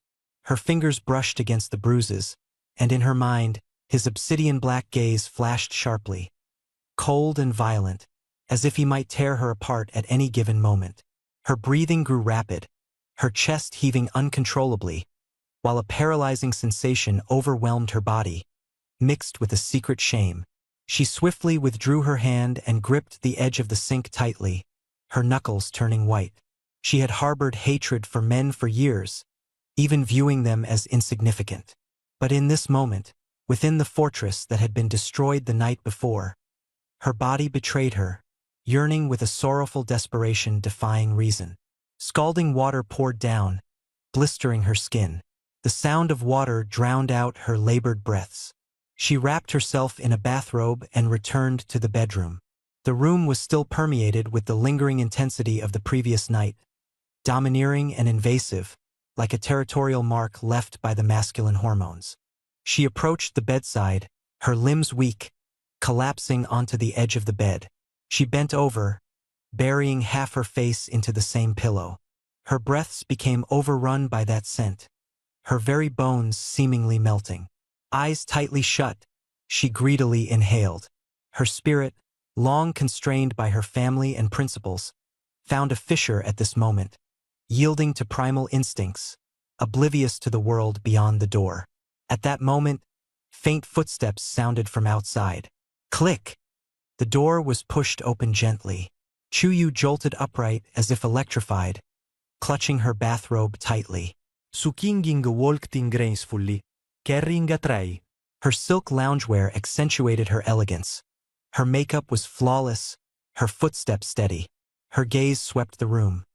The scattered silk dress on the floor, the rumpled sheets, and a few buttons strewn about, all telling the tale of last night's tempest. Su Qingying's eyes immediately landed on the bruises, vivid and stark, encircling Chu Yu's neck like a relic of struggle. A flicker of complex emotion crossed her expression but was swiftly suppressed.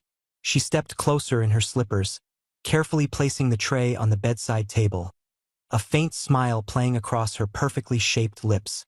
"Miss Chu, the soup has just been prepared. Please, have some." Her voice was gentle, her demeanor resembling that of a partial mistress of this towering residence. Chu Yu tightened her hold on the bathrobe, making no move to take the soup. Su Qingying wasn't in a hurry. Tilting her head slightly, her gaze lingered on the bruises before drifting down to observe Chu Yu's tautly clenched grip on her robe, her smile deepening subtly. Mr. Lin was furious last night. It must have been hard on you. She paused for a moment, her tone laced with a subtle warning. But Mr. Chu has already handed control of the Yunding Corporation to Mr. Lin. The Chu family now, in his eyes, is merely a tool. Each word was delivered crisply, with surgical precision, leaving no room for ambiguity. She gazed steadily at Chuyu. In this sky residence, she continued, her tone unyielding yet soft, it's advised you put away that temper of yours and recognize your place. Don't covet what you're not entitled to. Su Qingying's smile remained elegant and self-assured. Once, Chu Yu would never have tolerated such impudence, perhaps overturning both the soup and the tray in one fierce motion. But now, she merely stared quietly, letting a brief and cold laugh escape her nose. This reaction caused Su Qingying's brow to knit ever so slightly in guarded confusion. What Su Qingying saw in Chu Yu's gaze, contempt mingled with self-mockery, exposed a level of clarity and disdain for this gilded cage. To Lin Bei, whether it was the heiress of billionaires or the nation-adored film star, they were nothing more than tools for reproduction, tools to satisfy desire. The thought brought a wave of absurdity crashing over Chuyu. Su Qingying, this woman who sacrificed herself for power, truly thought of herself as a master. In contrast, Su Qingying, observing the faint smirk curving Chuyu's lips, was rolling her eyes inwardly. Leaning on Lin Bei meant attaining supreme status, wealth, and resources. It was the ultimate dream of countless women. She couldn't understand what more Chuyu could possibly be dissatisfied with. Yet here she was, looking as if she couldn't reconcile herself, stuck in self-pity. Clearly, she must be out of her mind. Their eyes clashed like icy daggers, cutting through the air and slamming into each other. In their hearts, each deemed the other impossibly foolish. Lin Bei finished his tasks and entered the hallway leading to the master bedroom. The door was slightly ajar, and Su Qingying's voice floated out, sharp beneath its mild tone. Recognize your place. Don't reach for what doesn't belong to you. Chuyu let out another contemptuous laugh. Lin Bei pushed the door open and stepped inside. His gaze swept over the two women. Su Qingying instantly transformed, donning the mask of a virtuous mistress, her smile becoming seamless and natural, akin to a master illusionist. Meanwhile, Chuyu didn't acknowledge him, her gaze downcast, studying the patterns in the carpet as if calculating their worth. In the air on the tray, "Will be frightened off? I've walked the righteous path throughout my life, with a clear conscience," Lin Bei said faintly. Lin Bei nodded slightly and turned his cold gaze to Wang Xian. Her background is complicated, her affairs interconnected. Before she joins, a thorough background check will be conducted with full oversight. If any issue arises, you'll be held accountable as well. Wang Xian kept nodding hurriedly, his face tense and not daring to utter another word. Shenlan remained composed, merely speaking softly. "I am willing to cooperate with any investigation. Please rest assured, Mr. Lin." Lin Bei pondered for a moment and then spoke with a slightly softened tone. "You will become familiar with the rules of Tianqiong residence eventually. For now, get acquainted with the environment. A 1-month trial period will be set, and once all the results are in, we'll decide whether to hire you formally." Shenlan bowed deeply. "Thank you, Mr. Lin." Lin Bei rose and left, leaving Wang Xian to accompany Shenlan as she handled the related onboarding procedures. An hour later, in the study of Tianqiong residence, Lin Bei stood before the enormous floor-to-ceiling window, gazing over the skyline of the entire city. Gu Qing stood quietly beside him and, after a long silence, asked softly, "Are you sure someone with a background like hers is suitable?" Lin Bei took a drag from his cigarette, his eyes calm. "The more complex a person, the more valuable they are, if you can control them." Gu Qing said nothing further, nodding silently in acknowledgement. Outside the window, the roar of a helicopter broke through the tranquility of the skies, tearing across Tianqiong's serenity. Sunlight poured in, and Lin Bei narrowed his eyes slightly, as though contemplating each move in the chessboard of the future. The files were hastily destroyed. Your name is the strongest amulet across the entire Federation. This assignment is my final immunity token, and I am willing to pledge half my lifetime's loyalty to safeguard this family. Lin Bei extended his hand and presented an electronic contract board in front of her. Sign this and you will officially start work tomorrow. The penalty for breach: lifetime imprisonment by the National Security Bureau, without judicial proceedings. Without hesitation, Xunlan signed her name in confirmation. Lin Bei turned and called out to Wang Xian. Take her to familiarize herself with the environment. Procurement and personnel review will be your responsibility. Do not disappoint me.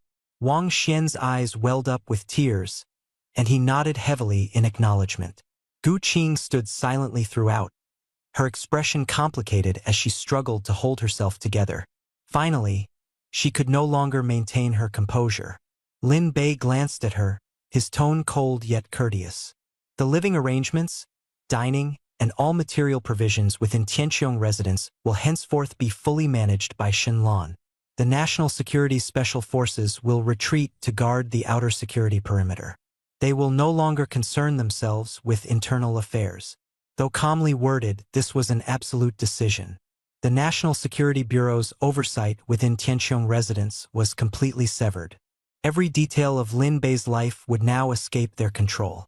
Gu Qing was inwardly shaken, but she had no grounds to object. Lowering her head, she quickly adjusted the security deployment. At 7 in the morning, in the first-floor hall of Tianqiong residence, Xunlan wore a deep gray professional suit and led a team of 20 special agents from the National Security Bureau. Without exchanging pleasantries, she presented the highest authorization document, signed personally by Lin Bei, to announce that she was now in charge of all internal affairs within Tianqiong residence. Although the agents were puzzled, none dared question her authority. She collected the access cards from the special agents and registered her own biometric data, activating the central security system. A virtual projection displayed a 3D layout of Tianqiong residence. Xunlan decisively demarcated zones. The first floor and basement one are peripheral areas. The second floor onward is strictly the core zone, accessible only by permission. At the staircase, Su Qingying descended slowly, holding a cup of warm water. She saw through Lin Bei's arrangements at a glance, gradually eliminating official surveillance and solidifying his private network. With a polite smile, she asked, "Do you need me to inform the sisters upstairs to avoid any misunderstandings?" Xunlan calmly declined, emphasizing the new regulations, particularly restricting the activities of pregnant women in the core zone, and personally arranging for dedicated care. Su Qingying gracefully withdrew, all the while masking her clarity of thought. Lin Bei was the absolute ruler of this place. As long as she safeguarded the precious child in her womb, her position would remain secure. But with the vast authority now granted to the new housekeeper, it was imperative to handle this power shift tactfully.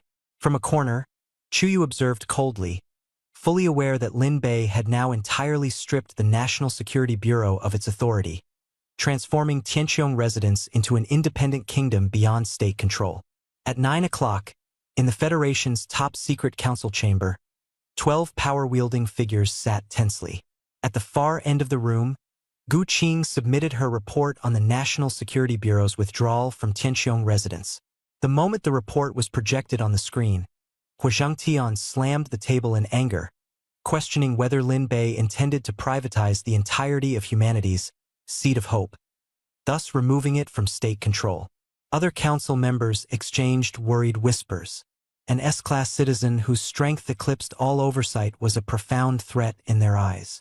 Hua Zhangtian proposed an immediate countermeasure, halting the supply of survival materials to Tianqiong residents, forbidding the withdrawal of national security forces, and dispatching a medical oversight team to ensure the safety of genetic samples. Gu Qing responded with a wry smile, throwing a comprehensive report onto the table, its contents shocking everyone present. A public medical fund worth 1 trillion Federation credits has been established. Free provisioning of S-class live cells is ensured. 34 overseas secret accounts of Silver Moon Society have been seized. Her eyes pierced through the crowd as she spoke with conviction. If you push the only S-class citizen capable of perfect male offspring to the brink, who will bear the consequences? You, Representative Hua. A heavy silence blanketed the room, as tension hung thick in the air. The council members looked at Hua Zhengtian with growing skepticism. His earlier vehement arguments crumbled beneath the heavy weight of irrefutable evidence. Gu Qing showed no mercy, tapping her tablet to project frightening details of cash flow and secret operations. The Hua family conglomerate had mortgaged all its cash flow and most of its core properties. An enormous sum had been funneled into a secret underground base in the western suburbs, guarded round the clock by private armed forces and hosting several top-tier genetic scientists. Gu Qing sneered, her voice sharp with derision. Representative Hua, this medical oversight team you're so eager to deploy, is it truly for the nation or for your own selfish desires? The uproar was immediate. Neutral council members began to reassess Hua Zhengtian's true intentions. Hua Zhengtian's face turned pale, his fists clenched tightly, yet he was rendered speechless. The accounts and equipment lists glaringly unraveled his concealed ambitions. At that moment, the Federation's highest chairperson slowly opened his eyes and commanded with a cold finality, "Enough!" The room instantly fell silent. The chairperson's voice carried unyielding authority as he directly issued a warning. Representative Hua, do not mention the medical oversight team again. He signed the report and approved all of Lin Bei's requests. The National Security Bureau was ordered to withdraw from the inner residence, remaining only as external perimeter guards. Ultimately, the decision was unanimously supported, leaving Hua Zhengtian slumped in his chair, thoroughly stripped of his influence. Encrypted orders were transmitted to Tianqiong residence, where agents on the first-floor hall received the directive to vacate the inner residence. The special operations team turned and marched in orderly fashion toward the exit. It was a historical turning point, with individual will prevailing over the machinery of state. From the second-floor railing, Su Qingying gripped her water cup tightly, her hand trembling slightly. Behind her, Chu Yu stood, breathing heavily after witnessing the unfolding power dynamics in the Federation. The shock from the council had yet to dissipate. The clock struck 2 p.m. In the reception room on the first floor of Tiansky Mansion, Shenlan, holding a purple clay teapot, poured tea for Gu Qing, who had just returned from the council meeting. The two faced each other, representing the two most crucial forces surrounding Lin Bei, the head of internal affairs and the guardian of external security. Shenlan gently slid the teacup forward, but Gu Qing remained silent, not touching it. With a sincere tone, Shenlan said, "We're not enemies. You build the outer wall to fend off hostility, while I protect the inner sanctuary, safeguarding new life." Gu Qing stared at her for a few seconds. The vigilance in his eyes gradually faded before he picked up the tea and took a sip. Mr. Lin's safety is the foundation of everything. Having reached a consensus, Shenlan took out a tablet and handed Gu Qing a stringent recruitment plan. The National Security Bureau was about to activate secret channels to recruit the Federation's top childcare experts, early education teachers, pediatricians, and geneticists. The selection criteria were strict, requiring a lifetime confidentiality agreement with an astonishingly high budget. Gu Qing's expression was heavy, and after a long pause, he nodded decisively. "All right, I'll handle this personally."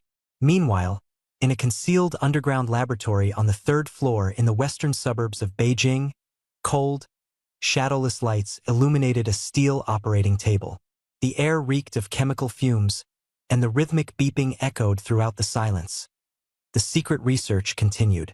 On the screen, the double helix genetic strand collapsed dramatically at its 76th node, the display erupting with red error codes like a nightmarish flood. An elderly white-haired professor slumped into his swivel chair, his eyes bloodshot, staring fixatedly at the screen. "It's failed again." Hua Zhengting's expression was dark as he glared at the strand of hair preserved in the temperature-controlled container. A critical clue stolen from Tiansky Mansion by Su Wan. Taking 2 steps forward, he grabbed the professor by the collar, his rage cutting through the air like a knife. "I've wagered my family's core assets, and this is what you call doing your best." The professor's face turned purple as he struggled to breathe, his voice trembling. The S-level gene is far too complex. With just a strand of hair and no living tissue, its self-destructive genetic code trap is nearly impenetrable. Unless there's fresh blood. Jinting released him with a violent shove, roaring in fury, "Useless! You're all useless!" In his eyes, despair and madness intertwined. Around Tiansky Mansion, the National Security Bureau's iron net had already been cast. Fresh blood was unreachable. At that moment, his secretary hurriedly handed him a tablet. A bombshell report flashed on the screen, a federal-wide recruitment of top-tier early educators and genetic pathologists. Those chosen will reside permanently within Tiansky Mansion and may never leave. Jinting's pupils contracted sharply. A sinister smile spread across his face like a specter's glee. Finally, a weak point to exploit. Turning back to the fallen professor, he asked coldly, "In terms of genetic expertise, where does Suwon rank?" The professor, still dazed, nodded sluggishly. "She's the Federation's chief pharmaceutical advisor, top tier in clinical genetic pathology. Get the car ready." Jinting slammed his hand on the table, his decision made in an instant. 1 hour later, in the master bedroom of the Hua family villa, a pile of heavy recruitment documents landed heavily on the dressing table. Suwon, still in her nightgown, froze with the comb in her hand. The narrator's voice was calm yet deliberate. "The opportunity has arrived. The position of senior genetic consultant at Tiansky Mansion. It belongs to her." Her eyes swept over the 3 words Tiansky Mansion on the documents, and the ferocious shadow in her memories, along with the suffocating pressure of genetic dominance, overtook her expression. "No," she pushed the documents away without hesitation. "This is a death sentence disguised as an invitation." Jinting leaned closer, his sinister laughter brushing against her ear. Sarcastic and hoarse, he taunted, "You're enchanted by him, aren't you? Women are always drawn to the strong genes." Suwon glared at him furiously. "Shut up." Jinting pulled her back to the chair by force, his tone venomous and threatening. "The Hua family is on the brink of bankruptcy. Whether you want to or not, you're going." Tears welled up in her eyes as she stared at him with a mix of despair and hatred. He tightened his tie, looking down at her coldly. "Your brother, that gene-depleted invalid, is lying in my hospital's intensive care unit. With a single word from me, his life support system gets turned off." Jinting, "You're heartless." Fury and desperation turned into tears as Suwon, trembling, pointed at the man who was once her partner, her disgust evident. "By 9 tomorrow morning, submit your application." Throwing down his final threat, he strode out the room. Once inside Tiansky Mansion, bring back a living tissue sample. If you don't, your brother won't live. The following morning, inside the surveillance room on the first floor of Tiansky Mansion, a large-scale holographic projection of the mansion walls displayed a live feed of the online interviews. 12 top-tier medical professionals appeared on the screen with solemn expressions. Lin Bei reclined lazily on the sofa, idly toying with a lighter between his fingers. His gaze swept coolly across the room. The newly appointed head steward, Shun Lan, stood beside him holding a tablet. Across from them, Gu Qing, the National Security Bureau chief, sat composedly. Gu Qing gestured to the screen. The final selection of 12 candidates, 6 top-tier early educators, 4 pediatric authorities, and 2 genetic pathology specialists. Lin Bei's gaze scanned the crowd before locking onto a familiar face in the bottom right corner, Suwon. She was dressed simply, her heavy makeup removed, but her visible nervousness couldn't be hidden. The interviewer, a senior expert from the National Security Bureau, spoke with a tone of distinct respect. "Chief Su, as the Federation's chief pharmaceutical advisor, applying for a personal consultant position seems like a tremendous misallocation of talent. Please, tell us, what unique value will you bring to Mr. Lin?" Suwon operated her terminal steadily, submitting a dense, over 100-page confidential document. The narrator detailed the contents, an exceptionally intricate and exhaustive proposal, surpassing even what major research institutes could produce. The screen displayed, the voice echoed from behind the scenes. Mr. Lin's descendants hold the genetic hope for humanity's future. I assure you, there will be no rejection reactions during the pregnancy. Whether it's preserving the fetus or stabilizing the genes, I can guarantee absolute perfection. On the other side of the split screen, a top geneticist, Qin Xiaolan, born to humble origins, displayed a look of astonishment. Shaking her head in resignation, she muttered, "The chief stepping in personally to steal the spotlight. It's madness." The lead examiners whispered among themselves, occasionally nodding, evidently swayed by the proposal. In the monitoring room, Gu Qing nodded affirmatively. "Mr. Lin, Su Wan is technically impeccable." Lin Bei's gaze remained unwavering, the third genetic lock within him pulsing subtly. He knew that if Su Wan entered, she would become a sharp blade in his hand, one he could easily control through resonance. A risk-free gamble. Su Wan was aware she was being scrutinized. Lowering her head slightly, the snow-white curve of the back of her neck revealed a subtle signal of submission. Lin Bei's gaze was cold, a flicker of memories flashing through his mind. Yilin's swollen belly, Su Qingying's cautious demeanor, the image of Chuyu carrying his child vividly replaying. His bloodline was at stake, teetering on the edge of life and death. Hua Jinting had turned into a mad dog for sampling, and a mad dog's wife arranging for a pregnant woman nearby. This was an entirely unacceptable risk. In a voice devoid of warmth, he commanded, "Shen Lan, disconnect Su Wan's feed and block her account. Set the rule. No personnel with financial conglomerate backgrounds shall ever be employed in the Sky Residence's inner quarter." Shen Lan acted briskly, executing everything with swift precision. In the interview room, Su Wan was staring intently at the screen when the glaring red words, "Qualification denied," abruptly appeared, and the connection was severed. Her entire being seemed to deflate as her back slid weakly against the chair.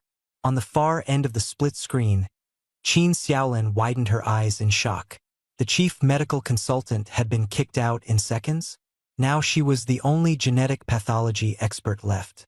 Fortune descended from the heavens, crashing down with a roar. The interview screen went entirely black. Su Wan's qualifications ruthlessly terminated. Sitting outside the monitoring room, her limbs turned icy as the task ended in utter failure. With no way out, she left the National Security Bureau building and hailed a taxi. "To Hua's hospital," she instructed. The city's streets blurred outside the windows as she nervously rubbed her hands, her heart growing heavier. Her brother, unseen for 2 months, had been completely cut off. Hua Jinting had denied her all visitation rights. Each time, she could only get a fleeting glimpse through a video feed, where her brother lay wrapped in tubes, lifeless. At the hospital's side entrance, Su Wan pulled her hat low, avoiding the surveillance cameras as she slipped in quietly. Within the private medical wing owned by Hua conglomerate, she used her old credentials to crack open one secure door after another, heading directly to room 302, the specialized care ward. She pushed open the door, only to find it empty. The massive life-sustaining capsule had vanished, leaving only a tangle of chaotic wires. Frantic, she rushed to the nurse's station and demanded sharply, "Where's my brother? Did Hua Jinting transfer him?" A round-faced nurse paled in terror, nervously glancing around before pulling Su Wan into the linen closet and locking the door with a sharp click, the smell of disinfectant suffocating in the closed space. Staring into Su Wan's furious eyes, tears welled in the nurse's own as her trembling voice revealed the truth. Her brother had died more than a month ago. The revelation hit Su Wan like a deafening roar. Furious, she grabbed the nurse's collar, demanding further answers, only for the cold reality to shatter her completely. The so-called breathing video was an old recording. Hua Jinting had personally ordered the life support to be withdrawn, the equipment turned off, and the body cremated that very night, the ashes discarded in a landfill in the western suburbs. The cold floor seemed to siphon all her strength as she slid down, pallor overtaking her face. Her only family had already turned to dust. For over 30 days and nights, her brother's life had been nothing but a bargaining chip. Hu Jinting had mercilessly exploited her worth, coercing her time and again to steal secrets, smuggle genetic material from Lin Bei, even risking her life infiltrating the Sky residence. Tears in her eyes, the nurse warned her in a timid voice. Revealing this would lead to the Hua family annihilating Su Wan's entire clan in retaliation. The linen closet door closed soundlessly behind her as Su Wan sat there alone, tears streaming down her hands. Flames of vengeance roared inside her. She wanted nothing more than to march back to the Hua estate and kill Hu Jinting on the spot. But she understood that the Federal Marriage Protection Act bound her like iron chains. Even her financial assets were controlled by Hu Jinting, leaving her without the legal right to divorce. Penniless and with the Hua family's armed security forces on high alert, any rash action would see her crushed without mercy. Biting her lip until it bled, the metallic taste of her blood filled her mouth. Rising to her feet, she rinsed her tear-streaked face, the mirror reflecting a pale but resolute figure. Her eyes, now sharp as a viper's, glinted coldly. She had become a formidable blade of revenge, unsparing and unyielding. She would ensure Hu Jinting's death. She would see the Hua family buried along with him. The underground laboratory that Hu Jinting had funneled his entire fortune into was their critical weakness. All she needed was evidence of the illegal human experimentation being conducted there. Handing it over to Lin Bei would turn it into the knife to sever the Hua family's lifeline. Pushing open the linen closet door, harsh fluorescent light illuminated Su Wan's face, her expression unflinching. She dialed Hu Jinting's number, her voice tinged with despair and imploration. I failed. Lin Bei refused to see me. On the other end of the line, Hu Jinting's enraged bellow came through, tinged with mania. Get back to the lab tonight and piece together that S-class genetic code. I don't care what it takes. Su Wan agreed, heading toward the elevator, her fist clenched around what would soon become a powder keg, ready to detonate. Simultaneously, in the core area of the Sky residence's third floor, Chuyu stood barefoot in the bathroom. The pregnancy news was still fresh, and as her hand rested on her still flat stomach, a complex expression crossed her face. Once a high-ranking member of the Silver Moon Society, having now become merely a vessel for Lin Bei's offspring, her neck still bore the blue bruises left by his grip. Humiliation and hatred burned fiercely in her chest, yet her primal maternal instincts stopped her from causing harm to the life growing within her. The bathroom door swung open. Lin Bei, draped in loose black robes that radiated an oppressive aura, stepped into the room. Chuyu immediately tensed up, locking her gaze to the floor. Lin Bei didn't look at her. Instead, he walked directly to the marble counter, picking up the pregnancy test and the holographic report. A rare smile appeared on his face. The embryo was perfect. It was as though he could already see a group of plump, cherubic children under the heavens of the future. Turning around, Lin Bei looked down at Chuyu from his lofty vantage, placing a warm hand on her lower abdomen. Chuyu's entire body trembled, enduring the humiliation and rage with sheer force of will to stand firm, submitting herself for the sake of the life within her. Lin Bei calmly declared, "It's confirmed." His words were not for her but for the as yet unformed child. Chuyu bit down tightly on her lip and responded hoarsely, "I want nothing. All I ask is to safely bring him into this world. There are people outside who want to harm me." She lowered her dignity and pleaded for protection. Lin Bei's lips curved upward slightly, seemingly pleased with her understanding. Summoning the steward of Tianshan residence, he ordered, "Shunlan, Chuyu is pregnant. Elevate security to top-tier level A, and assign the entire East Wing on the third floor for her exclusive use. Deploy 2 elite medical teams to ensure round-the-clock care." The steward promptly replied, "Understood. Implementation begins immediately." Hearing the commands, Chuyu's heart pounded violently in her chest. In that moment, she and the child within her finally secured the only life-saving assurance within the cold, unfeeling fortress that was Tianshan residence. Late at night, in the secret laboratory of the Hua family beneath the eastern district of Jing City, the cold fluorescent lighting was blinding. Su Wan, dressed in sterile protective clothing, stared coldly at the holographic screen. A single strand of Lin Bei's hair was being repeatedly scanned with lasers, yet it revealed not even the most basic genetic sequence. Hu Jinting slammed the tablet in his hand in a furious rage, his thunderous voice shaking the room. Billions spent, and this is the trash you give me? The terrified genetic experts in the room shrank back against the walls. Su Wan's eyes flickered with complexity as she discreetly activated a recording device. Lin Bei's S-rank genes, which had broken through the limits of human potential, were beyond comprehension for ordinary people. Hu Jinting's face flushed crimson with anger, his gaze predatory like that of a feral wolf. If our technology isn't enough, then reach out to foreign allies from the Free Federation. He grabbed the shoulder of the project leader and demanded immediate contact with the underground network of Grand Xia's arch-adversary. The screen flickered to life, revealing the image of a blonde foreigner with a greedy glint in his eyes. Provide us with live blood samples, and the conditions are negotiable.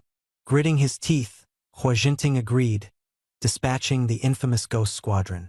After the call ended, Hu sank into his chair, equal parts despairing and crazed.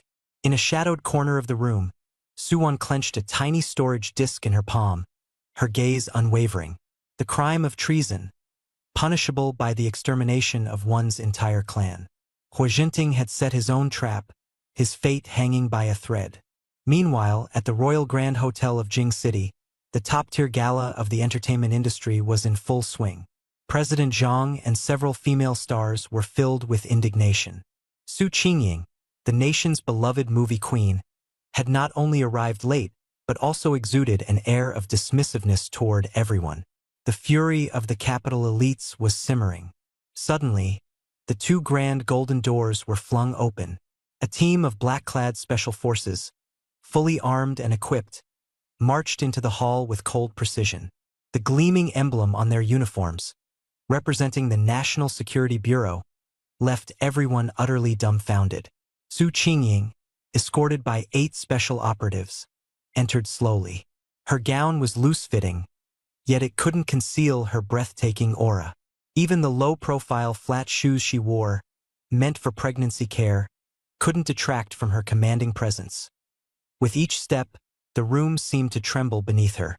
President Zhang, both terrified and bewildered, trembled as he clutched his wine glass.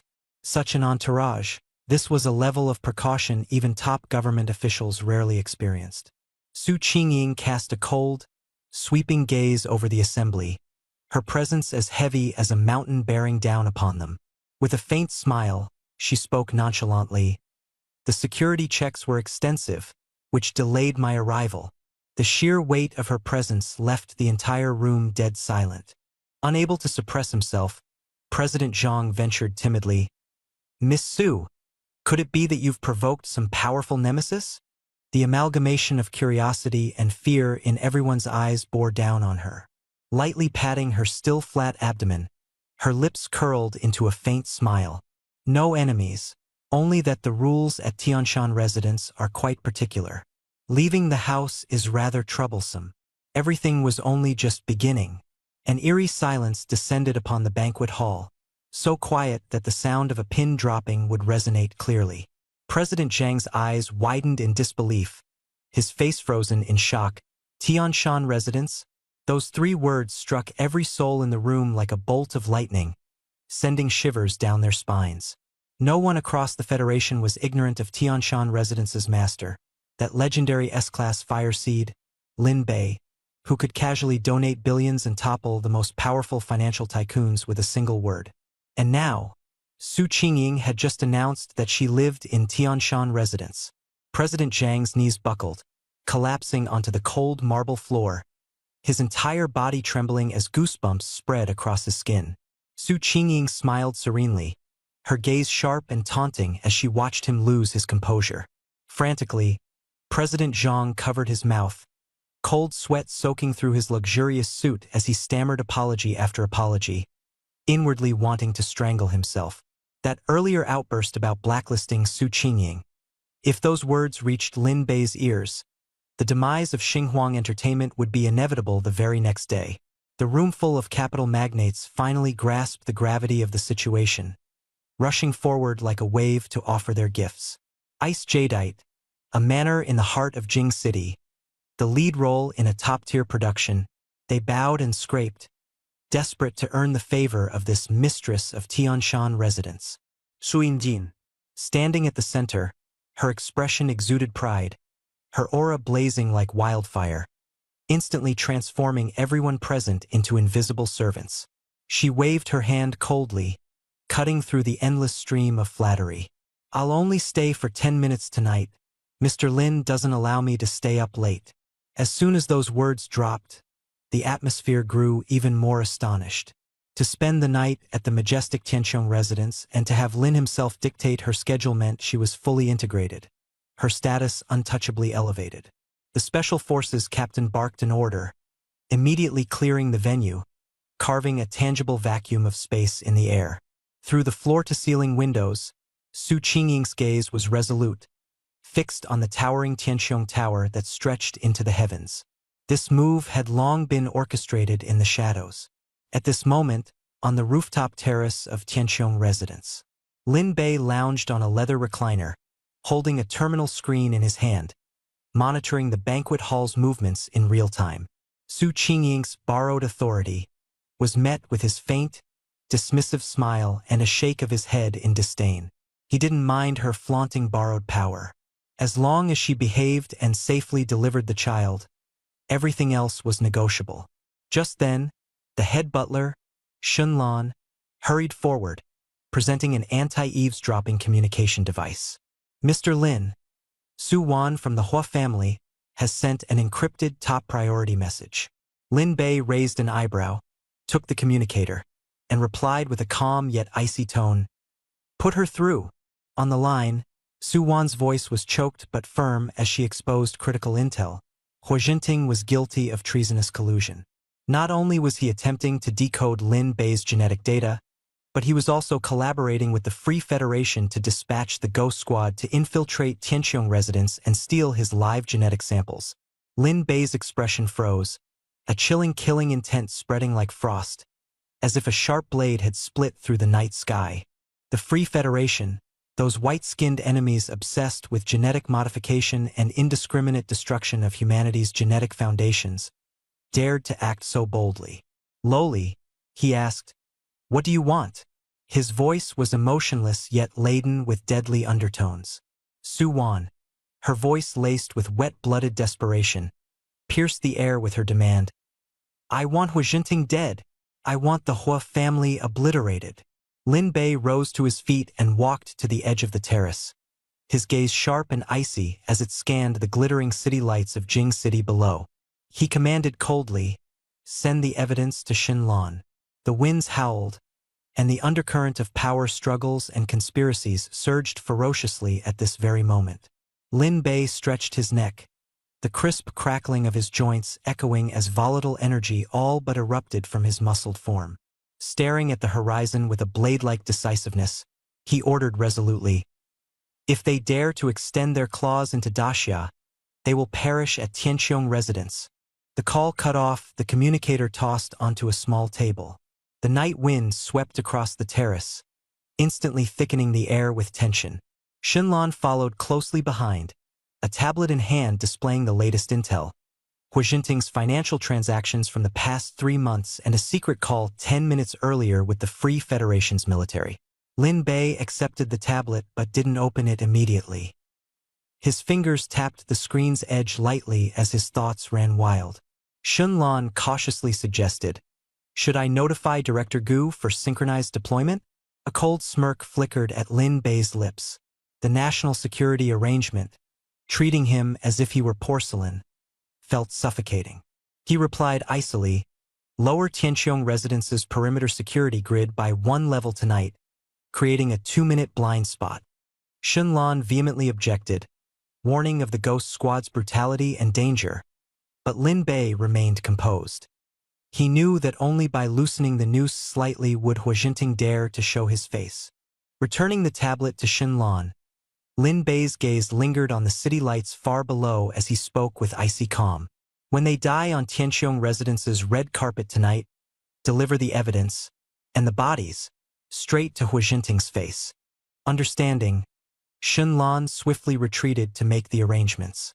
Meanwhile, in an underground laboratory in the eastern district of Jing City, the heavy iron doors were shoved open. Su Wan, dressed in a sterile white lab coat, entered with a cold and detached expression. Hu Jinting's bloodshot eyes were locked on the progress bar of a high-speed centrifuge. His voice, sharp with anger like a poison-tipped blade, lashed out at his wife. "Where the hell were you?" Su Wan replied calmly, "I went to get my brother's medical records to compare data on genetic mutations." Hu Jinting's temper exploded violently before she could finish, yanking her by the collar and lifting her roughly. "Cut the crap. The ghost squad is already at the outskirts. Tonight's the night we go to war."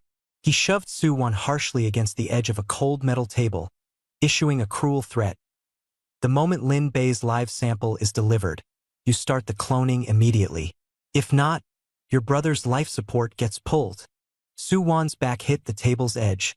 Her face twisted in pain as her fingers gripped the table, faintly pale. The hatred in her eyes surged like a restrained wildfire. Hesitating briefly, she finally whispered with determined resolve, "Fine. Once the sample arrives, I'll isolate the live cells in 10 minutes. Releasing his grip, Hu Jinting's gaze glinted with a chilling blade-like malice. He turned to the massive surveillance monitor, his face distorted with ambition and twisted glee. His maniacal laughter seeped into the oppressive darkness, while Su Wan silently adjusted her lab coat, her hand discreetly brushing against the micro-recorder hidden in her pocket. Her eyes, steady and unyielding, seemed to forecast the disaster that was about to unfold. Back at the rooftop of Tianqiong Residence, the damp night wind infiltrated Jing City's darkness. The security system's countdown reached 0, red warning lights briefly extinguished. 6 shadowy figures descended from the 1,000-meter-high altitudes like wraiths. Military boots landed silently on the ground. They swiftly dispersed and concealed themselves, locking onto their target. The captain raised his wrist, a single eye scanning through thermal imaging to lock onto the target. A man lying motionless on a recliner, completely unguarded, his breathing steady and calm, as if in deep sleep. One of the assault operatives drew a high-frequency oscillating blade. Its vibrations emitted a faint buzzing hum. The blade moved lightning-fast toward the carotid artery and heart, the action seamless and flawless, leaving no room for retreat. Yet, just as the blade neared its mark, the target made an abrupt and shocking move. Lin Bei's dark eyes snapped open, sharp and filled with cold fury. With one swift motion, he leaned forward and clamped a hand around the oscillating blade, halting its hum instantly. The operative struggled to apply force, but the blade remained motionless, and then, with a crisp crack, it shattered. The broken blade was flung with deadly precision, piercing through another operative's bulletproof visor and embedding directly into his forehead. His corpse slammed against the brick wall, pinned in place as blood trickled down. Fear surged among the 5 remaining assassins, their backs drenched in cold sweat. They instantly abandoned close-quarters combat. The captain roared a command to open fire, and 5 submachine guns unleashed a torrent of armor-piercing rounds, raining down like a storm. Lin Bei leveraged the strong recoil to propel himself mid-air, evading the hail of bullets. The recliner beneath him shattered, stray rounds grazing his side but barely scraping his skin. Twisting mid-air, he did the unthinkable, hurtling directly into the enemy's midst. With his left arm, he deflected the barrel of a gun, while his right fist delivered a devastating blow to an operative's chest. The bulletproof vest shattered, and blood gushed out. The slaughter unfolded in an instant. The assailants fired wildly, but Lin Bei moved as fluidly as a predator in its element. Grasping the gun barrels, he crushed them as if they were tin. His left hand locked onto an enemy's throat, the sickening sound of bones snapping ringing out clearly. Turning sharply, he drove his knee into another assassin's abdomen with brutal force. The battlefield erupted into chaos. The team captain's body was violently folded backward under immense force, his spine breaking through his skin as blood spurted forth. In the span of mere moments, 6 elite, genetically modified assassins were annihilated, leaving the captain as the last survivor. Back pressed against reinforced glass, his empty submachine gun emitted hollow click-click sounds, and his sweat-soaked clothes clung to his quivering frame. His eyes were riddled with despair. The intelligence they relied on was utterly wrong. This so-called scientific prodigy wasn't human but a monster lurking beneath a human facade. Bullets left only faint marks on his skin. Reinforced armor plates shattered under his fists. What kind of horrific creation had the Dacia Federation unleashed? Fumbling desperately for the miniature satellite transmitter on his wrist, the captain struggled to transmit a warning. Target is extremely dangerous. Physical defense capabilities are abnormal. Do not engage. Just as his fingers reached their target, a gust of wind howled through the air. Lin Bei's towering figure materialized before him. A massive hand enveloped the captain's head, fingers tightening with relentless pressure. The sickening sound of bones shattering and flesh tearing abruptly silenced him. With a casual motion, Lin Bei crushed the communicator, sparks and blood splattering in all directions. From the shadows, Yi Lin observed silently, clad in a loose-fitting sleep robe. Her gaze was sharp, noting every fatal strike and the ruthless efficiency of the carnage. A former soldier herself, she recognized these combat techniques as being far beyond what could be honed through the bloody training of hellish war zones. What bewildered her further was Lin Bei's former identity, a seemingly ordinary university student. How could someone like him possess such cold, unflinching killing intent? His demeanor and experience didn't match his past. His apathy didn't seem like the result of suddenly acquired power. Rather, he seemed like a born ruler, a predator inherently poised at the top of the food chain, needing no honing to assert dominance. The terrace grew quiet once more after the storm of violence, the rain drumming against the cold marble, washing away the blood and echoes of slaughter. Slowly, Lin Bei straightened his posture. The explosive release of energy left his body blisteringly hot, akin to a raging inferno. Steam rose from his sweat, instantly evaporating into wisps of white vapor. His bones emitted faint cracking sounds, and his muscles, swollen from surging blood flow, appeared even more imposing. The third genetic lock had firmly sealed itself, but the uncontrollable fury within him felt like a raging beast yearning for release. He turned, walking through the wide veranda leading into the inner residence, leaving behind the battlefield and its silent witness of death. Inside, the lighting was dim. Chu Yu and Su Qingying occupied opposite ends of the oversized sofa. The former was engrossly browsing a dietary guide for pregnancy, while the latter calmly sipped water as she reviewed a report. The door suddenly swung open, ushering in the cold night breeze and a suffocating mixture of blood and primal aggression. The oppressive atmosphere filled the room instantly. The air froze. Chu Yu, startled, dropped her device. Her legs turned to jelly, knees clamping together as her body trembled uncontrollably. Terror and reverence deeply etched into her eyes collapsed her mental defenses instantly when faced with a top-tier predator. Even Su Qingying couldn't remain calm. The water glass in her trembling hand spilled its warm contents onto her nightgown. Her face turned ghostly pale, and her body quivered as fear overwhelmed her instincts. Both women raised their heads simultaneously, their gazes locking on the doorway. There stood Lin Bei, his tall frame casting an intimidating shadow. He appeared like a beast returning to its lair. Shirtless, his inverted triangle physique was stained with the blood of his enemies. Heat radiated around him, as though he had just emerged from a furnace. His black eyes shimmered with lingering savagery, pinning the two women, now trembling on the sofa, under an unbearable pressure. His gaze lowered, and his voice, hoarse and deep from the heightened state of his body, carried a commanding air. "Come here."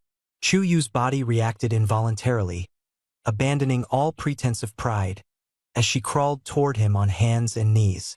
Su Qingying, overwhelmed with panic, fumbled to retrieve a first aid kit, though her trembling hands struggled to even open its clasps. The scorching heat radiating from Lin Bei made the air itself feel ablaze. Chu Yu's face flushed rapidly, her breathing quickening as her silk sleepwear darkened with sweat, outlining her curves. Yet Lin Bei leaned back, closing his eyes as his body gradually calmed from its frenzy. Her hands trembling, she picked up a towel and began to gently wipe the blood from his iron-clad muscles, her fingertips brushing against the steel-like texture of his body. She stole a glance at him, the oppressive aura around him filling her with a profound sense of sorrow, yet also an inexplicable sense of relief.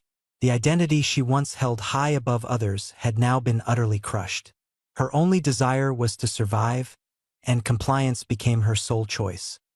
In the eastern district of Jing City, within the underground laboratory of the Hua family, Hua Jinting roared in rage, anxiously shouting for the missing number one. His expression twisted with madness, his bloodshot eyes brimming with desperation. 6 signs of life had abruptly extinguished 10 minutes earlier, without a single distress signal. The silence drove him to the brink of collapse. He kicked the instruments in fury, cursing, "Useless trash!" Meanwhile, in the shadows of the lab, Su Wan, dressed in a white sterile suit, stood coldly observing.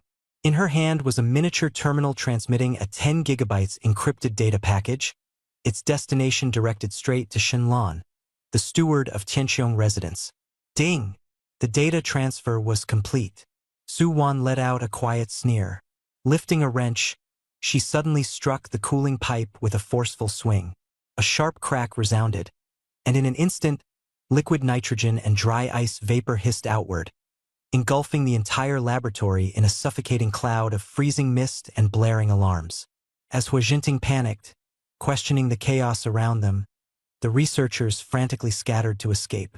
Taking advantage of the disorder, Su Wan retrieved a hidden genetic sequencing file, slipping it into her undergarments, her ultimate bargaining chip for gaining power within Tianqiong residence. At the same time, within the central control room of Tianqiong residence, Shenlan adjusted her glasses and calmly decrypted the classified data streaming across the screen. Audio recordings of collusion, video evidence of forbidden experiments, and trails of overseas financial transactions. Everything was laid bare. She swiftly forwarded the information to Gu Qing, director of the National Security Bureau. The Hua family. Their path is completely severed, Shenlan murmured coldly. 5 minutes later, on the streets of Jing City's eastern district, over 30 armed riot control vehicles stormed through the factory gates with a thunderous crash. The storm was about to erupt. The armored tracks crushed the checkpoint's security barriers, and the vehicle doors were kicked open with force. Heavily armed special ops units in black flooded the underground passageways like a tide, their shouts echoing deafeningly. "National Security Bureau raid. Hands on your head. Kneel down." Stun grenades were hurled through the ventilation ducts, erupting with bright flashes that shattered shatterproof glass. Combat boots crunched over shards strewn across the floor, the air tense with urgency.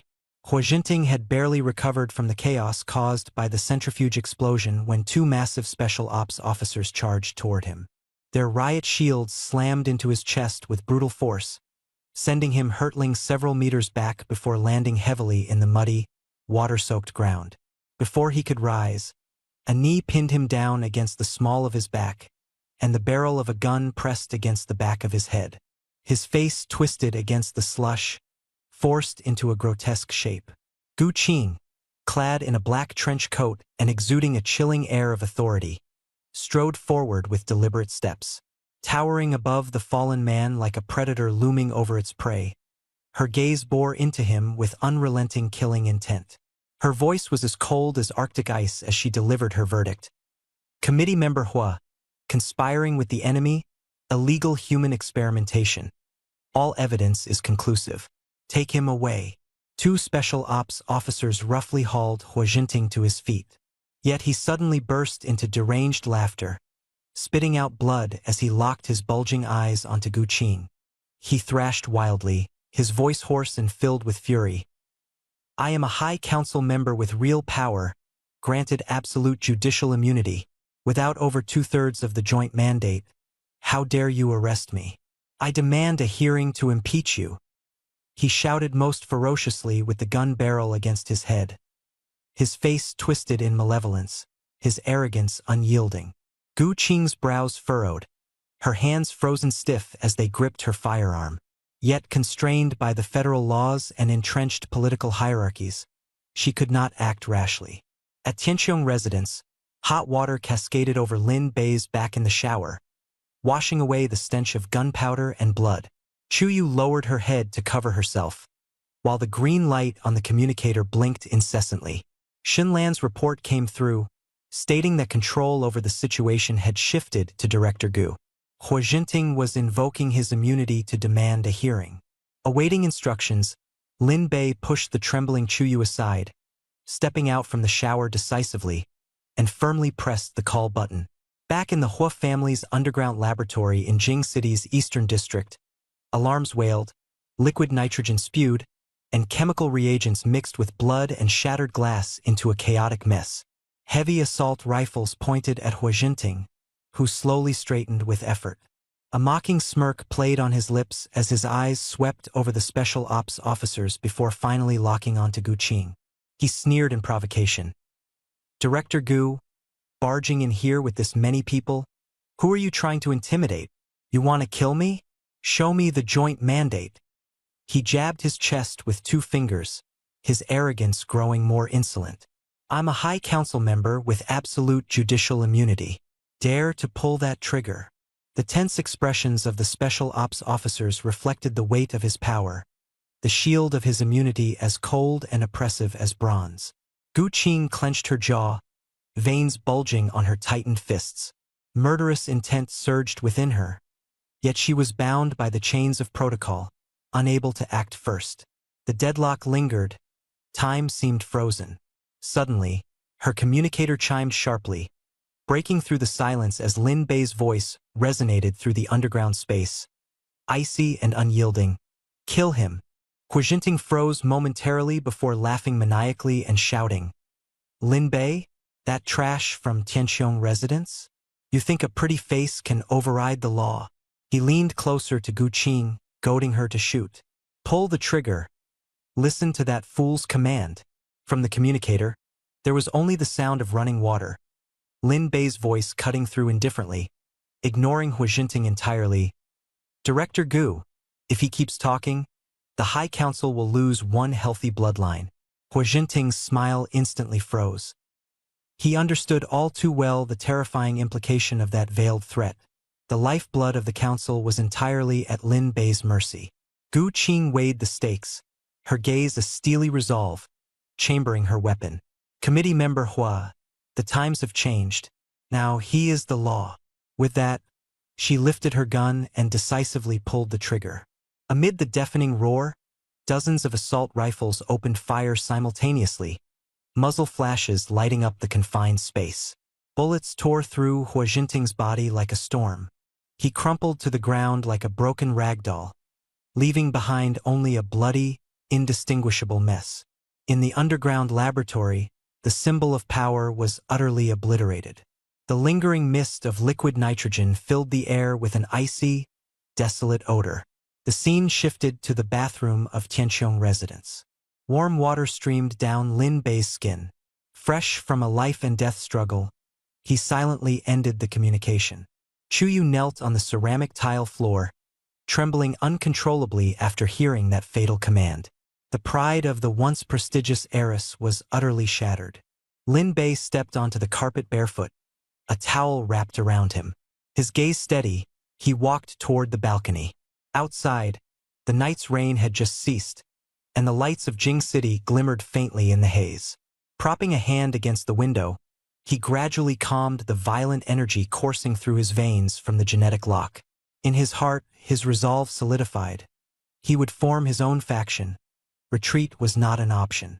At 3 a.m., inside the round-table chamber of the Federal Supreme Council.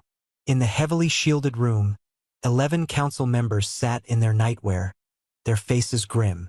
On the massive screen, 2 images were frozen in place. The gruesome aftermath of Hua Jinting's death and an audio recording containing a chilling threat, enough to rewrite the balance of power. If he says one more word, I'll ensure the Supreme Council forever loses its ability to add another healthy heir to the roster. Lin Bei's voice echoed 3 times throughout the chamber, cold and resolute. The first counselor furrowed his brows deeply, his expression heavy.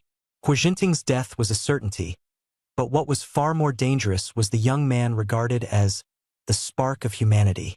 He had unilaterally torn apart every social contract. A foreboding signal hung thick in the atmosphere. An elder counselor from the conservative faction slammed the table in fury, pointing at Lin Bei's image on the screen. He accused Lin Bei of exceeding his authority in executing someone, suspected him of intending to stage a rebellion, and even mocked him for thinking that being at the apex of genetic evolution gave him the right to be a tyrant.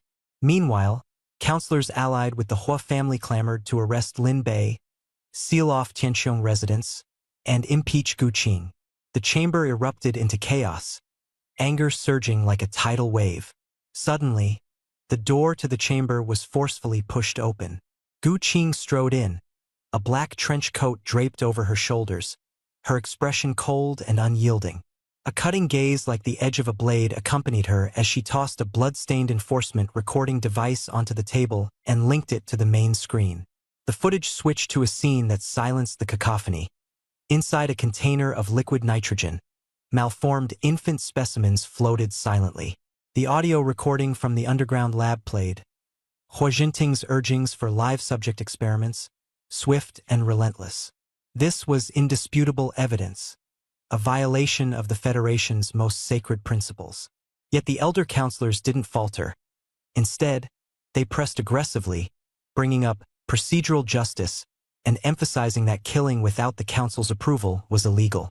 They raised their glasses metaphorically in mock appeasement, attempting to use the guise of protocol to suppress the National Security Bureau and regain control over Tianqiong residents. Their faces were the picture of hypocrisy, their tone laden with calculated self-interest. Gu Qing observed them coldly, her eyes brimming with mockery. Lin Bei's words echoed as vividly in her mind as if they were spoken yesterday. There's no need to reason with them. These old fools only understand the language of benefits. As the deliberation grew heated, the alarm lights suddenly turned red. The communication network was forcibly overridden by an external data stream, and the screen instantly went black. 2 seconds later, a golden S-class insignia gradually lit up. Deathly silence filled the chamber as all counselors stared at the display in shock. Through the loudspeakers, a voice, calm and unwavering, belonging to Shen Lan rang out, "Good evening, counselors." One of Hua's loyalists jolted out of his seat, shouting accusations that the National Security Bureau's cyber division had breached their duties. But no reply came. Shen Lan's voice continued peacefully. "This is the official announcement of Lin Bei, representative of Tianqiong residents and the sole S-class citizen." Her tone was deliberate, steady. Due to severe internal security vulnerabilities within the Council and actions violating humanity's fundamental principles, the security level of Tianqiong residents has been downgraded to 0. Collaboration and trust have been irreparably severed.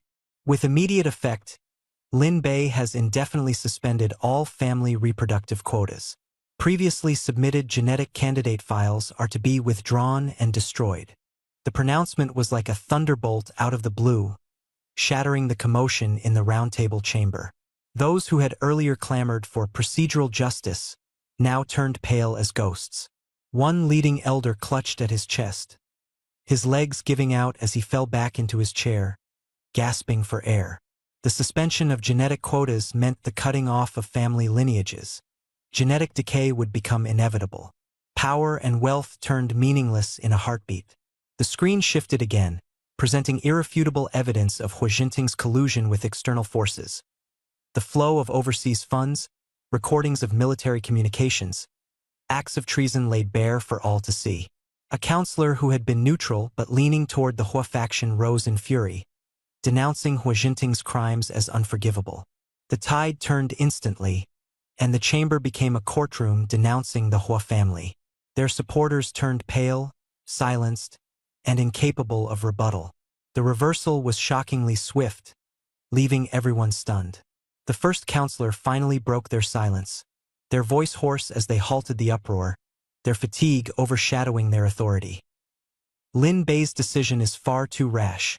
Everything is negotiable. Gripping the edge of the table tightly, their eyes locked on the golden insignia displayed on the screen. Xinlan's voice turned cold. The law exists to protect humanity. I speak on behalf of the future. Without a future, what use is clinging to dead words on paper? Her tone cut like ice. Lin Bei isn't discussing terms. He's issuing a notification. The screen abruptly went dark, leaving the chamber bathed in lifeless silence. The first counselor shut their eyes tightly. Strained breaths filled the room as their hand waved resignedly. This session is temporarily adjourned. No one is allowed to leave. She turned her head and instructed Gu Qing. Bring me my confidential internal line. I need to contact Skydome Manor directly and figure out what exactly he intends to do. In the heart of the capital city, the study on the top floor of Skydome Manor was brightly lit. Outside, the storm raged wildly, but inside, it felt as warm as spring. Lin Bei lounged lazily on a chair, his upper body bare save for a towel draped around his waist. His muscular frame exuded a lethal aura, still adrenaline-charged from his recent dance with death. He stared coldly at the submissive responses from the council displayed on the communicator. In his hand was a freshly organized list, the preliminary draft for the Skydome Guard. 300 individuals identified by the military district as highly dangerous and psychologically aberrant assassins, top-tier killing machines discarded by society. This was his own creation, a secret armed force operating entirely beyond the constraints of federal law. The remnants of Hua Zhengting's forces were quickly subdued by regional troops. The High Council had capitulated entirely. As Shang Lan's voice echoed from the communicator, Lin Bei was unsurprised by how things had panned out. The death report in his hand was casually fed into the shredder, and suddenly, the shrill ring of a red-line phone sliced through the air. This was the private communication channel of the first counselor. Lin Bei's gaze turned cold. Instead of answering, he flipped open the guard roster and focused his attention on the name Yi Lin. The phone's incessant ringing, desperate like a drowning plea for help, was met with his icy command, "Let it ring." The counselor, anxiously awaiting a response, received no answer except a cold automated female voice stating that Lin Bei was preoccupied with reviewing documents. The call was mercilessly cut off. The phone's relentless ringing continued, but Lin Bei simply leaned back in his chair, waiting in silence for 3 minutes before calmly pressing the speakerphone button. The counselor's hoarse voice emanated from the speaker, weak and strained. "Mr. Lin, this is all a misunderstanding. There was negligence within the council's internal oversight." Lin Bei interrupted bluntly, his voice calm but brimming with authority. "I don't have time for legal nonsense nor to justify dealing with butchers. There's only one reason I've taken this call. I want to establish an independent private military force, one that operates unrestrained by any department." At his words, a 10-second silence filled the line, followed by the sound of a porcelain cup shattering, violent coughing, and unmistakable despair. Trembling, the counselor responded, "The ramifications of this are immense. There's no precedent for this in federal history. You're directly challenging national sovereignty." The counselor proposed increasing the presence of the special task force around Skydome Manor and assigning senior commissioners to assist, attempting to placate him. Lin Bei scoffed and refused. "Can your national security really handle it? If I hadn't been vigilant, I would have long been a headless corpse decorating some experimental lab." Lin Bei leaned forward slightly, his gaze sharp as a blade. "My children are about to be born, and you expect me to entrust their safety to a pack of loose ends." Speechless, the counselor remained silent. The infiltration of top-tier assassins into security lines was a damning failure of the constitutional defense system, leaving no room for excuses. Lin Bei coldly listed names: Yi Lin, Chu Yu, and Su Qingying. Each of them carries within them one of the only 3 healthy male infants remaining in humanity. "The law can punish killers, but it can't save my children." He leaned deeply into his chair, his frigid gaze delivering an unyielding verdict. My children will only be protected by my private army. Anyone who dares harm them is declaring war on me. Inside the meeting room, the counselor's hand trembled uncontrollably as he gripped the phone. Around him, conservative council members were silent, their faces ashen. At this moment, it was no longer a negotiation but a direct threat aimed at the foundation of the federal oligarchy. The counselor gritted his teeth and shouted, "This decision requires a full assembly vote, and the fastest we could." Lin Bei cut him off with finality. "Sign it or don't bother negotiating." The red line phone descended into eerie stillness. In that instant, the balance of power completely shifted. Ignoring the counselor's desperate pleas, Lin Bei issued a decisive order. Starting at 8 tomorrow morning, Skydome Manor will no longer accept official resources or medical support. All quotas for fertilization allocation are terminated. We're cutting ties completely with you. As soon as he finished speaking, he glanced at Shanglan. Shanglan skillfully manipulated the holographic keyboard, and within seconds, 5 official monitoring points went dark, sealing off any retreat routes for the High Council. Lin Bei stood with an irrevocable stance, securing a firm grip on the initiative. The counselor's voice, filled with despair and supplication, echoed from the line. "The council has approved it, but surely the size and authority of this guard must have some limitations?" Lin Bei sneered, tapping the table. "No limits to its size. Weapons will be unconditionally supplied from the National Armory. The Skydome Guard answers only to me. It is both a shield and a sword. As long as no one makes the wrong move, that sword won't point at the council." The sound of the phone being hung up resounded through the study, and silence returned. 2 minutes later, the encrypted fax machine spat out a document bearing the High Council's red seal, authorization for the Skydome Guard, the first legally recognized state-within-a-state armed force in the history of the Federation. Lin Bei disdainfully pushed the authorization document aside, turning his gaze to Yilin beside him. She wore a loose t-shirt, her posture upright, her gently rounded abdomen faintly visible. A former military district champion who once believed in absolute obedience, she was now utterly captivated by the unrelenting strength of the man before her who defied all rules to protect the child she carried.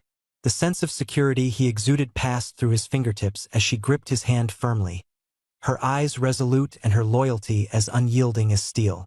"Go," Lin Bei ordered, pointing toward the preliminary roster on the desk, his tone unwavering. Yilin stood at attention and saluted without hesitation. "You?" "Yes." She picked up the file folder, its cover stamped with a blood-red warning from the National Security Bureau 3 years ago. "Extremely dangerous. Lifetime imprisonment recommended." On the first page, a photograph caught her attention. Chu Jiaojiao, a fierce-looking female convict with short, rugged hair. A brutal scar carved across half her face, and her eyes brimmed with a murderous ferocity. Former demolition and assault operative of the Southwestern Military District, she defied retreat orders and single-handedly slaughtered 37 enemies. Diagnosed with severe battlefield bloodlust disorder. Yilin's fingers softly traced the photograph. This figure, viewed by society as pure trash, was actually the sharpest cornerstone of the Skyward Squadron. On the other side of the study, a female special envoy shouldering the rank of Major General stood upright. In both hands, she held an authorization document with an official red seal and a solid gold medal. Lin Bei reclined casually against his executive chair, reaching out to casually snatch the black card symbolizing supreme military authority, bypassing the glittering medal, which was left untouched. "Mr. Lin," the Major General started in a cold, restrained voice with a hint of dissatisfaction. "This medal has been personally granted by the Speaker. The Federal Defense Department is dispatching a 50-member elite instructor team to assist with training." Lin Bei impatiently interrupted, "Shut up." The Major General's expression shifted slightly, her breathing unsteady as she forced herself to swallow her emotions. "Take your instructor team, along with that useless piece of metal, and leave."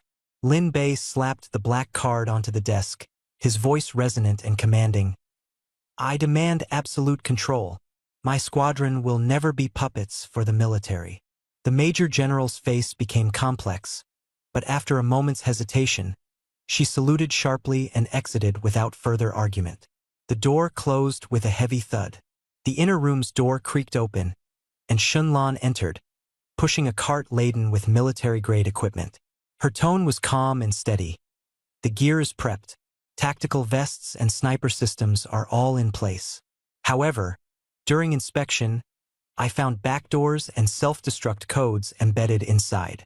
She held up a tiny microchip, her gaze razor-sharp. Lin Bei let out a cold laugh.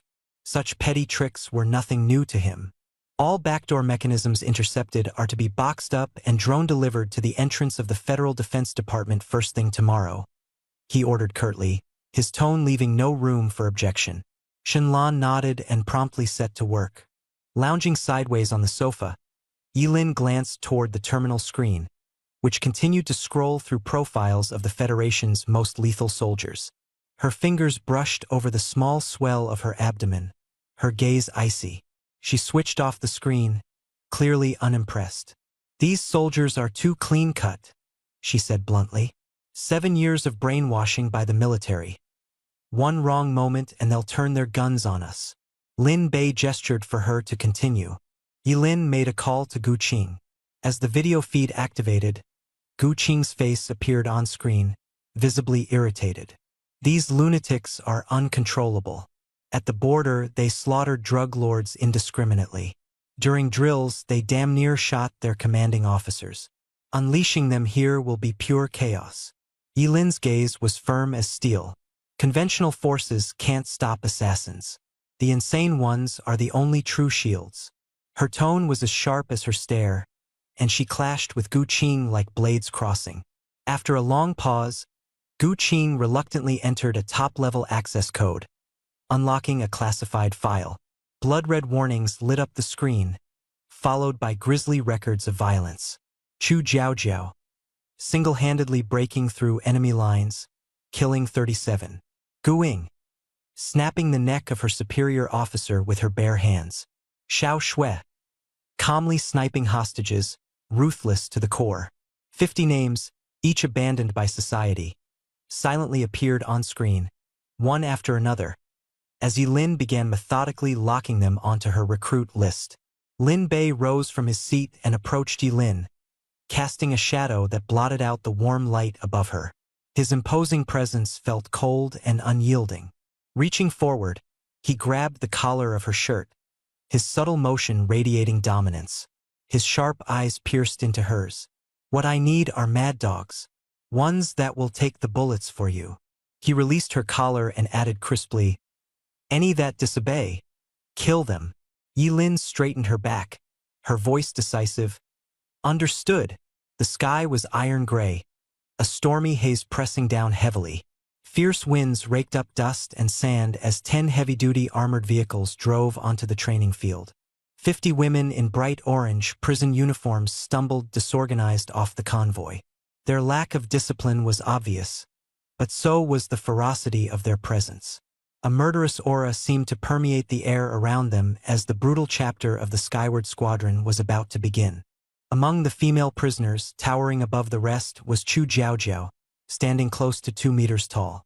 Her muscular frame was imposing, and the dark red scar slashing across her cheeks made her all the more menacing. She raised her head, her gaze slicing through the armed guards, locking onto a faint silhouette on the distant rooftop terrace of the Skyward HQ. Her face broke into a cocky grin. Lifting her shackled hand, she deliberately raised her middle finger in a taunting gesture. Then, without missing a beat, she spat heavily onto the boots of the Special Forces members standing nearby. Uproarious laughter erupted from the prisoners, some of whom even whistled mockingly, escalating the tension further. Swinging the chains on her wrists, Chu Jiaojiao sneered, her tone dripping with disdain. Life was pretty good eating sand back at the Northwest base. Didn't expect you'd drag me here to play bodyguard.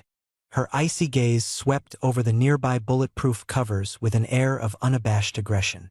Her mocking tone sharpened as she derided the supposedly formidable master of Skyward HQ.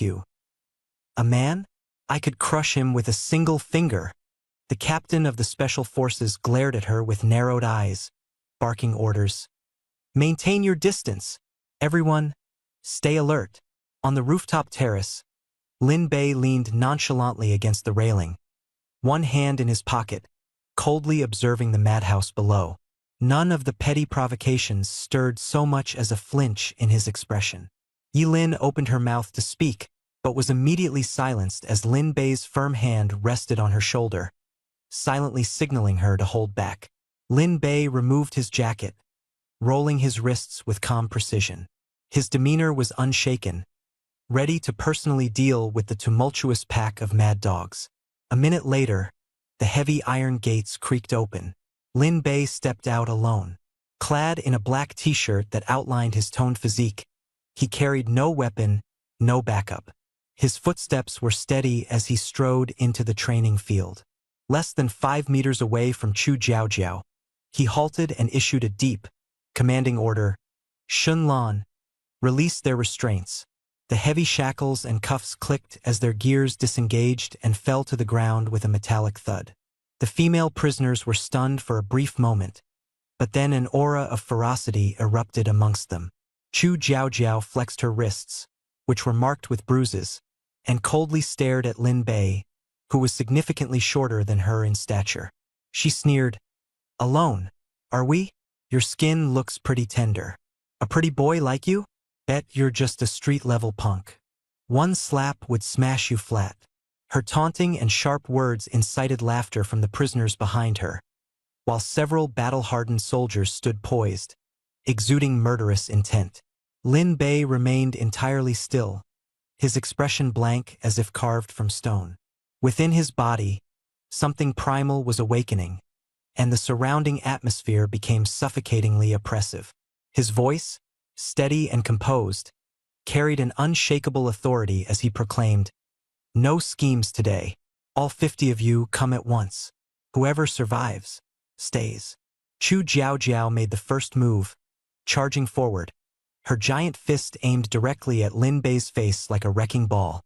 The wind from her punch was sharp and carried deadly intent.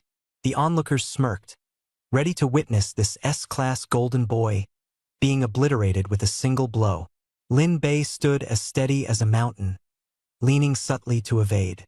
The force of her punch swept past his cheek, the icy wind from it brushing against his skin. Seizing the moment, Lin Bei grabbed her wrist, pulling abruptly.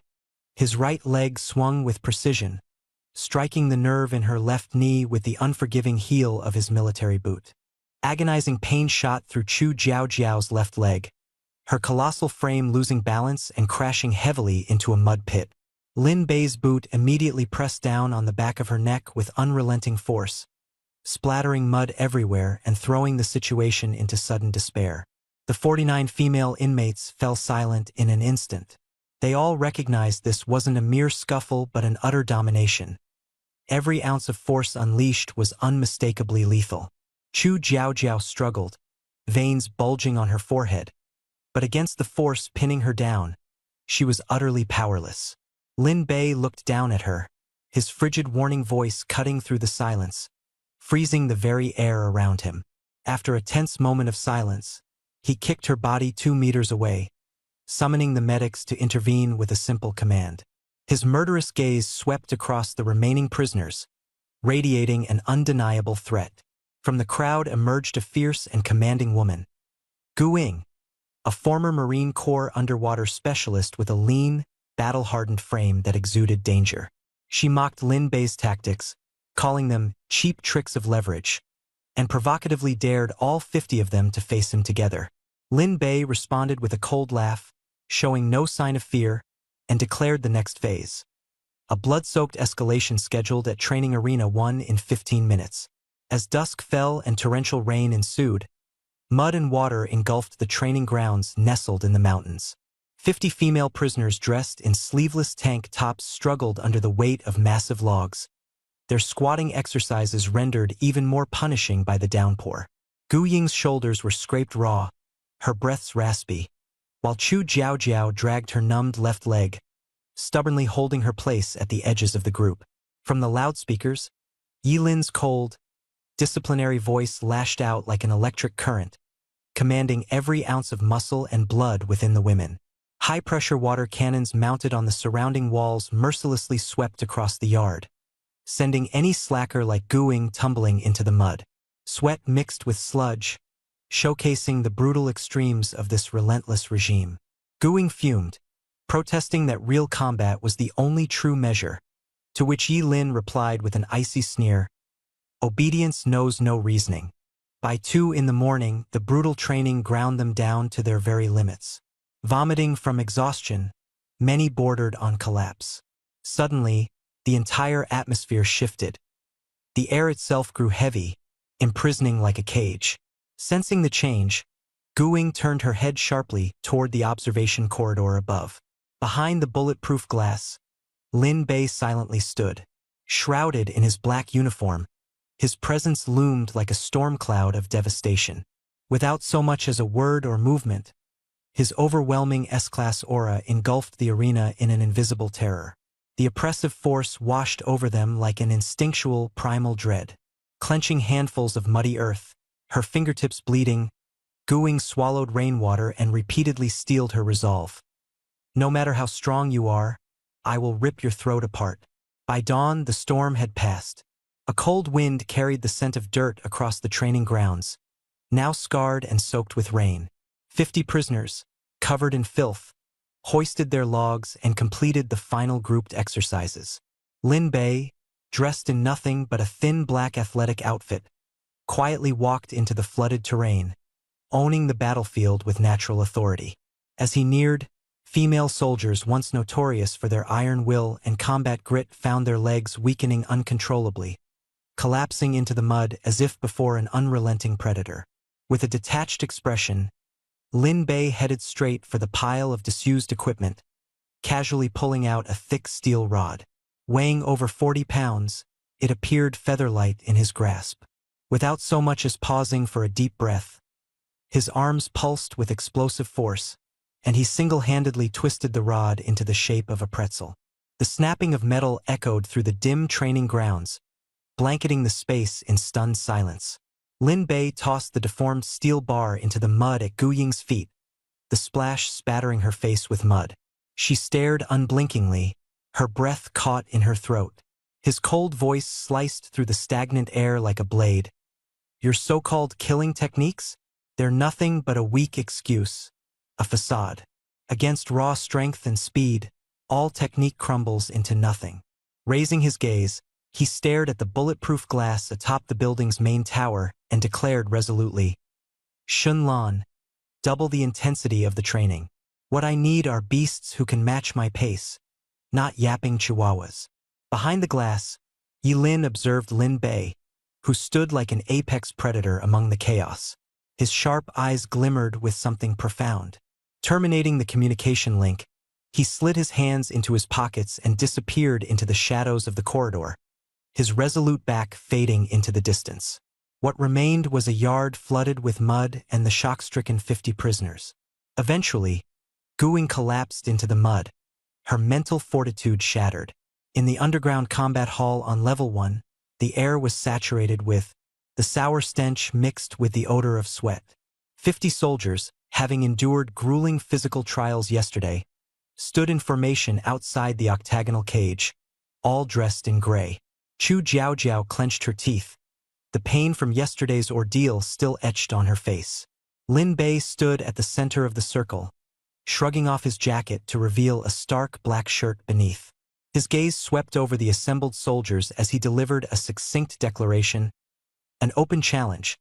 "Anyone who can touch the hem of my shirt or take me down within 3 moves will become the deputy captain of the guard." A commotion broke out among the soldiers. Guing ascended the steps, stepping through the iron gates with a cold smile at the corner of her lips. A lethal operative nicknamed Underwater Blade, she squared off against Lin Bei, issuing a quiet warning. "Mr. Lin, your strength is monstrous, but combat is not about brute force. If I injure you, the consequences will not be light." Lin Bei sneered slightly, tilting his chin upward. With one word, he signaled her to act. "Come." Guing launched herself from the mat with a powerful burst of energy, moving like a razor-sharp wind blade, pouncing with the agility of a leopard. Her assault was ferocious, aiming directly at his throat. Yet through his superior dynamic perception, her every move seemed sluggish, almost dreamlike. He sidestepped gracefully, seizing her by the neck with one hand, and in an instant, slammed her to the ground with a formidable force. The impact disarmed her immediately, her stomach churning until she retched, acidic bile spilling from her lips. Yet, with tenacity, she rolled away, breathless, an icy dread blooming in her chest. She was facing a monster, one that could not be dealt with by conventional tactics. Resolute, she decided to abandon the rules and resort to desperate, underhanded means. Blood vessels streaked in her eyes as a feral intensity surfaced. Letting out a guttural yell, she charged once more, her left hand surreptitiously slipping a razor-sharp plastic dagger from her military boot. The deadly concealed weapon glinted faintly, raising the stakes of the fight dramatically. Cunningly, Guing hurled the plastic knife out of the cage with precise calculation toward Yilin, attempting to disrupt the defenses of this S-rank monster. Yet this act only enraged Lin Bei further. His gaze snapped into razor-sharp focus, and his titanic muscles erupted with an overwhelming burst of power. Like a lightning strike, his hand intercepted the weapon mid-flight and instantly stopped its trajectory. Without hesitation, he delivered a crushing step onto Gu Ying's left hand, the very hand that had thrown the weapon. Bone shattered with a sickening crunch, blood and mangled flesh spilling over the cracked rubber mat as the resounding impact reverberated across the space. Inside the cage, Lin Bei's presence exuded the aura of a death god, a suffocating, shadowy storm that pressed down on everyone, forcing them into silence.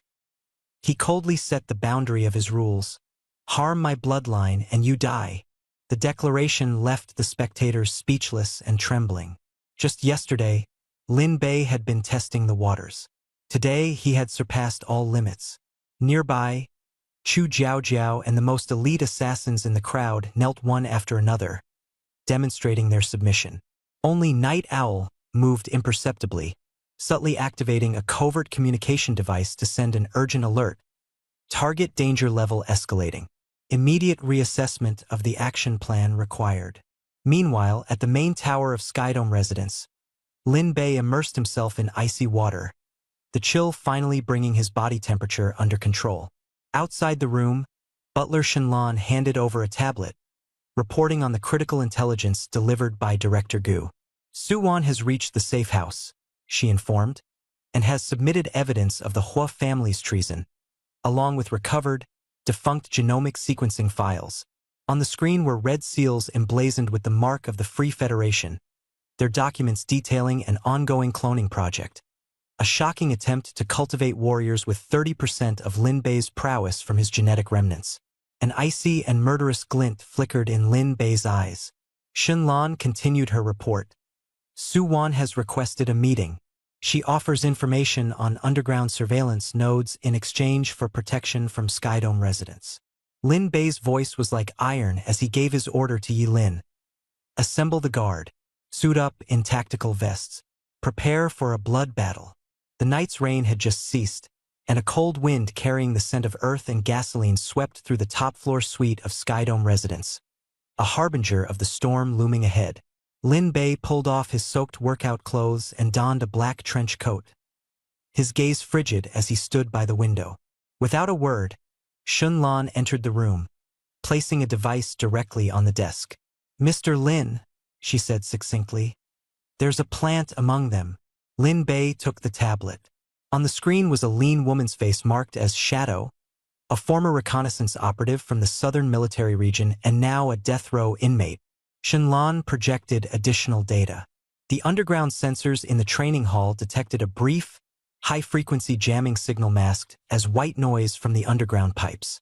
The source has been traced to one of these 50 female prisoners. She pointed to Shadow's heart rate monitor. While the other prisoners' heart rates spiked chaotically, hers remained unervingly stable at 60 beats per minute, a death god's composure. Lin Bei smirked coldly. A no-pain assassin from the Free Federation, worth a high price. Before the conversation progressed further, an eerie blue beam cut through the air. The holographic projection of National Security Director Gu Qing forcefully commandeered top clearance access, his expression rigid with alarm. Lin Bai. Isolate her immediately. Shadow's body contains a state-of-the-art liquid biological bomb. It detonates either upon her heart stopping or receiving a command. The blast would destroy half of Skydome residents. Director Gu's urgency was palpable. The Special Task Force is waiting by the elevator. You have 3 minutes. Use liquid nitrogen to freeze her. It's the only way to prevent the explosion. Lin Bei leaned back in his chair, his expression as cold as stone. The usual official protocol. Draw circles inside the boundaries they've painted. I've seen enough of your routines. He tapped the armrest deliberately. And then what? Gu Qing was taken aback. After freezing her, interrogate her. Lin Bei's tone remained calm yet commanding. Freezing her is pointless. The Free Federation's web runs deep in Jing City. One shadow won't bring out their trump cards. Tomorrow, they'll send a second dog with a bomb, and a third. Enraged, Gu Qing roared, "Are you gambling with humanity's safety?" Standing tall, Lin Bei exuded an oppressive aura that overwhelmed even the projection. Keeping her alive serves a purpose. I intend to use that bomb to uproot their entire network from the shadows. With a single gesture, he severed the connection. The screen turned black. Lin Bei turned to issue his next orders. Yilin, head to the upper floors. Tomorrow's drill, relocate it to the dense forests of Quadrant 4. Disable all surveillance. Withdraw the drones. To create an absolute blind spot. Shenlan quickly operated, ensuring physical isolation would be completed within 2 hours. Yilin's expression turned tense. Lin Bei, they've gone completely mad. No surveillance in the blind spot means internal slaughter, weapon looting, and eventual escape. Lin Bei walked closer, firmly pressing his palm onto her shoulder. That's exactly what I want. Chaos and mutual killing. His low, commanding voice resonated in the study. Tell those 50 people, the exercise will not use blanks. They'll be fully armed with live ammunition. The target is me. By sunset, anyone who hasn't been killed by me will earn the right to stay by my side as my private army. Yelin's spirit abruptly halted. Her head shot up to meet Lin Bei's cold, unwavering, dark eyes. The brief shock in her gaze swiftly transformed into fervent passion, a violent reverence only possessed by a former warlord. Without hesitation, she saluted crisply, then turned on her heel and left to deliver the ruthless order. Shenlan silently exited the study, leaving the space entirely to Lin Bei. The room fell into a deep, heavy silence. Lin Bei moved toward the mahogany display cabinet, opening the bottom drawer to retrieve a half-meter-long wooden tang sword. The same wooden blade that had once been sent to intimidate Chu Minglan would now genuinely taste blood. He sat back on the sofa, pulling a clean cotton cloth to wipe away the dust along the wood grain of the blade. After his genetic lock breakthrough, his muscle density and power efficiency had far surpassed human limits. Even with a wooden sword, his speed and strength were enough to split open a skull as effortlessly as slicing through tofu. The storm outside grew increasingly fierce, with rain pounding relentlessly against the bulletproof glass. His heightened senses, now sharply attuned, pierced through layers of soundproof walls. He could hear the frenzied roars of the female prisoners in the training camp as they learned about the live ammunition battle. He tossed the cloth aside and gripped the sword hilt tightly, his knuckles cracking like snapping bones. Staring at his reflection in the window, his lips curved into a faint, menacing smile. Let's see. Will you ignite faster, or will I snap your necks more swiftly?